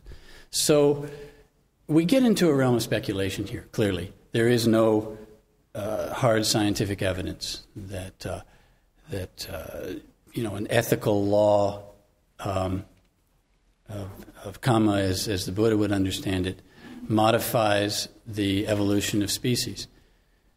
But I have to ask, does that mean that it doesn't exist, or does it just mean that science has not yet delved that deeply or has not found a mathematical way of expressing it? I feel it's the latter. Yes? Has there been any hypothesis to, how many people or other levels may have achieved nirvana? I'm sorry, this is way beyond my knowledge. No, the Buddha makes no such hypothesis. There's nothing in the text about that. The question was, is there any hypothesis or description of how many people may have achieved the realm of Nibbana? We see many examples in the ancient scriptures of followers of the Buddha who proclaim that they have reached this stage. There's one whole section of the Tipitaka called the Udana, which is just it's called the Odes of Joy. These are the arhants who have reached that stage, just expressing out of joy what it is that they have experienced. So clearly there are multiple examples, but quantification of that, sorry, no numbers. Yes? One of the aspects of science is that it's self-correcting. I'm wondering, in your study of the scriptures, have you ever seen anything in there that would be self-correcting? One of the features of scriptures, obviously, is that they have become fixed in time. They are very ancient.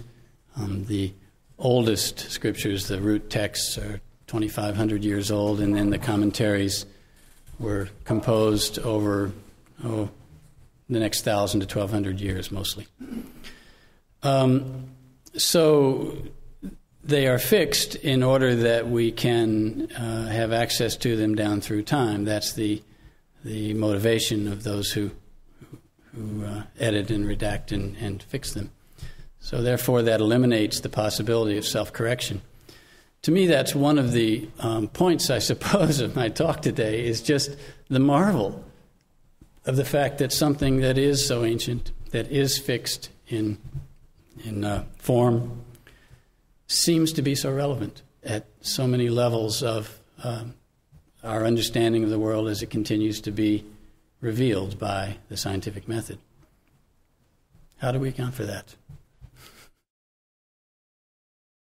Yes. Two quite disparate questions in a way. The first is he's asking whether his hypothesis is correct that Vipassana, since it is not a religion as such, whether it makes no difference whether one believes in these 31 lokas, this Buddhist cosmology or not, and I would agree with that. And as I say, this is one of the reasons I read this literature as literature, the same as I would read the Bible or the Quran or any religious scripture that I've studied. These are great literatures, and they express timeless truths for human beings. Otherwise, they would not be so valued among humans. So there are lessons to be learned from this literature. I approach it with an open mind. Whether I believe or not is immaterial in terms of my practice of Vipassana. But I don't discount the possibility of the truth of what is written there. Whether I believe it or not, I believe there are timeless truths revealed by the metaphorical literary qualities of these texts.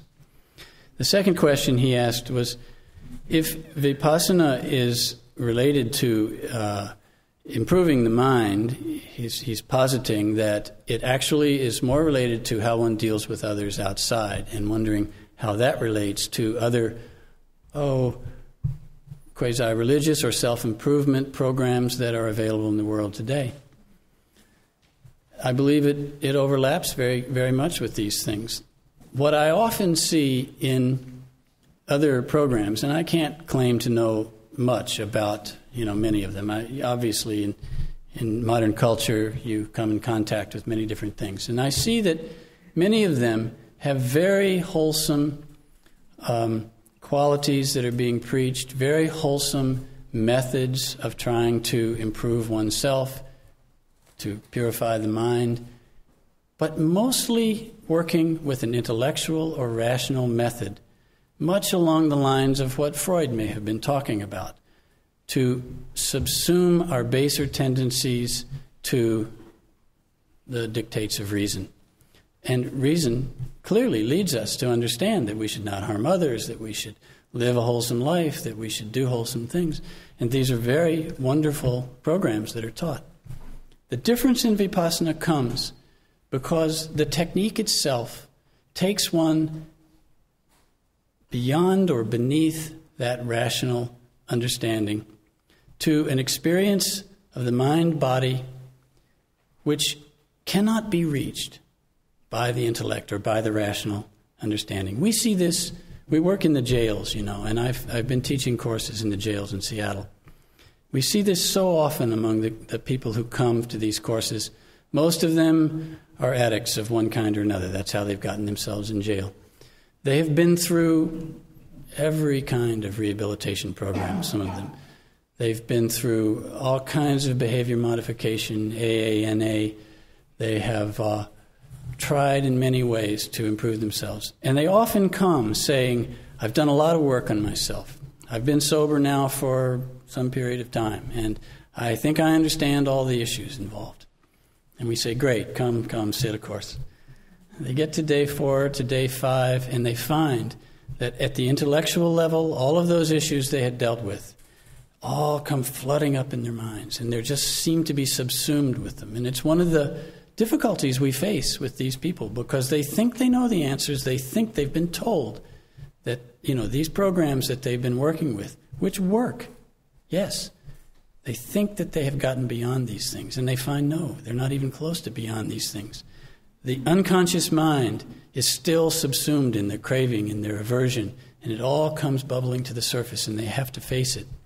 It's difficult. This is where Vipassana works at such a deep level. It's beyond any other program that I've ever seen. Yes?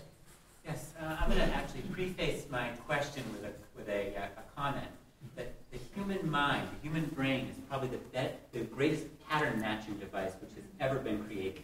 And it will create patterns and determine causality, even where it doesn't exist. And it seems to me that a lot of what we're doing in interpreting the scripture and calculating how many angels fit on the head of a pin, that's a classic, or in this case, the size of a molecule based on 5th century work, etc., tends to get us into the category of dogma and away from the practice of Vipassana and experiencing our sensations. Yes. Sadhu, sadhu, sadhu. His comment and question was, it seems that so much of these speculative papers like I've given today about science and Vipassana is just seeking patterns which may or may not exist. The human brain is sort of programmed to find these correspondences whether or not they're real, and that it may draw us away from the actual practice, which is more important, and I couldn't agree more. But nonetheless, I mean, I have to say, I hesitated to come here and give this talk, as I admit it. But actually, I have kind of a little bit of a follow-up to that. Yeah. What we, especially if we're doing research into this area, do to try to avoid creating more dogma? Good point. The question is, if we're going to do research into this area, what can we do to try to avoid creating more dogma? I would say keep sitting. Keep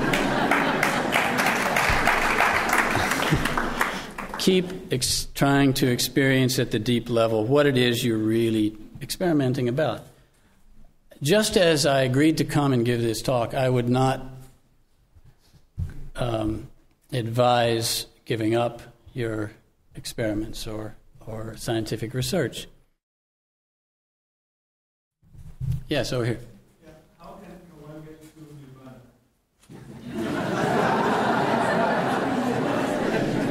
Nirvana? The question is, how can one get to Nirvana? I can do no better than answer as the Buddha did. Refrain from harming others, perform wholesome actions, and keep purifying your mind. That's the path in a nutshell.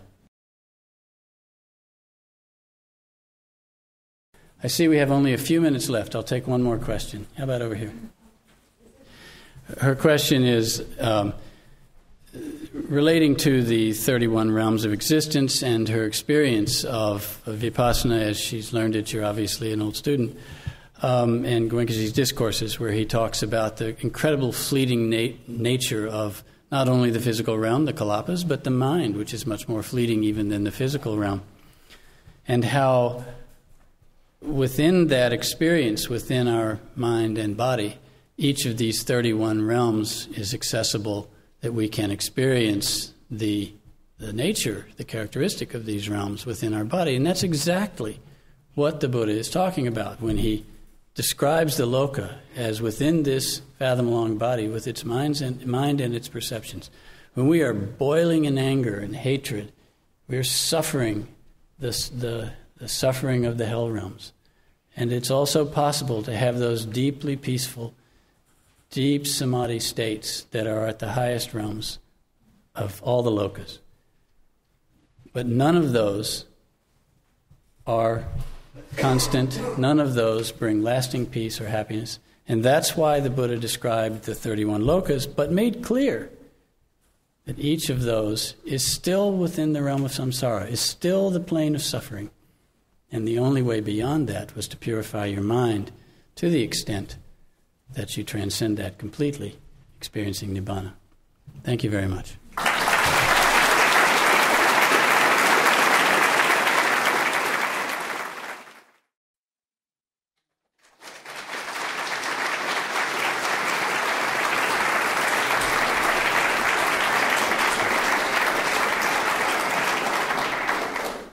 Thank you. In response to the question of why would we do chemistry or science when we know that there are more important things to do, I would say, because science is fun. But Vipassana purifies the mind. Science can help elucidate an intellectual understanding of the world around us and within us. But Vipassana leads to the ultimate state of complete purification, complete liberation from suffering, to Nibbana. So I would also agree that to make best use of our time, we should probably all sit here and meditate for the next hour. But I think there is validity and value in pursuing some of these basic ideas. One of the reasons being, when we conduct courses, we find that these questions come up. People, especially who are just beginning to get involved in Vipassana meditation, still have a lot of questions about how does this practice of Vipassana relate to other endeavors in which we engage.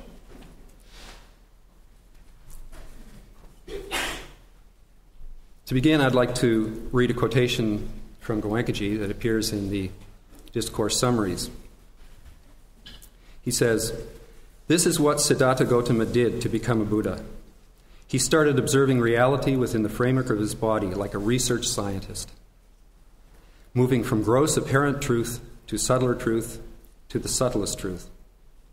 He found that whenever one develops craving, then one starts suffering."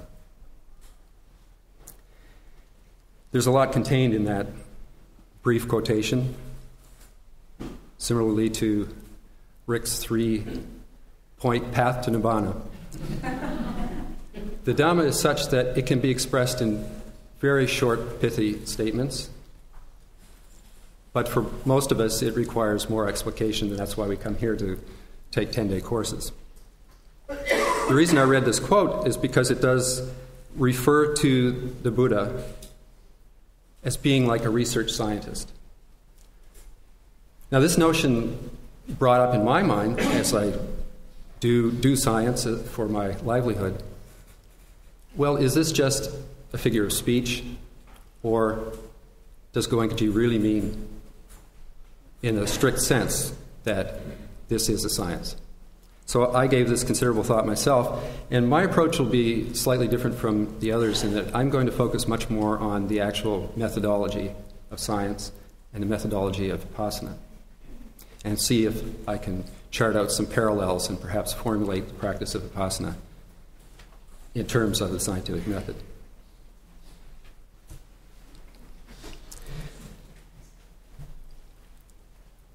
In the very brief handout that I handed out, I just typed up a few ideas that might be foreign to those who haven't taken Vipassana courses or those who haven't taken very many. I raised the question, is there a pure science? And referred to the fact that what I will do here is a brief comparison between the scientific method and Vipassana meditation. I use the word pure science because I want to differentiate from the scientific method as it's evolved in the West. I believe that this practice is very scientific, but that there are some differences, and I'll elucidate those as we continue on. And just a brief outline of where we'll go in this talk. First, I will introduce a few of the basic concepts that I've outlined on the handout. Then I'll go through a very brief, superficial history of science. As Rick indicated, we have 2,500 years of science to cover. But there are some relevant highlights that I think are worth pointing out that then can be used to illustrate how Vipassana is similar to that scientific method that has evolved over time. I will then use the Four Noble Truths, which are outlined on your handout for those people who haven't taken a course, and try to formulate that in terms of a scientific experiment. I will then proceed to discuss a few of the issues that notion raises because, as I said, there are differences between the two approaches. That will lead into a discussion of perception, which Renee started yesterday, went into in some detail. And I will raise some of the pertinent issues again and relate those to the 5 aggregates, which are also listed on the handout.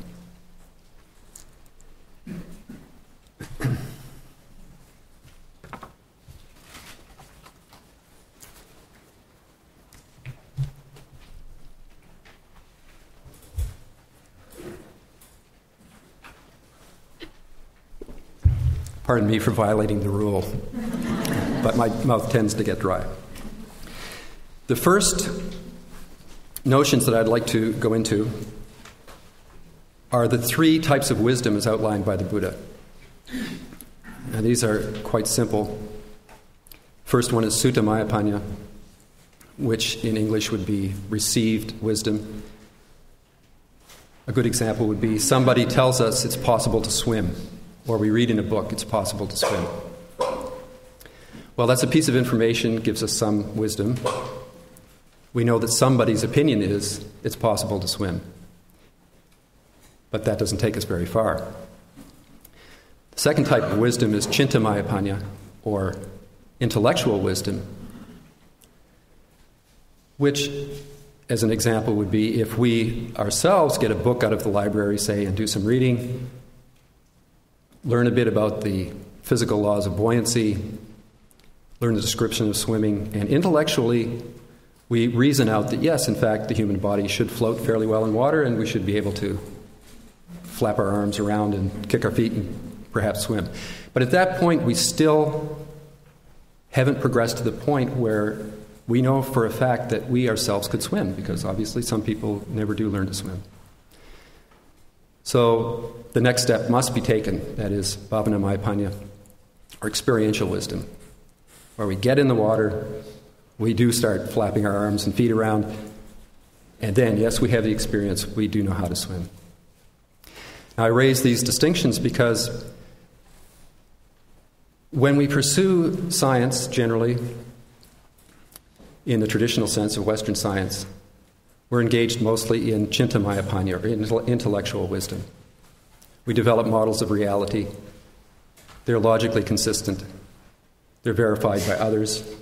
And that gives us a certain amount of wisdom, a certain amount of understanding.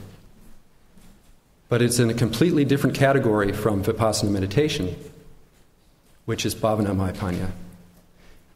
Chintamayapanya also explains Vipassana, and as you know, those of you who have taken courses, when you listen to the discourses, you listen to some descriptions of some of the theory behind what we're doing, and that helps. But the core of what you do here, this 12 hours a day, is sitting on the mat and experiencing for yourself the reality within. So, right off the bat, I've created a distinct problem for myself because there's a category problem here. I'm going to be comparing apples and oranges. I'm comparing an intellectual pursuit with a very practical pursuit. However, I'll do the best that I can, and hopefully I'll convince you that there is some relationship between the two.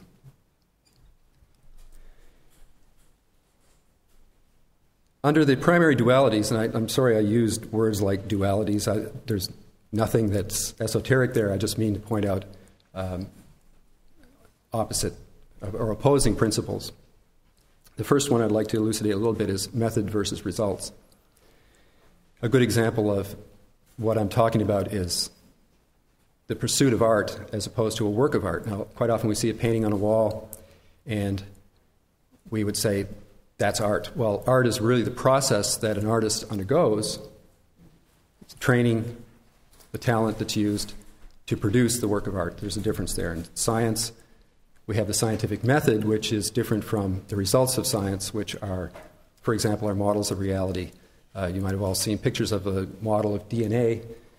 This is quite a popular topic these days, and you see ball and stick models, balls connected by sticks representing the molecule. Well, that isn't a DNA molecule, obviously. That's just a representation of how we see it, and that's more the result of our endeavors. In meditation, of course, the actual method is the meditation, and the results are, hopefully, if practiced properly, purification of the mind. In this talk, I'm going to, in distinction between this talk and the other talks talked a lot about some of the results. I'm going to talk more theoretically about the method of Vipassana and compare it to the method of science.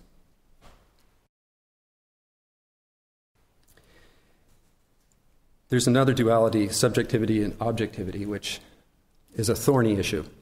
I'm going to stick to a very conventional definition of subjectivity and objectivity, that being the subjective is more related to our own personal opinions and ideas, and objective would be opinions, or not opinions, but rather laws, truths, principles that are not so tied to one's own personal point of view.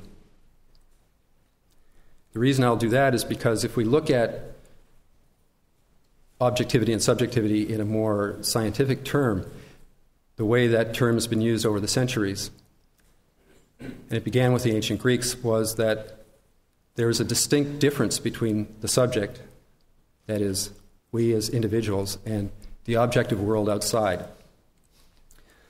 And that distinction is breaking down in the light of 20th century science. Quantum mechanics tells us that at the level of the atom, in order to conduct experiments to determine position, momentum, say, we run up against the Heisenberg uncertainty principle, which says we can't know both with full certainty. The more we know, say, an electron's position, the less we know about its momentum, and vice versa. The reason for that is that the act of conducting the experiment actually affects the outcomes. And in fact, it may be that it is impossible to not be somewhat involved in the experiment to the point where it influences the experiment, even on a macro level. There's another more philosophical way of looking at this problem. I'm going to try to stay away from philosophy as much as I can. It's not my expertise. And it's also a slippery slope where we could end up speculating an awful lot and not really making any headway. But this notion of subjective and objective gets blurred when we talk about perception, because as I look at this light in the ceiling, there are actually photons coming from that light and impinging on my eye. So in a real sense, the particles from that light have entered me. I have become part of that light. That light has become part of me, and that blurs the distinction. Before we get too far, I work in an academic setting, so I think it's only fair to give you a homework assignment, but a very nice one, a very comfortable one. Sometime towards the end of this month, when the weather is really pleasant, I would invite you to take a nice comfortable chair out on your deck, sit down, and gaze up at the stars. Consider, as you're gazing at the stars, that the nearest star to us outside our solar system is 4.1 light years away, meaning the light that's entering your eye at that moment would have left that star 4.1 years ago, and more than likely hundreds of light years, thousands, even millions of light years ago, depending on which star you happen to be looking at. A light year, by the way, is approximately 6 trillion miles. So that light has come a long way. So while you're sitting there looking up at the star, try to cast your imagination off into space to that star, and consider that light is composed of particles. The smallest particle of light is a photon. On the surface of that star now, as a result of the nuclear reactions that are going on, photons are being ejected out in all directions of space. And some photons are going to travel those trillions and trillions of miles in a direct line, perhaps curved here and there by the curvature of space. But they are going to do the almost impossible. Those photons are going to make it to a spot that can't even be seen from that star, and that is planet Earth.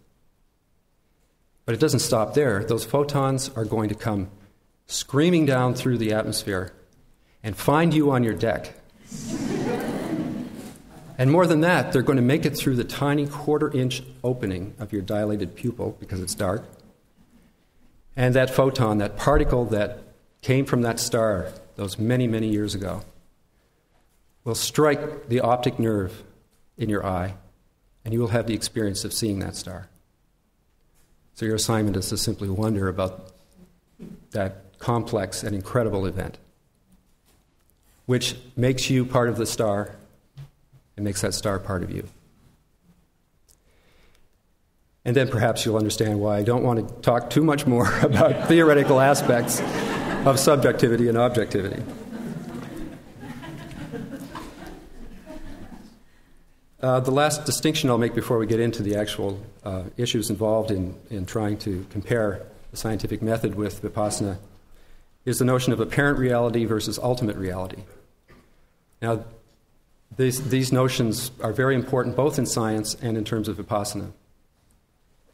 In terms of Vipassana, apparent reality is what we all experience when we first come to our first course. the pain in my leg is permanent. And it is solid. Don't try to tell me it's anicca.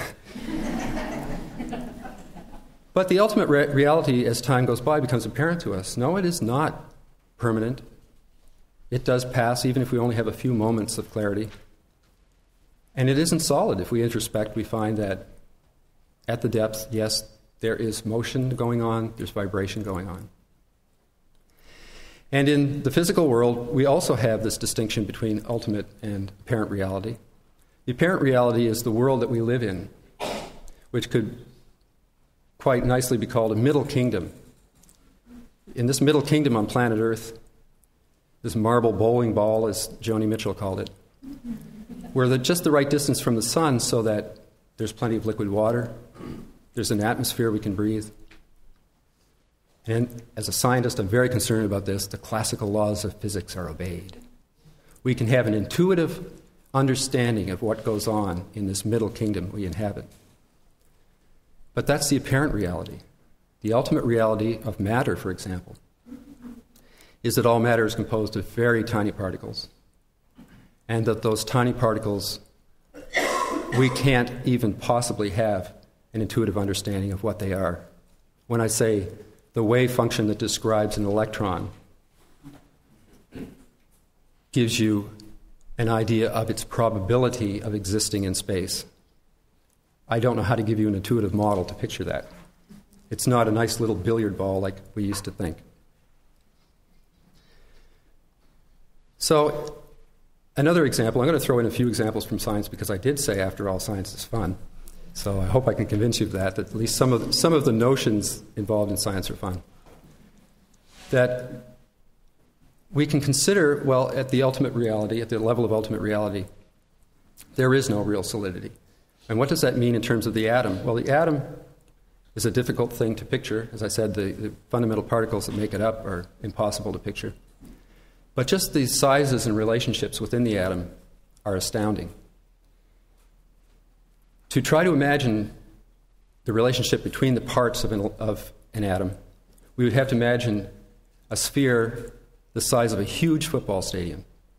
And I'll tell you right off, I got this analogy from Fritjof Capra's book, The Tao of Physics, if anybody wants an interesting read on the topic of modern-day physics and its relationship to other notions. That's a very good book.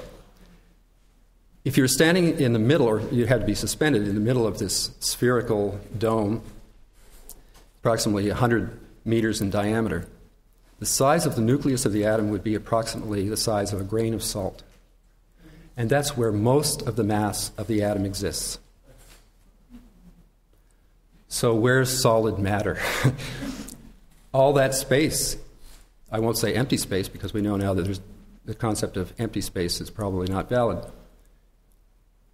But we perceive matter as being solid. Well, the electrons then that would be circulating around this nucleus would be specks of dust floating around in this huge astrodome. Now the question is, how could we possibly perceive that as being solid? Well, it turns out the electrons are moving at approximately 600 miles not an hour, 600 miles per second, which means a single electron would circumnavigate that sphere approximately 100 trillion times a second. So if you think of the illusion created, if you look at an older type airplane with a propeller, that when that propeller is rotating, it looks like it creates a solid disk. Actually, a disk you can see through, but nevertheless. So we can see that at the level of subatomic particles, the illusion is created because there is such incredible velocity, such incredible motion going on.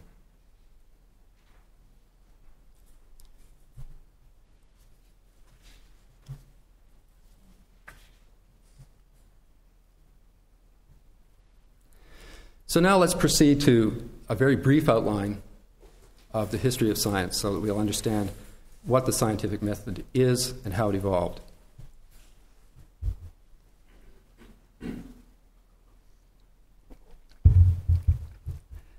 The origins of the scientific method go back to the ancient Greeks Ancient Greeks relied a lot on deductive reasoning. They posited certain basic principles and then deduced from those principles and developed systems of logic. Wonderful example of that, to show that it wasn't all bunkum, is Euclid's geometry. From simple notions of a point and a line, he developed a system of torture for school children down to the modern age. But in actual fact, it's a wonderful achievement of logic. On the other hand, however, since we're talking about the ultimate reality of physical matter, there were two different notions at that time. One was that matter was constantly changing, always in a flow, never standing still. And interestingly enough, this is approximately the same time period as the Buddha was teaching in India, and the question must come up, did somebody hear something? But since the first principles were up for grabs, there was also an opposing school that said, no, there's a notion of a divine principle which was permanent, and all motion was illusion. So you can see there's a problem with relying simply on deductive logic. You can have two opposing systems of thought and no way to resolve at that level, at the intellectual level, between the two. It wasn't, as Rick said, until much later in the 17th century that things started to change. The Copernican Galilean revolution, as Rick called it, certainly started things rolling.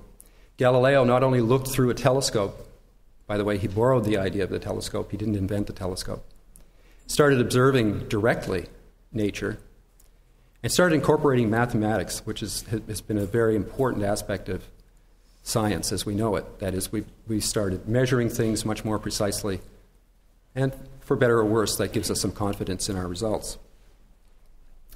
Francis Bacon made probably the most significant advance in this whole evolution of the scientific method by saying that he would base all his thinking on direct observation of particulars, and he would then use inductive logic, or he would generalize from those particulars and form his theories.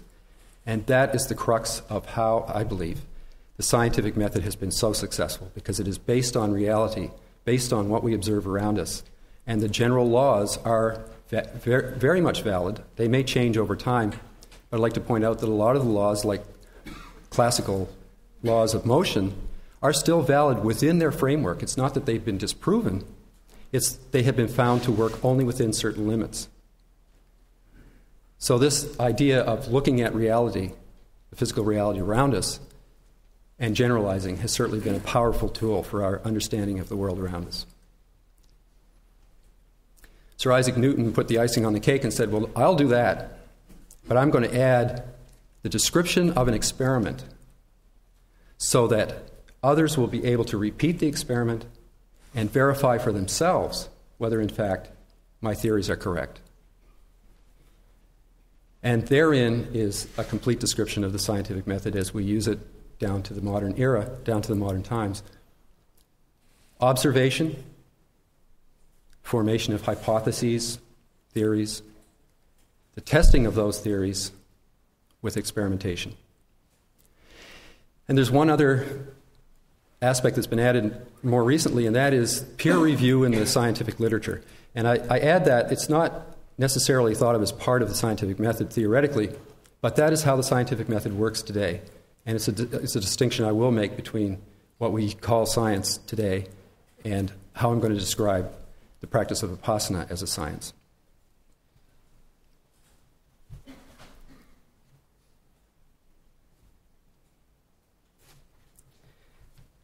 So now I'll embark on this effort to convince you that what we practice here is a valid application of the scientific method.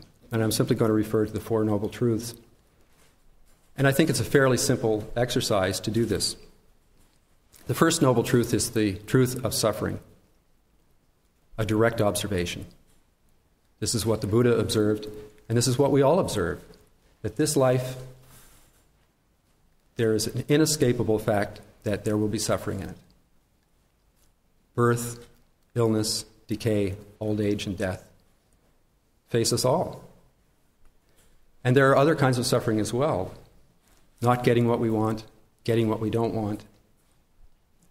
Great loss, whether loss of personal wealth or loss of near and dear ones. This is a simple observation of life as we know it. Well, fortunately, the Buddha didn't stop there, because that would have been a rather difficult spot to leave us in with just the understanding that this is a world full of suffering. The second noble truth, he elucidated the origin of suffering. And the ultimate origin of suffering, of course, is our ignorance of the way things really work. But as a result of ignorance, if you go through the chain of dependent origination, it takes you to sensation and to craving and aversion that we develop as a result of that sensation. And as a result of that craving and aversion, through several more steps, we come to birth and decay and old age and death. So that's the first hypothesis, that there is a cause to our suffering. The second part of the hypothesis is the third noble truth. There's a cessation to that suffering. And of course, again, referring back to the chain of dependent origination, if we remove the ignorance, if we start to observe reality as it is, and we observe that reality with equanimity, gradually the cause of our the cause of our suffering, namely the ignorance, will gradually dissipate. Now, I must point out at this point that for the Buddha, this is not a hypothesis. I'm framing this argument as if this were a hypothesis. And I think it's valid to say it is in terms of each one of us as we come to the Dhamma. Because when we come, we're encouraged to be skeptical. We're encouraged to question. We're encouraged, as I will read in the later quote by Goenkaji, for us also to behave like research scientists and discover the truth for ourselves. So I think it's valid to say that for each one of us, when we come to a course, the second and third noble truth actually form a hypothesis. We do not know the truth of that statement at that point. Logically, it seems consistent, but we haven't experienced it. So now we need an experiment. We need to be able to test the validity of this hypothesis, and that's given in the fourth noble truth. The fourth noble truth, of course, is the Eightfold Noble Path, which leads to the cessation of suffering. It's composed of three divisions, the first one being morality. We need to not do things that cause harm to other beings in order to keep our mind calm, so that we can accomplish the second objective in the Eightfold Noble Path, which is to concentrate the mind. Concentrate the mind so we can penetrate reality to the depths and observe with equanimity. And by doing that, we develop, in the third division of the Eightfold Noble Path, we develop our wisdom.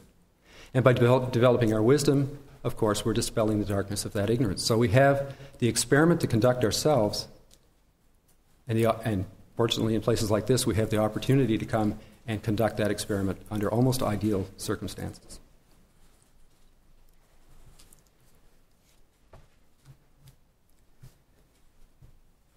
Now, that's a fairly simple proposition, and I think anyone who's done a course would agree that this fits the bill. This is what we do when we come here. But I also said that by framing this idea, by framing this practice that we undertake here in terms of a scientific method, there are some issues that come up that need to be distinguished between what we're doing here and the scientific method as it's practiced in the West today. And I bring up some of these issues because when I've talked with other people about this, they have brought up these concerns, and they're concerns that came up in my mind as well. The first is, this experiment is done internally, which is very different from almost the entire realm of the physical sciences and also the social sciences. That we are the subject and we are the object of this experiment. And once again, you'll see the difficulty in talking about subjectivity and objectivity. And that's why I stick to the very simple definition of observing things as they are without letting our own predispositions and our own thinking interfere with that process. And I would argue that it's quite similar to what we do in science in a sense, because this isn't some idle form of intuition or speculation. This is actually using our physical senses to observe the reality within. And if we can use our physical senses to observe the reality outside, then I think it's no stretch to say that we should be able to observe objectively the sensations within the body. Another difference is, of course, there's no peer-review literature. We don't leave here and go running out to publish in scientific journals our experiences of Vipassana meditation. And the purpose of doing that, of course, in science is to let other people know what we're doing so that they can repeat the experiment. And gradually over time, there was one comment made that science evolves, that our notions of science, our theories of science evolve, and the peer-review literature is a crucial part of that process. And obviously, we don't do that in Vipassana.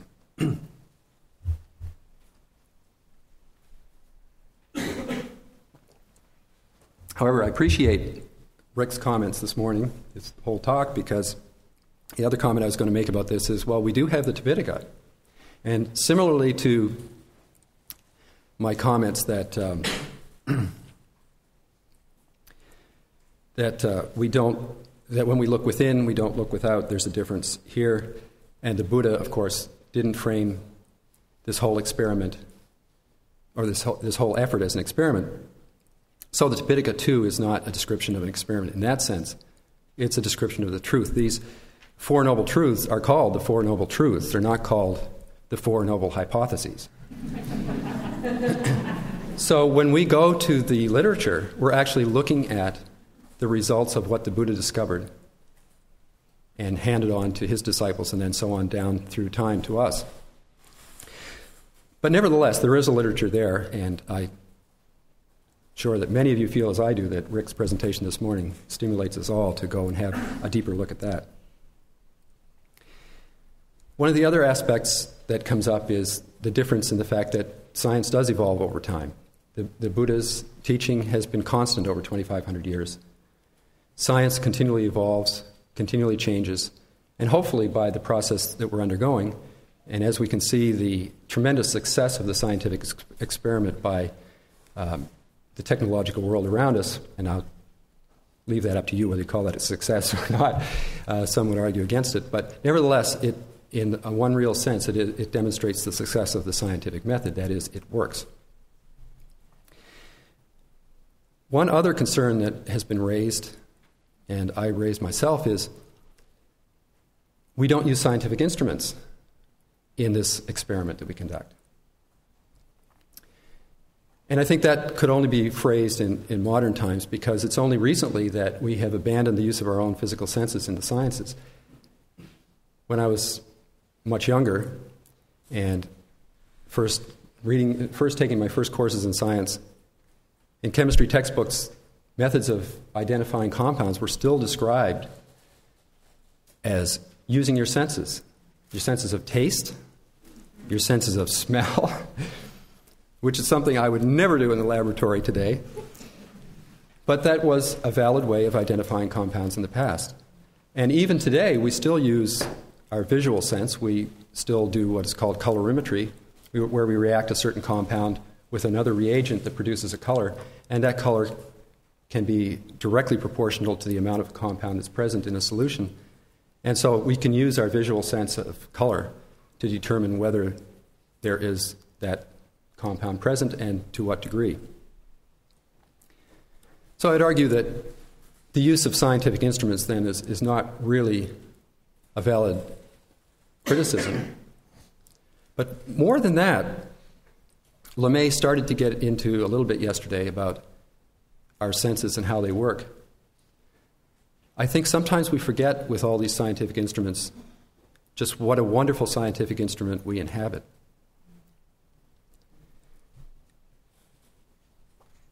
And there was a table that LeMay handed out yesterday, and she graciously chose not to go through it because I said that was something I would do. She mentioned, however, our sensitivity of touch, and she used an example that is in what's called a table of thresholds. It's very complicated how these are determined, and I would also mention that these are very descriptive analogies that illustrate what has been discovered by very intensive research, that we can perceive the wing of a bee falling on our back from a height of 1 centimeter. That's pretty sensitive. There's one that an example I was given when I was young in school. Take a human hair. Next time you brush your hair, just take one human hair and rub it between your fingers and see what it feels like. It doesn't feel all that fine. It feels like a piece of rope between your fingers. Well, my wife gave me a set of calipers for Christmas, and I put it to use. I measured the diameter of one of my human hairs. It's 2 1,000ths of an inch. And that's not even approaching the limit of our sensitivity. And also, as was mentioned yesterday by LeMay, with practice, our sense of touch becomes much more refined. And we've all probably, who have conducted the experiment of Vipassana here at the center, noticed that. Our other senses are dramatically sensitive as well. We can perceive a single candle burning. If we could set up this experiment on a completely dark night with no wind, we could perceive a single candle burning at 30 miles. And how that is determined is we can detect a single photon. Remember, we were talking about the star experiment that you're all going to conduct later in the month. A single photon impacting the retina in the eye is enough for us to perceive light in the dark, sensitized eye. Not only that, our eye can perceive 340,000 different combinations of color and intensity. Now, I don't know who may be scientists here or who plays around with spreadsheets, but you can think of the combinations of color and intensity on 2 axes of a graph. On your spreadsheets, you'd have to set up an array 600 wide, 600 entries wide, and 600 entries long. One of the problems of being a scientist is we need to understand our data, and that would be almost impossible to understand an array of that order. Our other senses, we could hear the tick of a watch at 20 feet. One of the problems with most of us don't have watches that tick anymore, but I don't know how they determined that one. But again, we can determine about the same array, about 340,000 different frequencies of sound and intensities of sound. Interestingly, the senses of sight or the senses of taste and smell aren't as dramatic. We don't seem to use those as much in our world. I guess they haven't been as crucial to our evolution. However, we can detect a single teaspoon of sugar in 2 gallons of water, or we could smell 1 drop of perfume in a 3-room apartment, probably half the size of this room. Another thing we can do is, if you hold up your thumb in terms of angle of visual acuity is about 2 degrees. Each degree in that particular angle is comprised of 60 minutes. Each minute is comprised of 60 seconds. So your thumb is comprised of 7,600 seconds of arc. Well, we can perceive half a second of arc, which means that if you hold up your thumb and imagine, we could distinguish 14,000 different lines making up our thumb, which is an incredible sensitivity.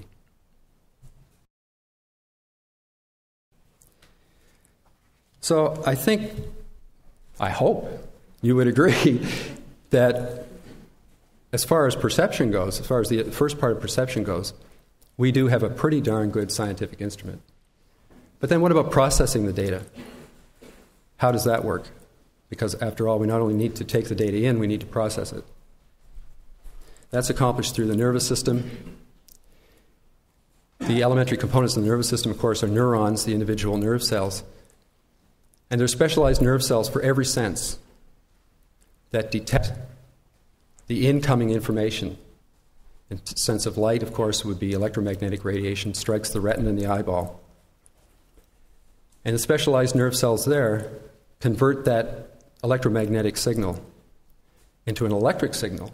An electric potential actually is sent down the body of the nerve cell and then converted to chemical energy in the synapse to signal the next neuron to fire, and so on, as that signal is passed up to our brain. Those signals reach our brain, are sent to the cerebral cortex, where they are assembled on what are called primary projection areas, which are mappings of those signals that represent the reality that we see or the reality that we hear. Now, the interesting thing is, nobody knows where this great hologram that's going on in our heads is actually playing.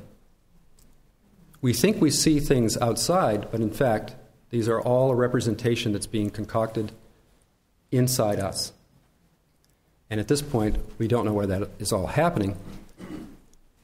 But the take-home message here is there's nothing in our understanding of perception, as far as the scientific method goes, that contradicts the Buddha's description of how perception works. Just one more comment about the brain, the central processing unit in our scientific instrument, if we like to call it that. There are in the order of 10 to 100 billion nerve cells in the brain. And each one of those nerve cells has 5,000 to 50,000 individual connections with other cells.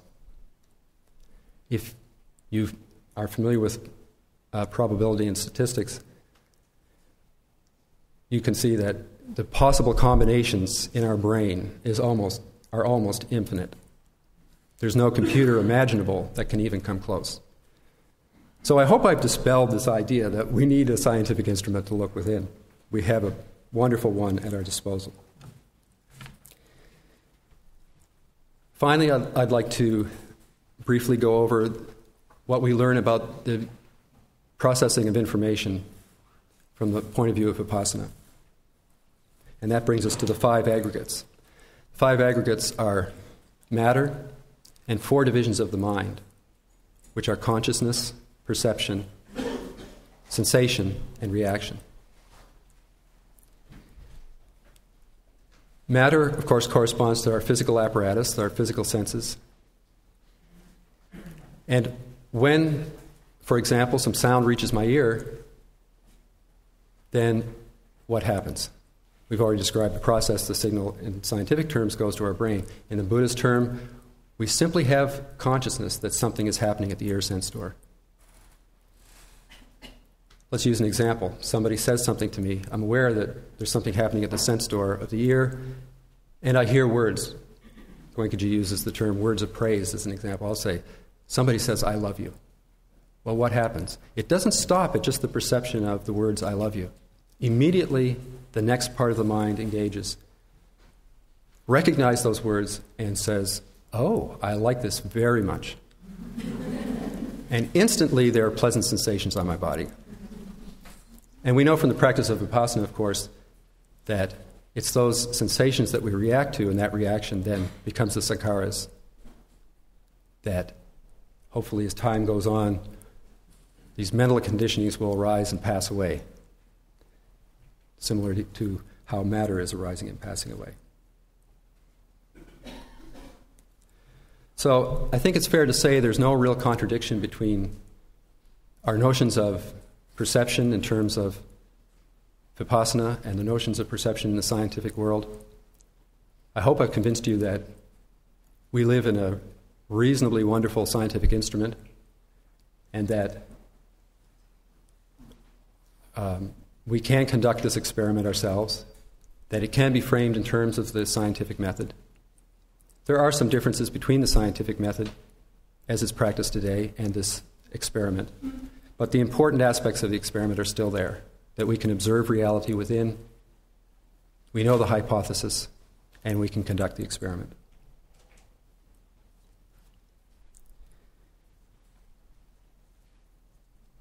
In closing, I'd just like to outline a few ways in which it is important that we develop this sense of objectivity.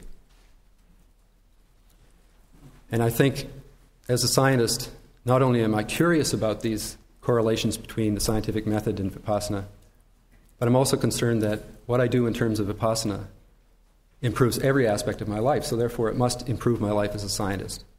And I think it doesn't take any deep thought to realize that science can get us into a lot of trouble. And on this earth, we certainly have done that. That has happened as a result of our sanya, I would say, our judgment, our not using our objective faculties to the full. And that happens in the scientific world. This peer review process isn't perfect.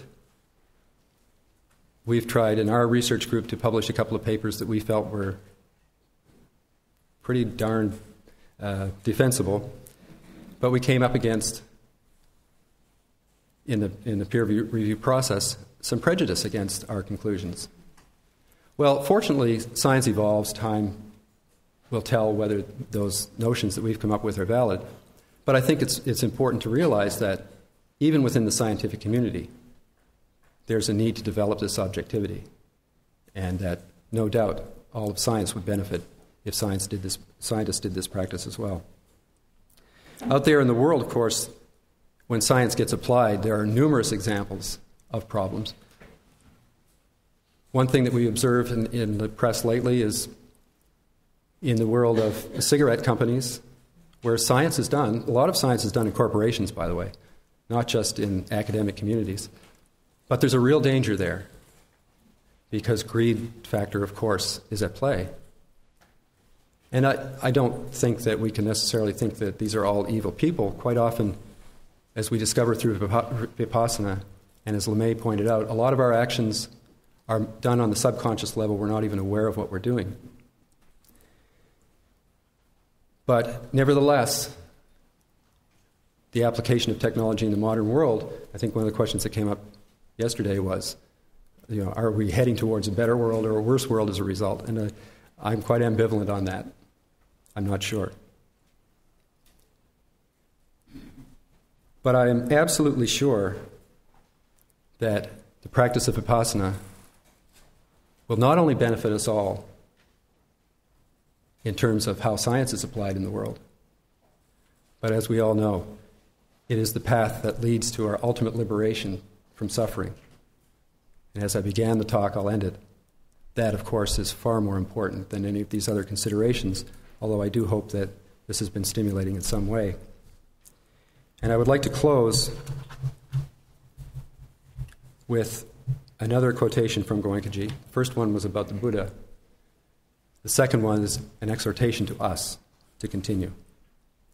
Like the Buddha, one should also be a scientist of the world within, in order to experience truth directly.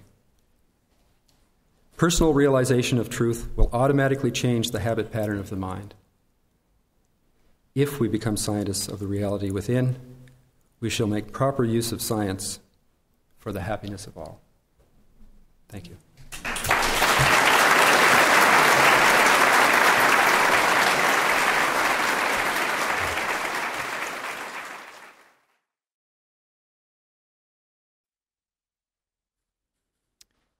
Peter?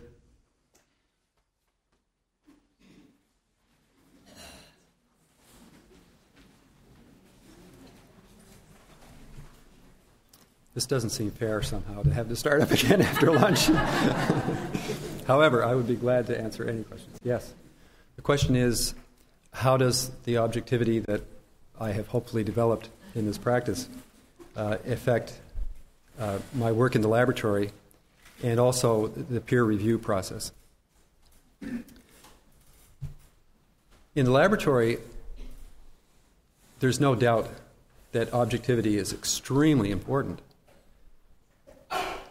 As you conduct experiments, one thing I didn't mention in talking about scientific instrumentation is, of course, there's something called noise. Scientific instruments aren't perfect replicators of phenomena. And so the data that you get isn't an exact representation of the phenomena that are going on. So as you look at your data, the question is, how do you interpret it? And when you see anomalies, do you keep them? Do you reject them? Of course, there are rules for doing that. But by developing objectivity, there's an important thing that happens, and that is that you start losing your attachment to how the experiment comes out. And I think that's absolutely crucial for a scientist. I mentioned a couple of examples of corporate science, if we can call it that. And of course, there are overriding or underlying influences that, on a very overt level, can influence how the data is interpreted. So, absolutely, developing objectivity is crucial in science. And as far as the peer review process, I can't say that it would be any different in that process. For me personally, as I said earlier to somebody here, it's actually dealing with the terror of the peer review process that probably is something that comes to mind more readily as a direct benefit of practicing Vipassana, because, of course, Vipassana goes way beyond all of these issues to purification of the entire being, and being able to observe terror and still stand up and give a talk, for example, is very helpful.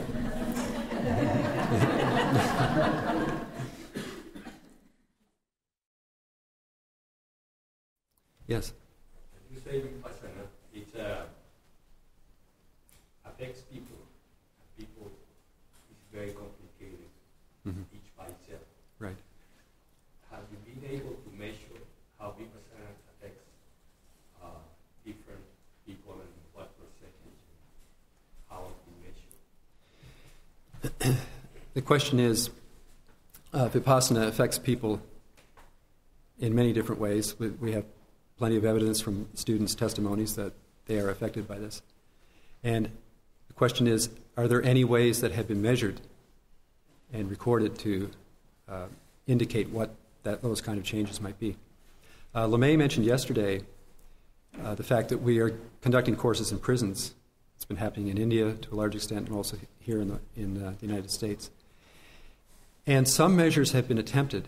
One that she mentioned was recidivism, the rate at which students who undertake courses end up back in prison at a later time.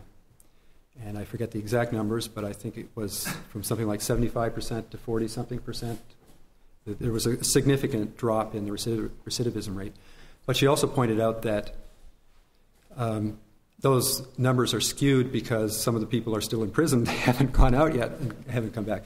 So that little anecdote just illustrates a problem, that what do you measure? And this is a concern that I have. I've thought about this a lot. Being a scientist, what kind of experiment or what kind of survey could I design that might be very helpful to illustrate to people? Because obviously when people come and start looking at Vipassana, they have questions. They want to know, well, does this really work? Can you convince me that this is really worthwhile? So I think it would be a worthwhile project to do that. And I haven't been able to really come up in my own mind, and I haven't heard anybody else come up with a set of parameters that we could put down and investigate.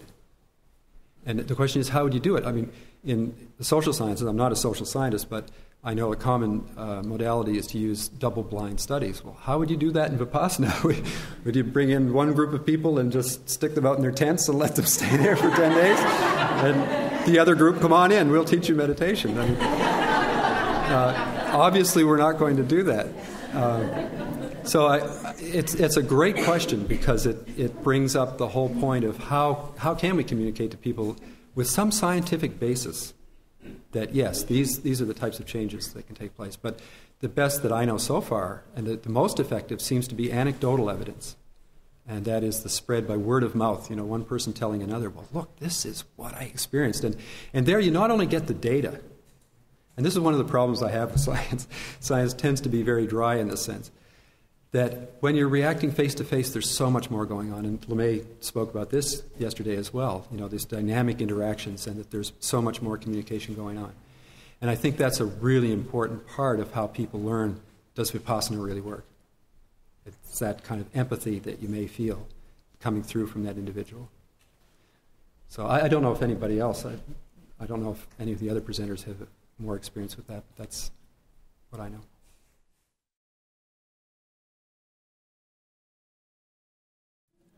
So the question is,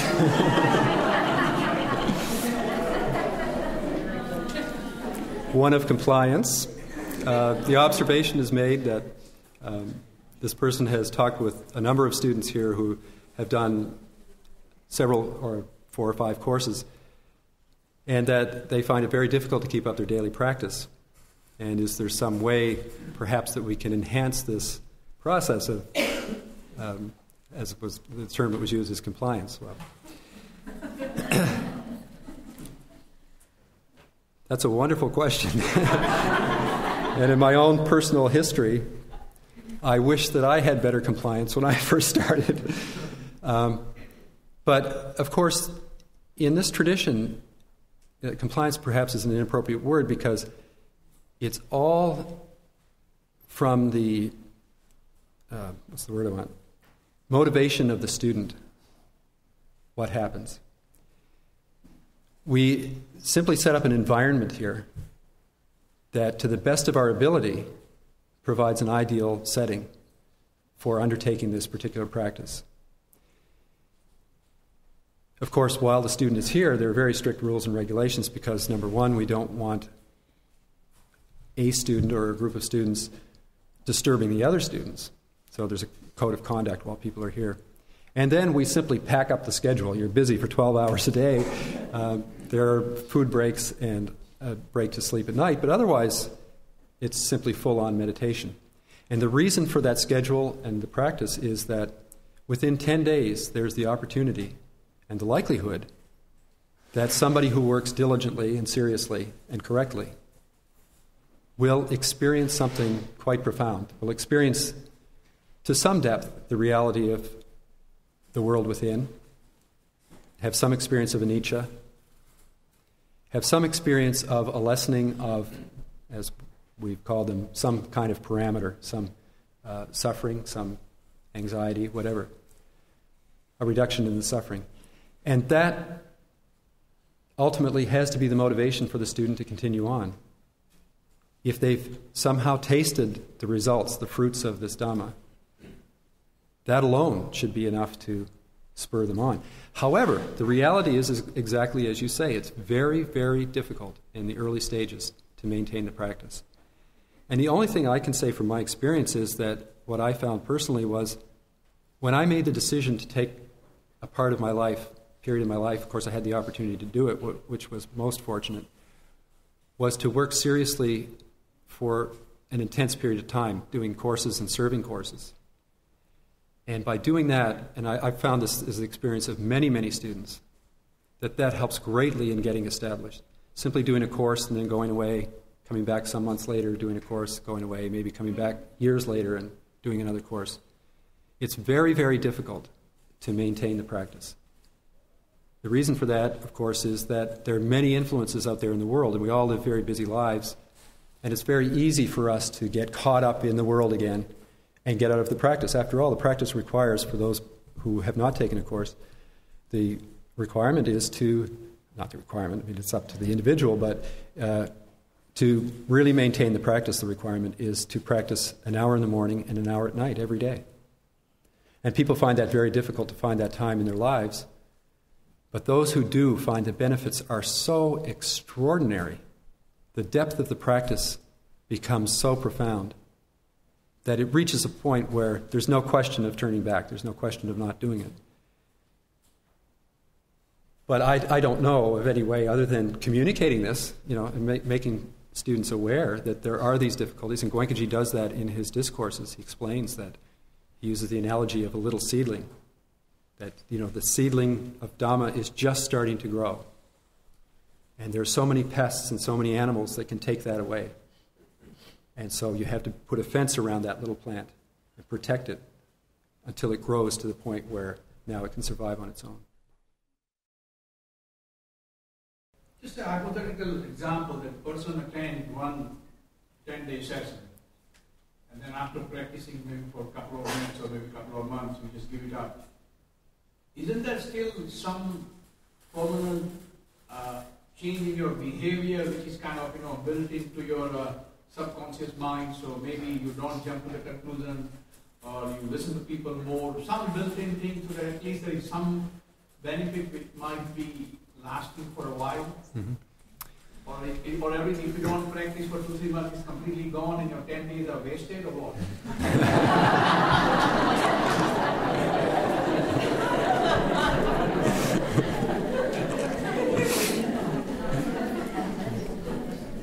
So the question is a hypothetical one, but a wonderful one. The question is, if somebody takes a course and maybe keeps their practice up for a week or so afterwards, and then loses the practice, stops practicing, is there some ongoing benefit that happens as a result of this, or is it just gone? Goenkaji very often says, no effort goes waste on this path. Nothing is lost. And I think that's very encouraging for anybody who has suffered through a 10-day course to know that that effort that you have made is not going to go to waste. Most definitely, because if you have any kind of realization of the truth within as a result of that course, this is bound to have a profound effect on your outlook. But more importantly, if you've worked properly, you've started to unwind this process of creating sankharas, creating more and more mental impurities. And every iota of the stock of sankharas that get peeled away is to your benefit. I can't say specifically, but of course, let's just use the example of anger. If during the course you find that so much anger comes up and you've developed equanimity, you've developed some balance towards that anger, and you've noticed that it has subsided somewhat, I have no qualms in saying that that benefit will be with you, that you have started to reduce it. But I must also add that if you then go back into the old habits, if, say, after a week or so you just come out of your practice, you may still have that benefit. But if a month or so later you start reacting and indulging in this anger towards others, well, you're starting to go in the opposite direction again. You're starting to create more sankharas, and there's no doubt that at some point that's going to overshadow the benefits. But still, the benefits from every step on the path are there. Yes? If you could talk on kind of, not really a question, but the, say, professional responsibility of scientifically exploring truth in a scientific way, and then the social responsibility of the scientist that comes with their studying and researching of, say, nature and truth, and the personal, say, social responsibility that may arise with the meditator of learning the cause and effect from going inside and making efforts to becoming perhaps a more compassionate, giving, generous, loving person. The kind of similarities between the scientist and the personal scientist of the practice. Mm-hmm. So the question relates to the social responsibility of a scientist, how that works, how that's developed, and also the suggestion that that be contrasted to the kind of sense of personal responsibility that comes from actually engaging in the practice of Vipassana. It's curious, and I'm not sure why it is, but I've noticed in the scientific community, at least in the academic setting, it's the sphere of my experience, is there's quite an idealism among a lot of the scientists that perhaps it comes from almost a childlike curiosity about the world and wanting to explore and play around in a laboratory and make discoveries and learn how the world works. That along with that is some notion that what we are doing is actually benefiting society, not just is this an endeavor, a livelihood that I can engage in to keep me going, body and soul, but to also provide some benefit for the society at large. Now the problem with that is that without real wisdom, those kind of notions can often be misguided. I've often wondered how a wonderful human being, an apparently wonderful human being like Albert Einstein, could have engaged in research that ended up basically in the production of atomic and nuclear weapons. But again, I think the example of naivety may be there, that I'm sure if he had known early on what the consequences were, that things might have developed very differently.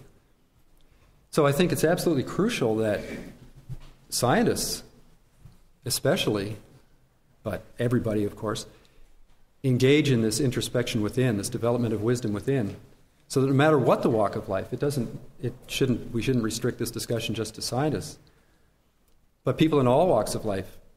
There are many, many consequences of the things that we do.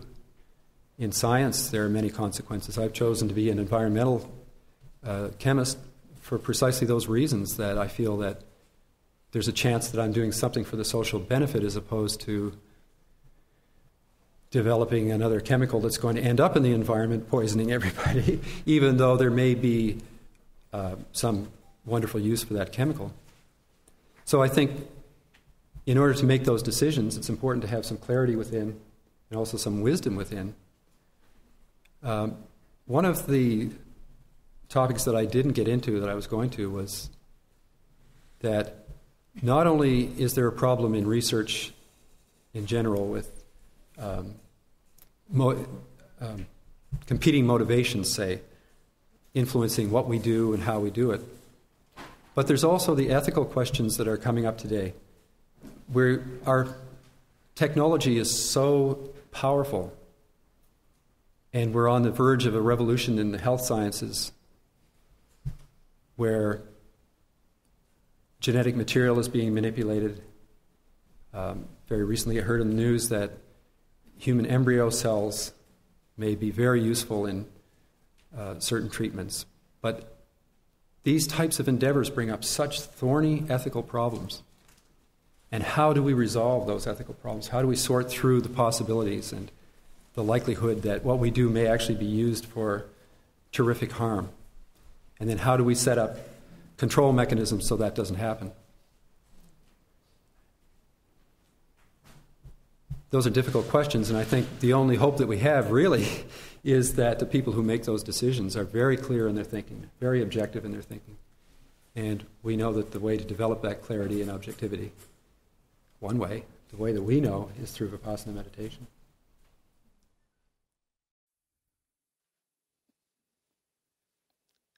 Friends, I am so pleased to meet you all here. From 2 days, you have been discussing about Vipassana, the teaching of the Enlightened One, the scientific aspect of it, the mind and matter. To me, Buddha was a super scientist. He was not a founder of a religion. I don't know how it all started and when it started and who started it. Buddha never founded any religion. A spiritual super scientist.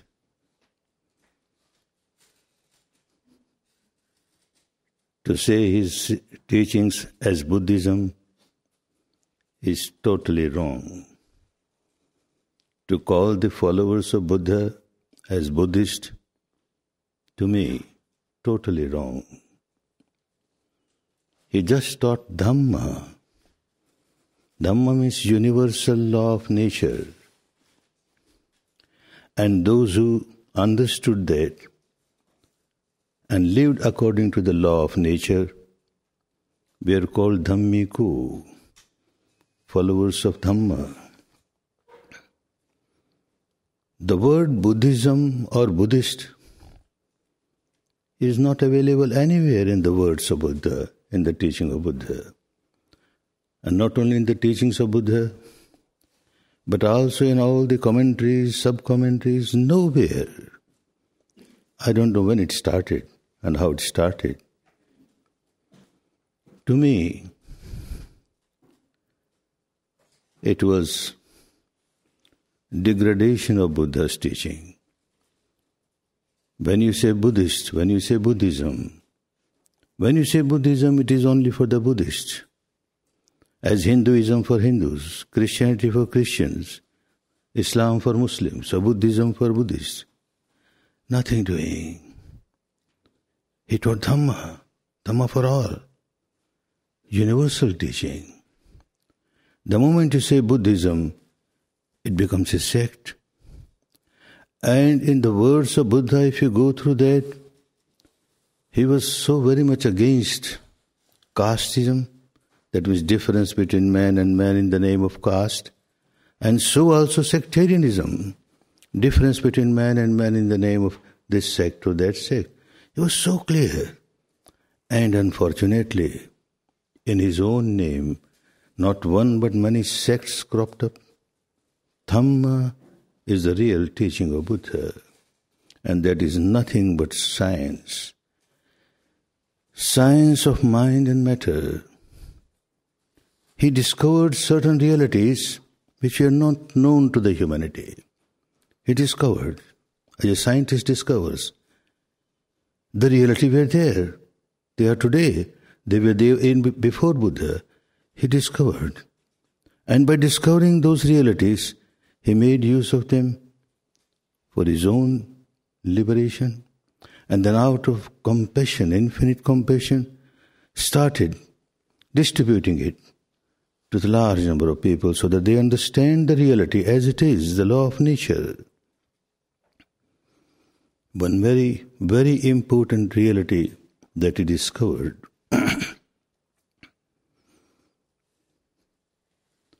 that the mind keeps on influencing the matter, the body. And in return, the body keeps on influencing the mind. At a very deep level, the conscious mind, at the level of conscious mind, one does not know what is happening deep inside. And that he found out, what is happening deep inside. This is where the cause of misery arises, because this is where the defilement arises. It arises, multiplies, and overpowers you. And when you are overpowered, you act in a wrong way which normally you would not have acted, because you are influenced, you are overpowered that particular defilement. How to come out of it? One must go to the root, where this defilement arises: anger, hatred, ego, fear, all defilements which make the mind unbalanced. How to balance the mind? Come out of these defilements, and the mind is again balanced, pure. Mind generates a sensation on the body. A wonderful discovery. Discovery, truth. No imagination, no philosophical belief, no dogma. Anything that arises in the mind flows with a sensation on the body. A great discovery. Sabbe Dhamma Vedana Samosarana.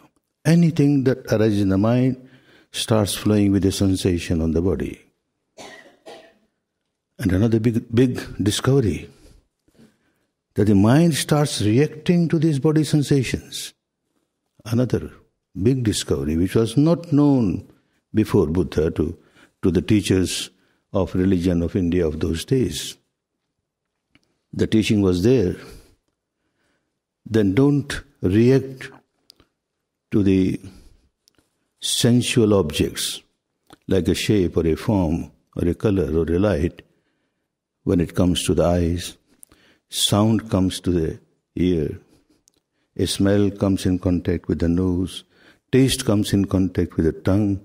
Something tangible comes in contact with the body, or a thought comes in contact with the mind. Don't react. That was the teaching. Don't react with craving. Don't react with aversion. Otherwise you are harming yourself. That teaching was there. Not Buddha's teaching. But Buddha says no. Because he was a super scientist, he kept on discovering the truth deeper, dividing, dissecting, disintegrating, dissolving the entire physical structure, the mental structure. What is happening? What is happening within the framework of my body? And realized you are not reacting to any outside object. At the apparent level, yes, it looks. Somebody has said something bad about me, has insulted me, I react with aversion. Somebody has praised me, I react with craving. Wonderful. All that at the apparent level, true, but only at the apparent level. At the deeper level, he found out, as soon as the external object comes in contact with your sense door, there is a sensation in the body. That sensation becomes pleasant if you evaluate that object as good. It becomes unpleasant when you evaluate, oh, bad. And this sensation which is turned as pleasant or unpleasant, then the mind starts reacting. So the mind is reacting to the sensations on the body. With every pleasant sensation, mind starts reacting, craving, clinging. With every unpleasant sensation, mind starts reacting with aversion, hatred. These are at the root level. All other defilements are the product of craving, aversion, which is because of the false ego. One doesn't know what is happening. An imaginary ego, one lives in the life of imaginary ego. What is there? Mere interaction of mind and matter. A great discovery which helped the mankind those days and is now helping in the same way. People come to the courses highly addict in alcohol, addict in drugs.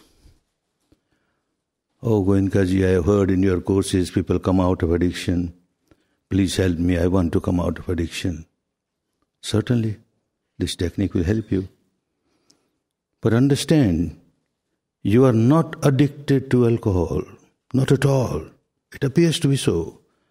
When you take alcohol, a type of sensation starts in your body. And the deeper level of the mind, the so-called unconscious mind, which is not unconscious, starts liking it, wonderful, and starts craving for it. And time and again, urge starts from the deeper level for that sensation, and you take more, and you take again. You feel that you are addicted to alcohol or drug or any other intoxicant. Actually, you are addicted to the sensation on the body. Just observe. Learn how to observe the sensations objectively. Any sensation that comes, you are observing it without reaction. Train. You have to train your mind. No reaction. Just observe. Just this habit pattern starts breaking. One comes out of it. Buddha said, not merely addiction towards this intoxicant or that intoxicants. People remain intoxicated to the defilements. I generate anger. I become miserable. Whenever we generate anger, hatred, ill will, the body sensations, lot of heat, palpitation starts, tension gets built up, misery. I'm creating misery for myself without knowing what's happening inside. When anger comes, oh, somebody has insulted me, or something undesirable has happened. That keeps on rotating, rolling in my so-called conscious mind, which is at paritta chitta, a very small part of the mind that keeps on rolling. Oh, it so happened. So-and-so insulted me. You are giving more fuel to this fire of anger that you generated. One doesn't know all that. All the time. If one starts looking towards oneself, as all the sages and saints and seers of the world have said, know thyself. That is the solution of all our problems. Know thyself. How to know? Not by listening to these discourses, not by reading scriptures, not by playing intellectual game. At the experiential level, know thyself. Somebody has insulted me. This is the truth outside. Now what is happening with me? I'm generating anger. What's happening? Whole body is burning, tension. I become so miserable. Because one does not know that I am making myself miserable. And I keep on multiplying this misery. I feel that I am generating anger to harm somebody. Before harming somebody, you start harming yourself. A big discovery of Buddha. Truth is truth, not that he created it. Truth is truth. Pubbe hanati attanang pacha hanati sopare. First you harm yourself and then only you harm others. It is impossible for anyone to harm anybody without first harming oneself. Truth. If you go deeper, it becomes so clear. Someone wants to kill somebody. You can't kill anybody without generating anger, hatred, ill will, animosity. And as soon as you start generating anger, hatred, ill will, the universal law of nature is such, you are punished then and there. Not that after death, then and there you become miserable. Nature started punishing you, so much misery inside, although one doesn't understand what is happening. Someone wants to steal something. You can't steal something without generating greed, craving, then only you. And if you notice inside, as soon as you generate greed or craving, you lost the balance of your mind. You lost the peace of your mind. You lost the harmony of your mind.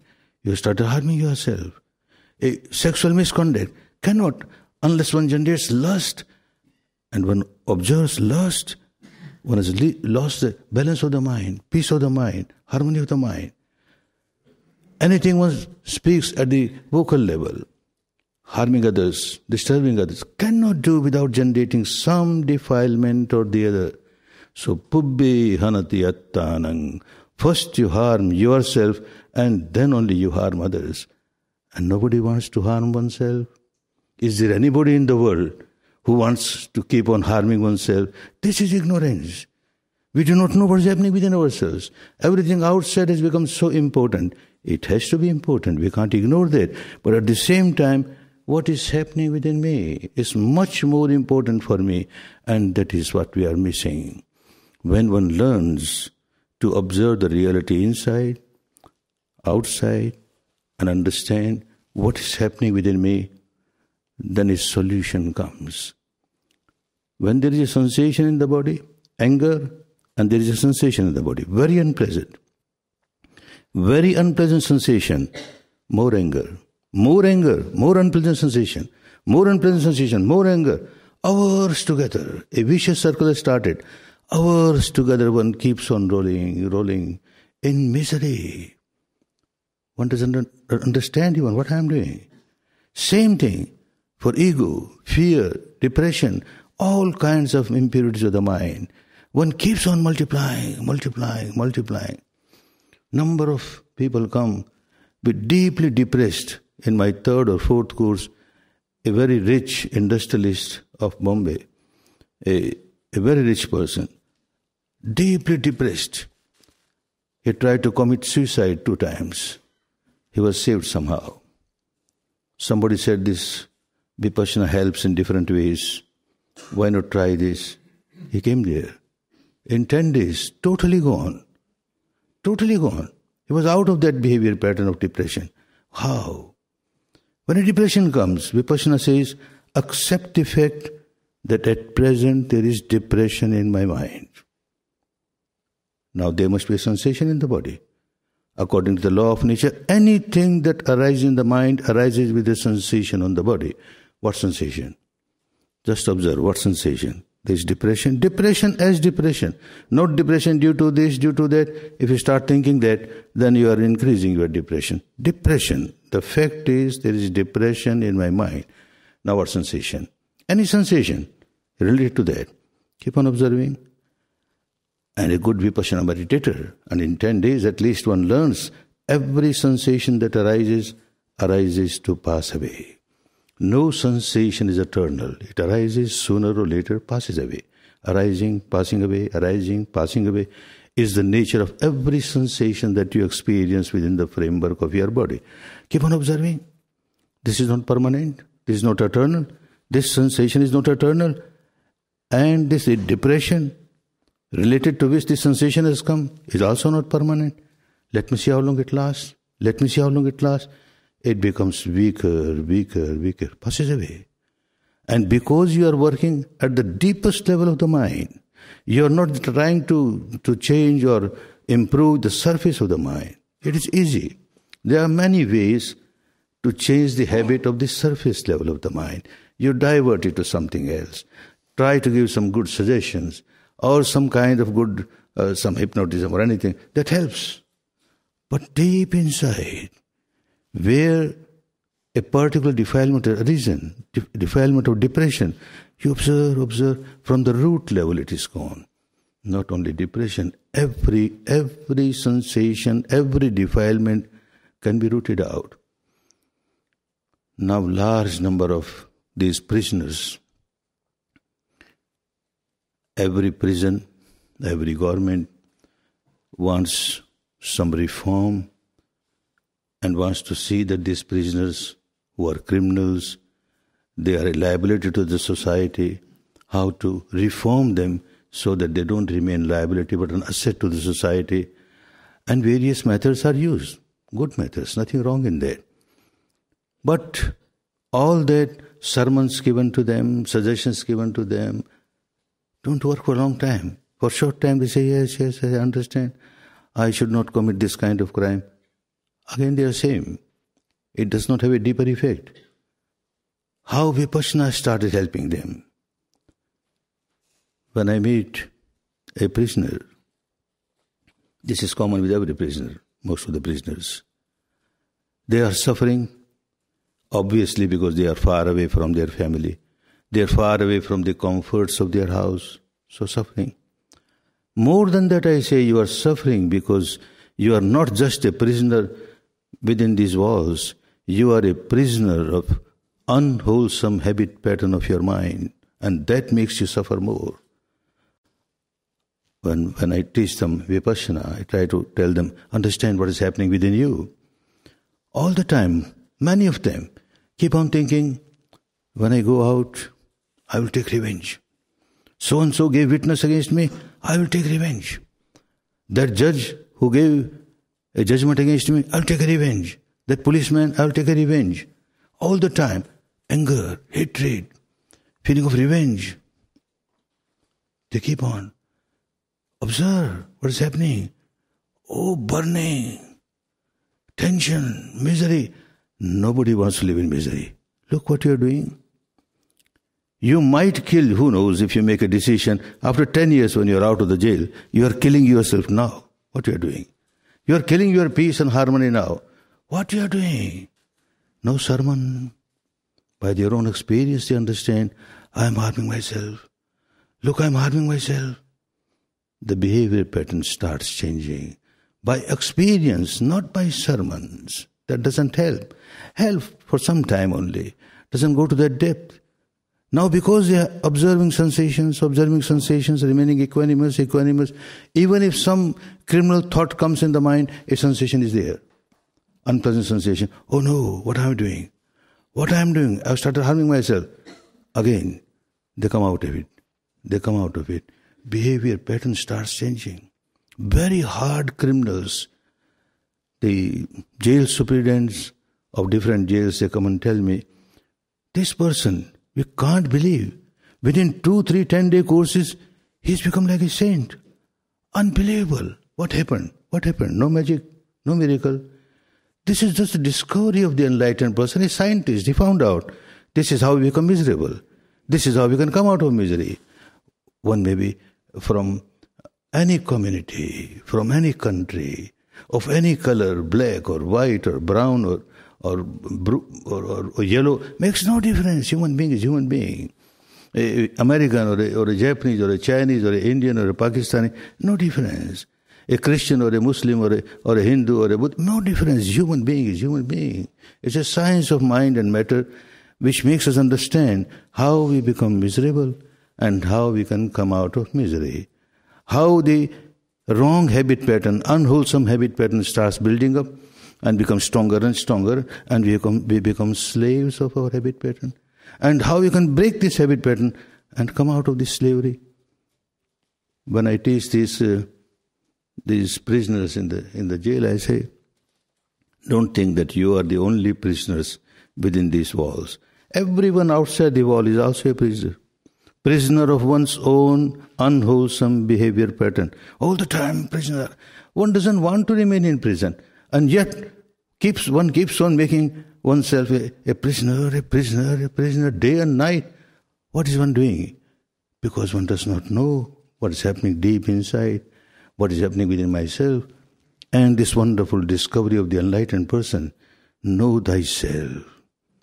Observe the reality pertaining to yourself, means the reality pertaining to mind and matter. How the mind influences the matter. Something arises in the mind, immediately there is a sensation in the body. And now the mind starts reacting to that body. Mind, matter, a vicious circle. He used the word asava. Asava means a flow. When we go much deeper, not in just 10 days, when people take long courses, deeper courses, everything becomes so clear. What flow? When any impurity arises in the mind, say anger as a reason, or lust as a reason, or fear as a reason, a particular biochemical starts flowing with the stream of the blood. And that particular biochemical is related to this particular defilement of the mind. Therefore, the mind again starts reacting in the same way. Anger, the flow of chemical of anger, will generate more anger, more flow, more anger, more flow. And the word asava is not only flow. The asava means intoxication. You get intoxicated, knowing very well you are suffering. In spite of that, you keep on generating, making yourself miserable. You are intoxicated. You don't understand what I am doing. A wonderful discovery by a great scientist. If we take him in the proper sense, as he taught in a proper way, we get so much help in our life. But we make him a founder of a religion, then of course it has nothing to do. He was not a founder of religion. Then only follower of that particular religion, that particular belief, that particular dogma, that particular rites, rituals, ceremonies, they are only followers of Buddha, which is wrong. And I say, with all my experience that I have, being born in a very staunch, conservative Hindu family, very conservative. For us, Buddhism was taboo. No, Buddha all right. He is incarnation of God Almighty. But his teaching, no. Never follow his teaching, otherwise you go to hell. This was taught to us from the childhood. So, I have studied both. And then I have studied so many people from every religion are coming to the courses. And I have discussion with them. It's not that I have read all the scriptures, but by discussing, I understand. Every religion has a core, a central core, every religion, which is uniform. A central core, wholesome central core, and that is live a moral life. Every religion accepts this, teaches this, live a moral life full of ethics. Have a disciplined, pure mind, full of love, compassion, goodwill. Every religion. And there is an outer shell. And that outer shell differs. This rite, that ritual, this ceremony, that ceremony, this belief, this dogma, that dogma, which always differs from one religion to the other. If we give all importance to the outer shell, we keep on quarreling. Mine is good, yours is bad. There is no end to it. But all importance, if it is given to this quintessence of all the religions, then one remains happy. There is no quarrel between one religion and the other. Let people be happy with their own rites, rituals, ceremonies, nothing wrong. But at the same time, all importance must be given to this central quintessence of all the religions. And Buddha realized this is the most important thing. So he taught nothing else except live a moral life. And for that, have mastery over your mind. And not only master, purify your mind to the deepest level. Have a very pure mind, full of love, full of compassion. Everybody agrees. People from different traditions come to the courses. Large number of Christians, Muslims, Hindus, Buddhists, Jains, Jewish, all are coming. And their leaders are coming. Like from the Christians, more than 2,000 Christian priests and nuns have participated. And they keep on coming. Every year, 100 or 200 keep on coming because they get benefit from it. One of them, a very senior Mother Superior, she says, "You are teaching Christianity in the name of Buddha." I'm teaching Dhamma. I'm teaching Dhamma, which is universal. Same for everybody. People get so very much on the line, they come on the line so easily because they feel it's my religion. Because the quintessence is the same everywhere. Live a moral life. Now which religion will say, don't live a moral life? Live a moral life. Have a pure mind, full of love, full of compassion, full of goodwill, full of tolerance. This is the teaching of every religion. So people are coming. Courses are given in Muslim countries. A large number of Hindus are coming. And not only that, teachers who are trained to teach. One Christian priest is a Vipassana teacher. Christian priest is teaching Vipassana. A Christian nun is teaching Vipassana. So many Muslims are teaching Vipassana. Sikhs are teaching Vipassana. Hindus are teaching Vipassana. They are teachers. Not to save the followers. So many people, we can't give them sometimes admission. People have to wait sometimes 6 months to get admission in Igatpuri. Because so much demand. Because so much benefit is there. It is not any kind of conversion from one religion to another religion. And it is not some kind of assurance that after death you will get this or that. After death, one doesn't know what happens after death. What now? Here and now. You get the benefit here and now. Your present is so liberated from all the miseries. Future will definitely be liberated from miseries. Future is nothing but product of the present. If the present is bad, you can't expect the future to be good. Make your present good. And here is a way. You make your present good. People are making use of it. And it is progressing everywhere. So long as people feel, oh, it's Buddhism. This is Buddhism. Different religion, not my religion. Then they hesitate. Once they come to know no religion. What religion? It's a way of life. It's an art of living. A code of conduct. How to live peacefully and harmoniously within. And how to generate nothing but peace and harmony for the atmosphere. So that others can also live in peace and harmony. Whenever I generate any negativity in the mind, I am the first victim of that negativity. I become miserable. Not only that, I start throwing that misery on others. When I generate anger, the entire atmosphere around me gets charged with the vibration of anger. Anybody who comes in contact becomes a miserable person. On the other hand, if mind is free from these negativities, pure mind, full of love, full of compassion, then I feel so much of peace and harmony. The law of nature is such. You defile your mind, you get punishment here and now. You purify your mind, you get reward here and now. As your mind becomes pure, you get so much of peace, so much of harmony. Reward is there. And then the whole atmosphere around you gets charged with the vibration of love, compassion, goodwill. Anybody who comes in contact feels so happy, so peaceful. This is a way of life, a good way of life.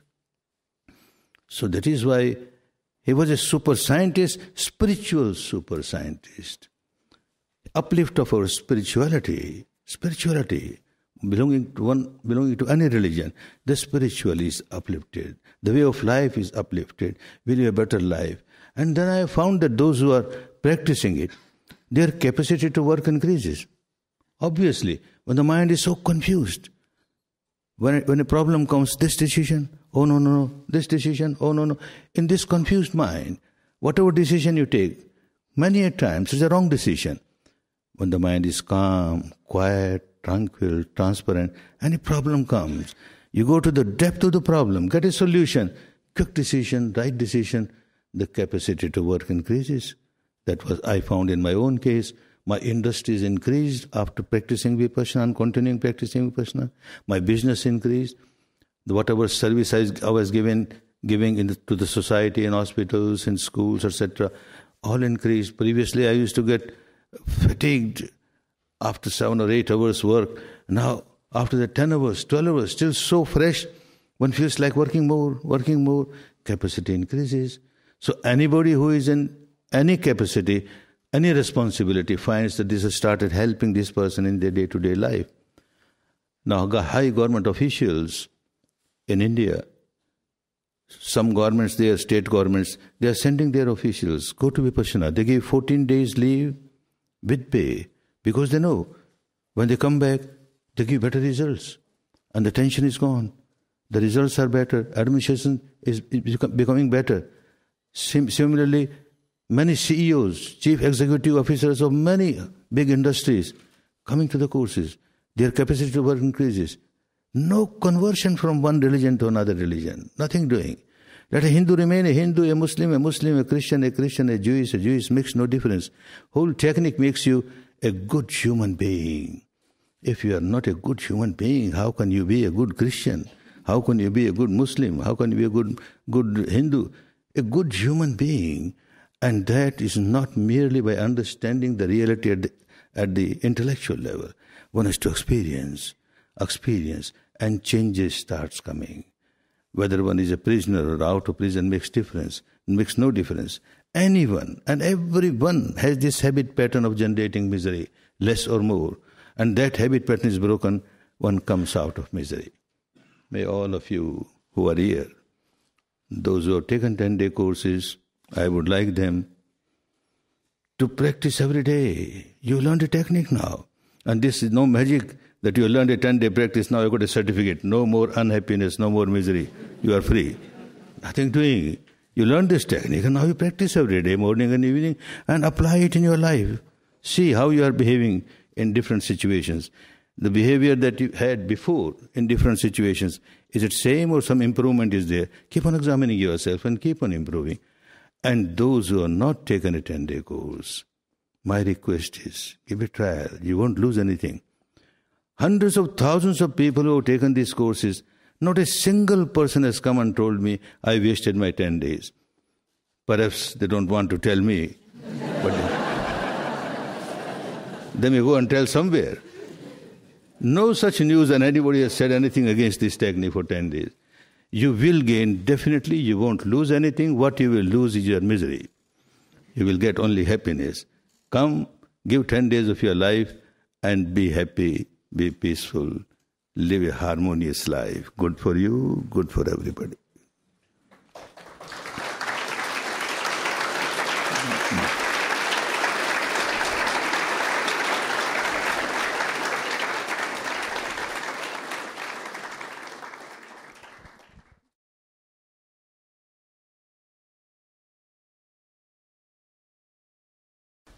When people speak about enlightenment and compassion, I think of Buddhism. How is Vipassana not a religion? Are you a Buddhist? No, I'm not a Buddhist. I don't teach Buddhism. I don't make anyone a Buddhist. I teach Dhamma, the law of nature. I follow Dhamma and I feel that I am very peaceful because of that, and I share my peace with others. Follow Dhamma, follow the law of nature. If you defile your mind, nature will punish you, or say the God will punish you. And if you keep your mind free from these defilements, the nature will give you reward, or say the God will give you reward. If you call Buddhism, then it becomes certainly a sect. Vipassana is to observe the reality. The word Vipassana is to observe. Observe objectively the reality pertaining to yourself. Each individual can do that. Not necessary that one should become a Buddhist to do that.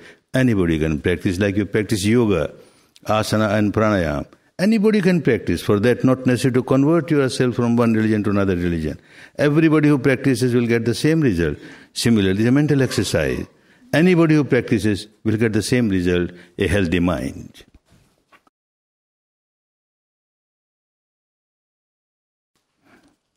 When we practice metta after sitting, should there be a time limit?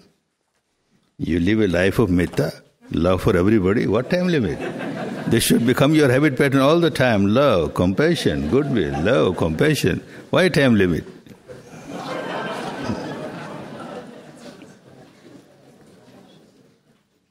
If at the end of 1 hour sitting, metta becomes mechanical without much sincerity, then don't do it. No mechanical. What mechanical? If you really feel, mind is pure, naturally, metta will come, love, compassion, then only practice. Otherwise, don't make it a mechanical exercise. It's not a rite or a ritual.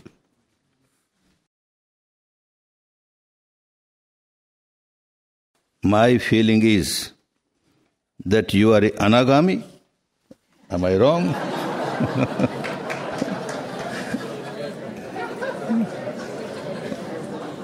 Why not an arhat? Why not a Buddha?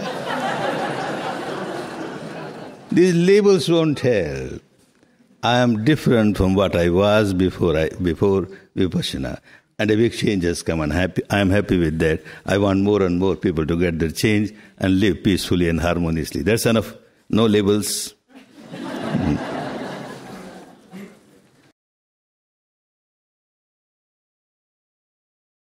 I heard you advise the old students to sit 1 hour morning and night. What are we to do if we have an aversion, busy schedule, or just find it difficult to sit 1 hour in morning and in night? You don't find it difficult to take your meals 2-3 times? You take. You say, I'm very busy. Today no breakfast, no lunch, no dinner. I'm so busy person. Oh, how can I? You have to give food to your body to keep it healthy. You have to give food to your mind also to make it healthy. You don't give food to the mind becomes ill and becomes weak, unhealthy. Oh no, give proper food. This 1 hour exercise of the mind is making the mind healthy. You will always find time.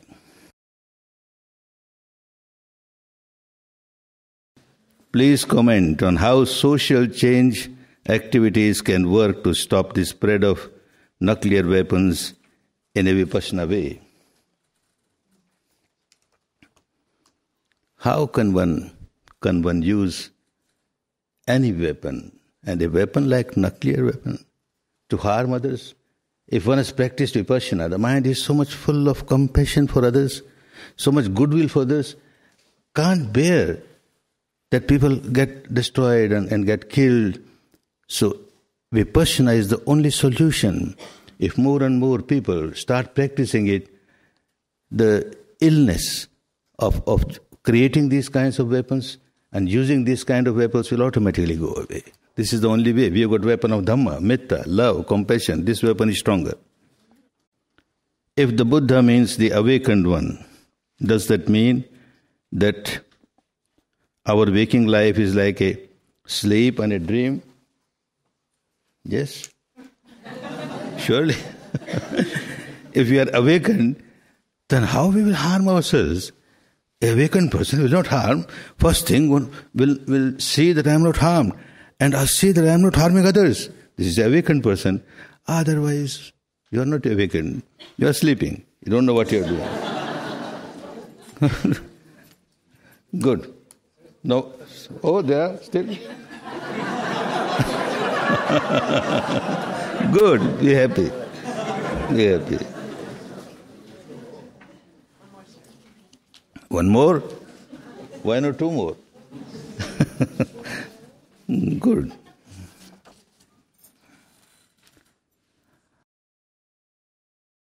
How to develop equanimity? Practice Vipassana and you will develop equanimity. Equanimity not towards the outer world only, vicissitudes of the life. One has to learn equanimity. If you are not equanimous deep inside, the equanimity at the surface is very fragile. It will get broken. So with Vipassana, you go deep, and everything that you experience, pleasant, unpleasant, you are equanimous. Understanding this will change. Outside world also it will change. Inside also it will change. The law of nature is such, keeps on changing.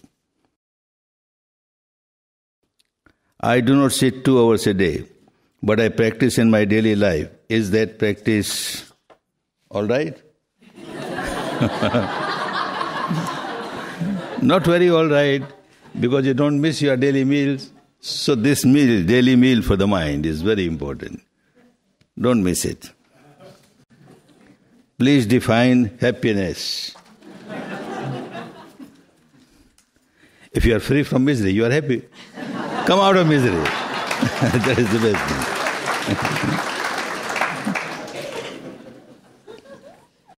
I have seen the use of some mind-altering drugs. This is not a drug. You are changing yourself. You are changing the habit pattern. If the mind changes only at the surface level by using this drug or that drug, the deep inside, this mad behavior pattern continues to multiply, continues to become stronger and stronger. So work at the deepest level. Is the best method of ensuring Vipassana outreach success for the individual to purify his or her own mind? Certainly, there are many methods. We don't deny there are no methods in the world. There are many methods. But I have found, having practiced so many, I have found this is a method which takes us to the root of the mind. Because the root of the mind, the deepest layer of the mind, is constantly in touch with body sensations, day and night. It remains awakened all the time and keeps on feeling sensation, keeps on reacting to sensation. In the body, every moment, some sensation or the other is there. Pleasant, unpleasant, pleasant, unpleasant. And this mad fellow keeps on reacting, craving, aversion, craving, aversion. We have to change that habit pattern, and Vipassana helps to change that habit pattern at the root level. What do you mean by superficial aspect of the mind? This talkative mind, all the time, talks this, what is called conscious mind in the Western psychology. In the ancient, the word used by the enlightened was paritachita, a very small part of the mind. And there's a big barrier between this and the lower, bigger part of the mind. The bigger part of the mind is constantly in touch with body sensation, a great discovery. Constantly in touch and constantly reacting. The surface mind doesn't know at all what is happening deep inside. Like I give example, somebody is in deep sleep. Who is in deep sleep? The conscious mind is in deep sleep. The so-called unconscious, not unconscious, always conscious, 24 hours. Deep sleep, a mosquito has come unbitten. Conscious mind doesn't know at all. But unconscious feels the sensation, drives with the mosquito or kills the mosquito, and still unpleasant sensation, scratches. Sleeping. Somebody in the morning asks, how many times mosquitoes bit you? One doesn't know. Because one doesn't know what happened. Was sleeping. The conscious mind was sleeping. Similarly, day and night, this so-called unconscious mind is very conscious to sensations. Like if I had not done Vipassana, not practiced Vipassana, what will happen? As I am talking, the so-called surface level of the mind, the intellect, keeps on looking at the people. Are they understanding what I am saying? Or are they getting bored? They started looking at their watches. They want to go, so I better stop. I don't talk. All that at the intellectual level, at the conscious mind. Deep unconscious, nothing to do with all these. The weight of the body, a pressure gets built somewhere. You say, no, I don't like. I make a little change like this. Then again, I make a change like this. I keep on doing like this, like this. Buddha said, you just observe somebody for half an hour. You see how many times this fellow keeps on, and doesn't know what is happening. Doesn't know what is happening at the deeper level of the mind. This breaks the barrier, and the conscious and unconscious are all super conscious. One can feel everything and see that one does not react to these. How far is okay to be tolerant without feeling being used? Don't allow anybody to use you. Don't allow anybody to take advantage of your Vipassana. By Vipassana, you do not become like a vegetable, let anybody come and cut, I am a Vipassana meditator. No. You have to take very strong action, but action. Vipassana teaches you to be free from blind reaction. Something has happened. Just observe sensations. Few seconds, not that you go in a corner, start meditating, respiration, nothing doing. With open eyes, you feel sensations, your mind is equanimous, balanced, then take action. First, if somebody is doing something wrong to you or to others, in soft words, you try to explain. One doesn't understand. One doesn't understand soft language. Use hard language, nothing wrong. Use hard action, nothing wrong. But deep inside, no hatred, no aversion, more compassion for this person. He's a sick person. He doesn't understand soft. So I have to use hard language to stop him from multiplying his bad habit of harming others. And to stop him so that others are not harmed, I am not harmed. Vipassana will not make you inactive, make you active. but with positivity. How will we keep this organization which is formed to teach the spiritual way of life from becoming an organized religion? Keep the purity of the technique. It can't become an organized religion. The moment you lose the technique and you start using only the surface things like giving lectures and all these clappings, wonderful, you said very well, but don't practice. If you don't practice, it becomes an organized religion. Keep on practicing, there is no danger to the purity of the technique. If you would develop a questionnaire to give to new students to measure positive changes after a 10-day course, what are some questions we should ask? Ask the psychiatrist, they will help you. Not my job. I see their conduct in life, any change coming in their life or not, that is more important. You discuss not judging or separating. No, you have to judge. You judge, but don't react. If you find something bad, no aversion. Something good, no craving. But take proper action which will be helpful to you and helpful to others. Don't take any action which will harm others, understanding that any action which harms others will harm you first. So come out of this harm and be helpful to yourself and to others. What is the final state of Vipassana? Purity of mind is the final state. Liberation from all the defilements is the final state. Liberation from all the misery is the final state of Vipassana. No questions at the moment. I just want to extend my deep gratitude. You know how you express your deep gratitude? If you are a student, then become stronger and stronger in Dhamma. When I see any of my students developing in Dhamma, I feel so happy. That is the best way to express your gratitude. Nothing else. Thank you for sharing this technique. I am very young in practice, but already I have seen improvement. I will continue to work. Very good. This is the way to show your gratitude. May all of you keep growing in Dhamma. May all of you keep enjoying peace and harmony, come out of all the miseries of life. May all of you be happy, be happy, be happy, be happy, be happy, be happy, be happy, be happy, be happy, be happy, be happy, be happy, be happy, be happy, be happy, be happy. Be happy, be happy, be happy, be happy, be happy, be happy, be happy, be happy, be happy, be happy, be happy, be happy, be happy, be happy, be happy, be happy, be happy, be happy, be happy, be happy.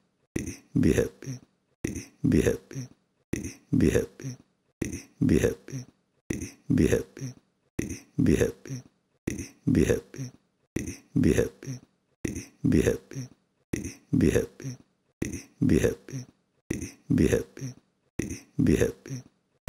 be happy, be happy, be happy, be happy, be happy, be happy, be happy, be happy, be happy, be happy.